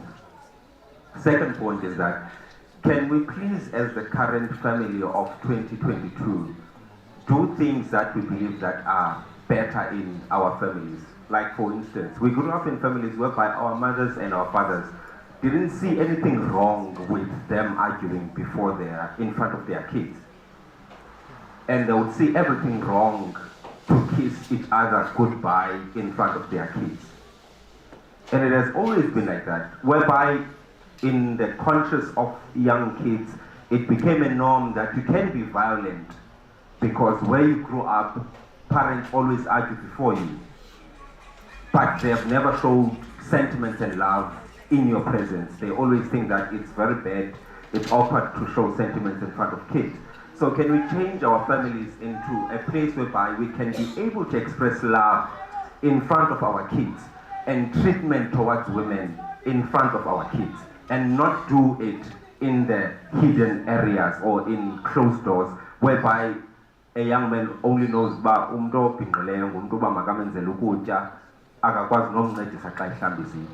because that's the current state of our families now. Utata ufika fundi paper, achinje lonto bese ibukele, athathe i-remote, achinje without even saying anything. 2, can we please include the civil society in decision making about our economy? Because that's another thing that is missing in our community, that we see things being taken in absence of the community, and we are told that there is this policy, it needs to be applied, and then everything happened. No one is interested in where was the white paper, where was the green paper, where the commissions that were going around and trying to facilitate this change of policy. Can we include people and the society into decision making? Lastly, kwenziwe umzekelo ke kule tafile about a mixed breed. Kwenziwe umzekelo nge-mail. Abantu basezilalini kuba uyazi ke i-mail yilanto ingathi yidonki kodwa ayigqibanga ube yidonki, ibe ngathi lihashi ayigqibanga uba lihashi. Kule inclusivity and diversity, xa ujonga i-mail, xa ujonga idonki inamandla ukwedlula ihashi but ayinaso speed ukwedlula ihashi. Ihashi line-speed but alinawo amandla as compared to idonki. But xa ufika kwi-mail, you find the 2 attributes in one space. Utsho ke ubhutiza ufumana as attributes kwesi space siyi-1, and ufumanisa into yoba emakhaya siyakwazi ukulima ngazo email, sihambe siyokha amanzi ngazo xa sibophe zona. Uba singakhe sidibanise our attributes zibe yimbumba endaweni enye, ibe yinyanda edibeneyo, amandla esinoba nawo can make a change, and we can be able to shoot straight and faster than we are when we are separated. Thank you. Thank you very much. So you are the last. Thank you, Prof. My name is Pamandla, surname is Fayaka. Ndingwasezeleni kwilali yakwaMxhalanga. The representative of Group 14, the VVIPs. The very first question, strengthening the family unit. And we also want to koyama kla proverb ibi kotiwa, the African proverb. It really takes a village to raise a child, of which one of the first things in the society is to move away from that, to give a village amandla okukhulisa umntwana. Okunye esikuqapheleyo njengesolution ukwakha nokuqinisa the family unit. it is to awaken the sense of responsibility, even kumntana ona 17 years. Ayazi into yoba uba umakazi uxabana nodabawo akuyo responsibility yam ukungenelela ndisayide with whosoever, but oba irresponsibility yam kukwakha nokutyala uxolo. Uba umama uxabene nomakazi, mna ndixabenanga nomakazi nabantwana bakamakazi, irresponsibility yam into yoba ndihlale ndigcine olwaa xolo phakathi kwabo, ndingathi umama uqumbile nam ndiqumbele umakazi nabantwana bakhe. Communication, ukuthetha ngezinto engingathethwa ngazo efamilini, kwizinto engingathethwa ngazo efamilini zethu. It is very important into yoba kucreate these round tables qala phanga phakathi efamilini.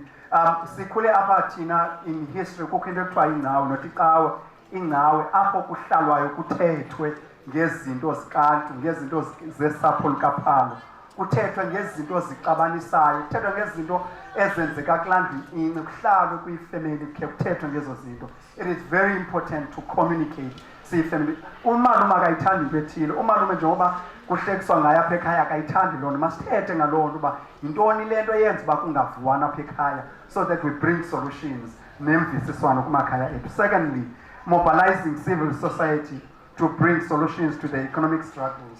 Sibona thina kubalulekile into yobana the economic hubs, onke la macandelo aphuhlileyo okanye adilishana nezophuhliso economically, athi come together kuzoziwa nee-solutions into yobana njengoba nje i-Ginsberg le kubonakala into yobana i-unemployment iyadloba, injanjo kuyakhula apha.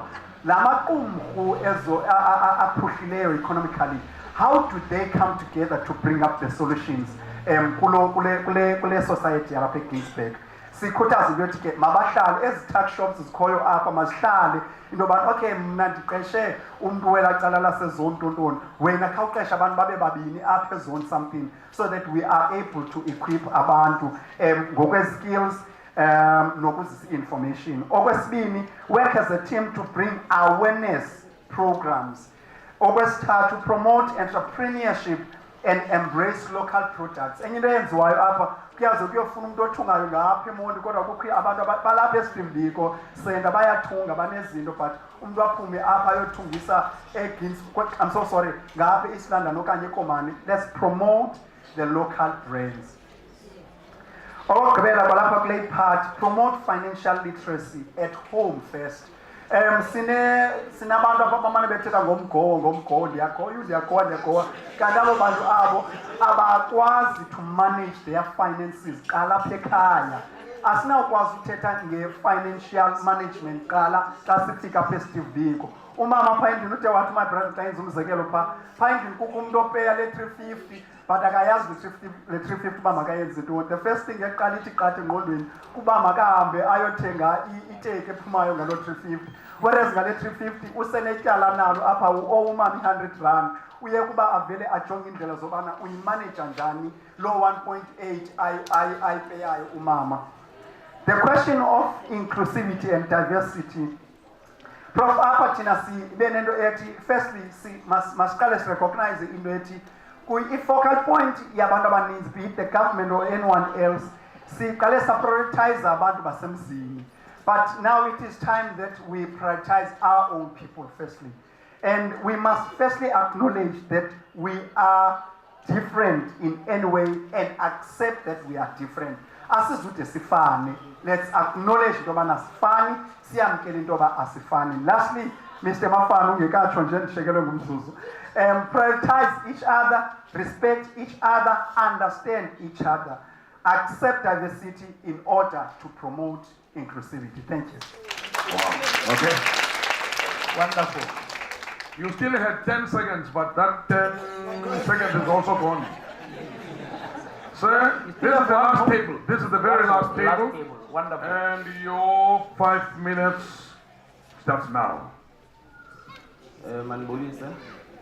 Igama lami ndingulihle, ndingowakantshingwa. Ndisuka kumhlaba waseQoboqobo. I'm currently serving as a chairperson from Lovedale. Umbuzo wokuqala uthi, how do we repair and strengthen family unity? I think into yokuqala bekufana uba siyayi-acknowledge ukuba yintoni na ifamily. Ifamily is the smallest unit of the community, meaning as a community bekufanele uba sihlalisana as ifamily. So how do we instill ke ngoku loo nto leyo? Si-instill and discover backgrounds and cultural diversity, and also acknowledge and mend what was broken. Silungisa ntoni singayazi uba yintoni leyo imoshakele. So okokuqala funeka sizazi uba singobani na. Ikhona ke ingoma yakhe yakhutshwa ngusisi engamaziyo uba ithi sizilibele uba sizalwa ngobani. Wanyanisile because sesikule ndawo njengoku. It's because sizilibele ukuba sisuka phi na. Okwesibini, wonke umuntu ebephakama apha into endiyinothisileyo is that kumane kusithiwa we need. Ngoku it's time for implementation. Le nto simane sisithi sizawuyenza masiyenze, let's put it into action.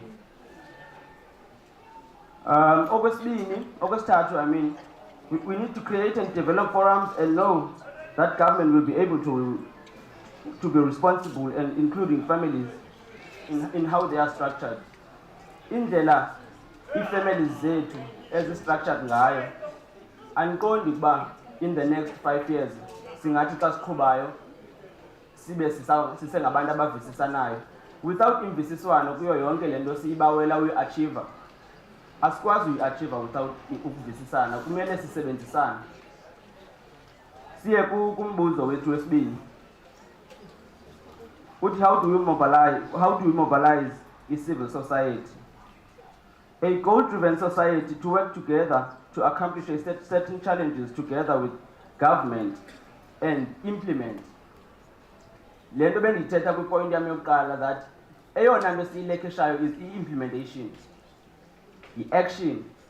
Yonke le nto siyithethayo masiyenze, siye kuyithetha. I doubt even kwale social cohesion into eqalayo kwenzeka, iqala ukwenzeka, and it's been years isenzeka.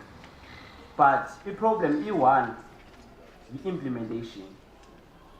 Into masike siyeke ukuyithetha masiyenze bantu abamnyama.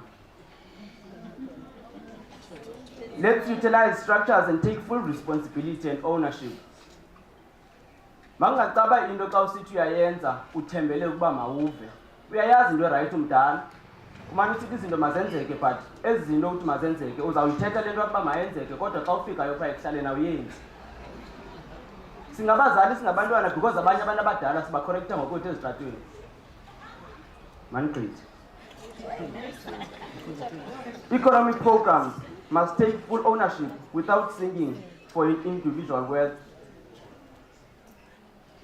Ndisuka kwifemeli enkulu kakhulu, but when it comes to izinto ezine-support bayanqaba abantu. And I'm pretty sure njengoba benqaba abantu ukhona nomnye ufana nam osokola isupport ngolo hlobo. Ithi loo nto leyo makungacaba umntu xa ezaziyo ukuba unaso esi sonke bekhe wathi usisipha ba wathi sonka ilofu ke into emnandi ngelofu inezilayisisi eziyi-20, and uku-understand uba uzawuthi usilenda kangaka njengam uzicela uzawugqiba ilofu. We need to share itsho loo nto leyo siyigqithe. We need to challenge the government to account. Enye into eyenza ugovernment wethu afeyile kwizinto ezininzi is that aba-account. Umntu uyayenza into ngendlela ayibona ngayo uba i-right, only to find out i-consequences azizoba right for wonke umntu. To i-last point engu-cultural diversity, wonke umntu uthethe about i-entrepreneurship. 4.5 minutes, 30 seconds is enough. Uthethe about i-entrepreneurship. Nam ndikulaa point yoba ii-businesses kuthiwa ziyasapotwa kukho ii-funds oo-NYDA, but abantu bayayazi uba once we apply for those asizifumani eza funds. Umzekelo, before iphele le 30 seconds, le 15 seconds mandinenzele umzekelo ndinibonise the brand that I own.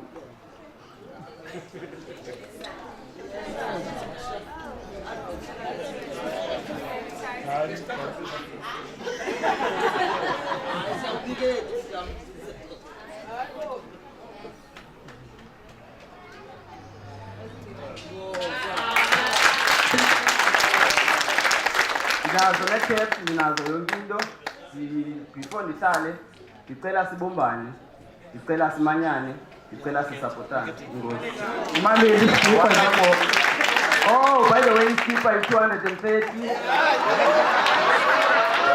thank you Paco. Paco, please come to the front. Okay, we'll come to the end of that plenary, as it's called, report back. I think already 3 o'clock. We're 1 hour over, but it was really worth it. And thank you very much for all your participation. Really some rich conversations coming out of the group. So just give yourself a round of applause. Right, Paco, what did you think? Well, I thought the issue of civil society, I thought somebody would pick up the fact that one of the institutions that is missing and so integral in terms of social cohesion is children playing as always. And MEC knows that I'm very passionate about this. It worries me that abantwana basadlali esikolweni. And absolutely. And the last time we had a radio conversation on this, she challenged me to take it further with her counterpart for education, to make sure that the principals can reawaken the passion and the teachers to ensure that abantwana bayadlala. Children must play. Today, 50 something. There's about 100 years between the two of us. But there's also about 100 other friends we met. The children he met at school in Ihlala. And the children I met at school in Sida. Today we're still carrying those friendships. So our children are missing a lot. They're missing a lot. They get so up to mischief when they've got nothing occupying them in terms of extracurricular activity. Absolutely, because there is a ready replacement out there. When the children are not playing, trust me, when children are not playing, there's a replacement and a substitute which is 24 hours available. When you don't teach your children, somebody else teaches them. Don't fool yourself to think that they are just idling. If you don't teach and instruct at home, Emma Conan Wama shop, they teach. Every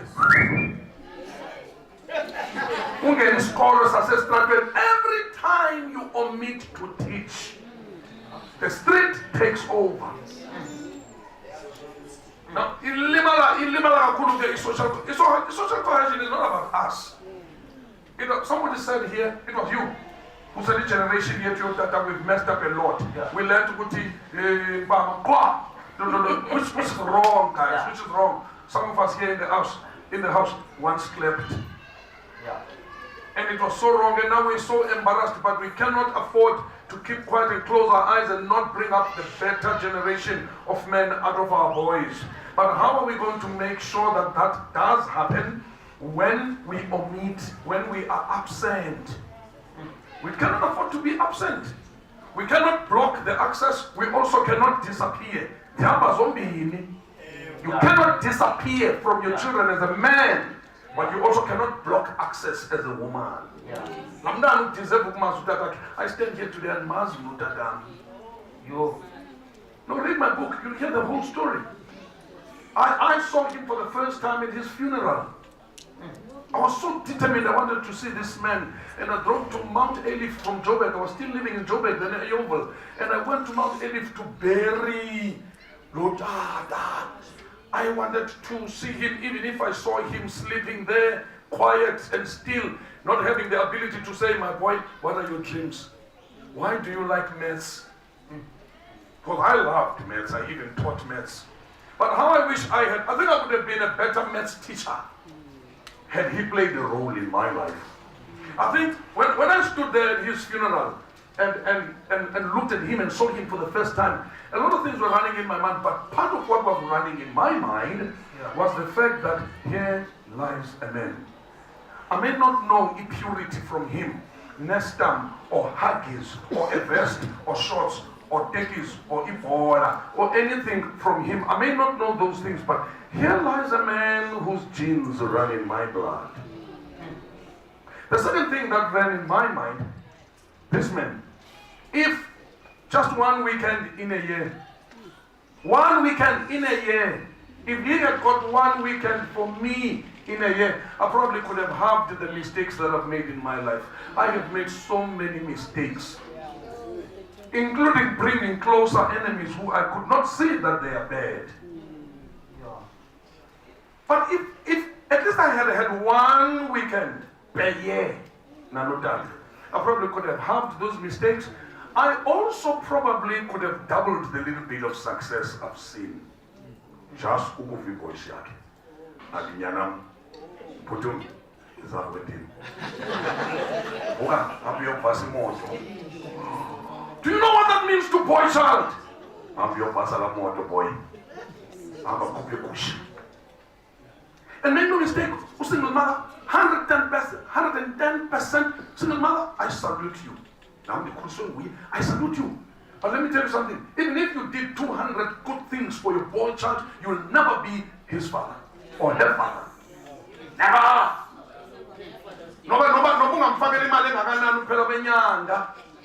You will never be his father or her father. So if you make sure that you send this child at least maybe Mama June holidays to Uncle Otile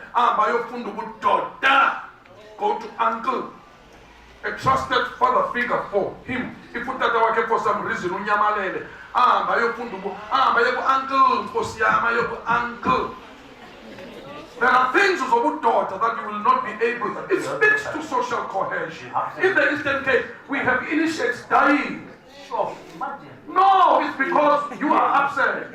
And I am absent. And we don't train. I'm embarrassed to be part of a province that kills boy child. Because we disappear. We don't prepare them. And then also we don't scrutinize them. I'm not talking about the Kangatalumdanam. Okay, what Kangatati? Where has he been a circumcision surgeon before? The credentials is alone do. In whose hands I place the future of my child. And so we disappear. It's embarrassing with the home of legends, Eastern Cape, but we are an embarrassing province when it comes to killing boy child. And soon they look down on those traditions. Yeah. So when we talk practical things, please take an audit of where your boy child is. This afternoon, put me pride. Now we see, put me pride. September long weekend. No, serious. If you've never done it before, if you let go, some of you, if you've never done it before, please turn around today, and say, not December, I'm going to spend December with my child, or say Princeton, or say by whom I have never seen. Because you're sitting here today, you've got. You want a child somewhere? Yes. Remember, Mama, in Alabama, no. Mama, in Kosiani, who do you got a child somewhere? So go find him, play a part to eliminate GBV. Play a part, eliminate GBV. Find that boy child, social cohesion, we are fresh because we want to attack it for the first time. Thank you.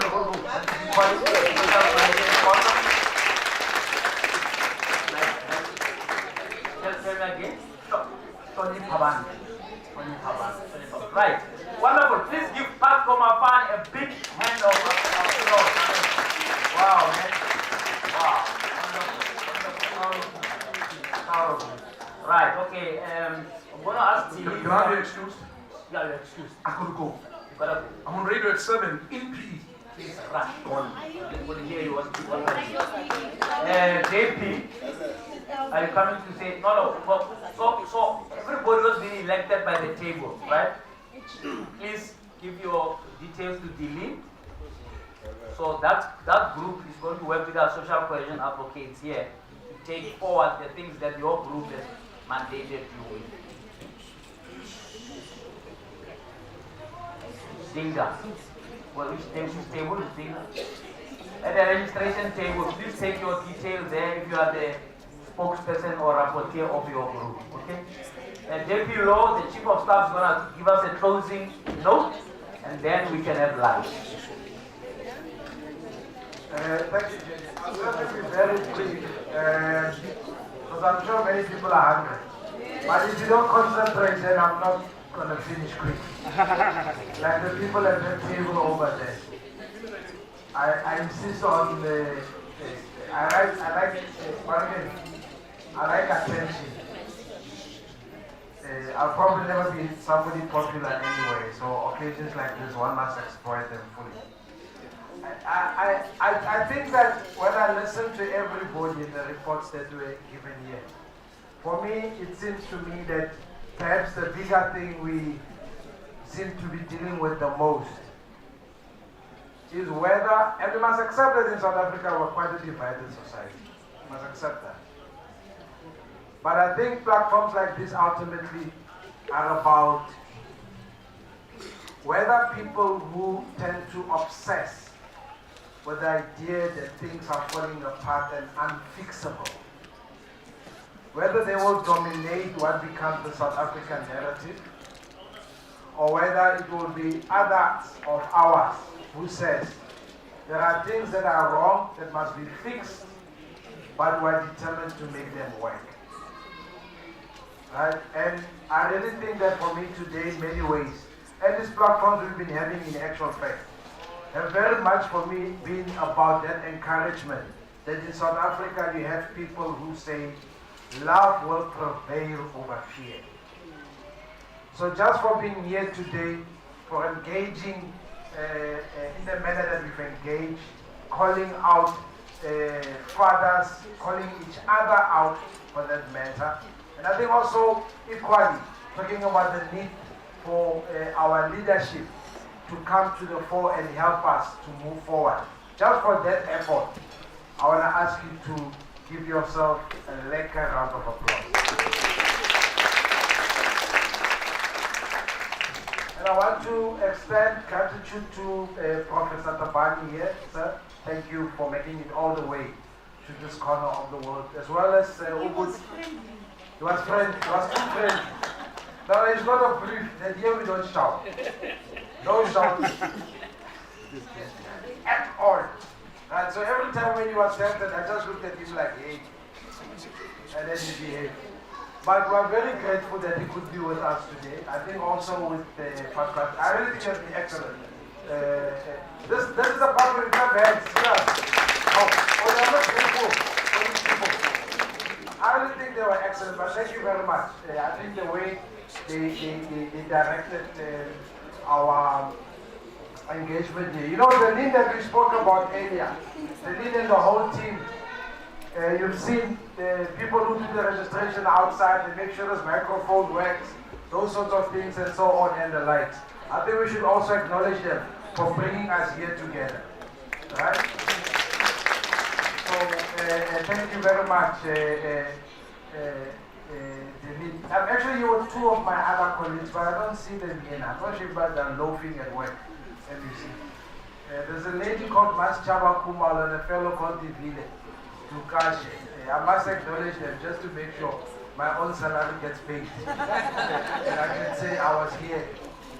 And they can agree. Our panelists from our host that we were hosting, to all of them that were here engaging us also. Please let's give them as well a round of applause. And then I must single out Dansani FM also, that's been making sure that we can expand our voice outside this room to the community here. It's something special to me, by the way. I have a whole long history with this sector called community media in South Africa. In actual fact, I saw that that time is on 89.5. And I don't know if they know that if you go to the Western Cape, that is the same frequency as Bush Radio. And Bush Radio, in fact, some of us are its founder members, and is dubbed the mother of community radio in South Africa. So I suppose Tanzania is by association mother of communication in Eastern Cape. Oh, but you are making noise there. You can't be that hungry. So when somebody talks that loud, it means you are not hungry. You've got too much energy. Can we just all still be in this room, please? So, ladies and gentlemen, I suppose this is how we come to a conclusion of today. We are hoping that today's conversation doesn't end here, really. We will try to see beyond this platform, how can we continue to build on everything else that's happening already in the province around social cohesion, but how even us here can take this matter forward. So it doesn't just become an occasion where we came together to chit-chat and end there. So really on that note, my good sir, I should express my own gratitude. Thank you. Thank you very much. A round of applause to Chief of Staff. Thank you very much for all of your participation. Just a special thank you to Jeline Mark. Jeline Mark is the canon in our church. Canon Jeline Mark, an award-winning civil servant or a church servant from around the world. And thank you, Jeline, for putting all this together and convening us. It's the 6th one, and we hope that the department will extend so we can do 6 more around the provinces and the corners of the country where we have need. There's no money. I don't think this is a big thing. The canon thing. No, what I want to say now. Oh, okay. It's a big thing.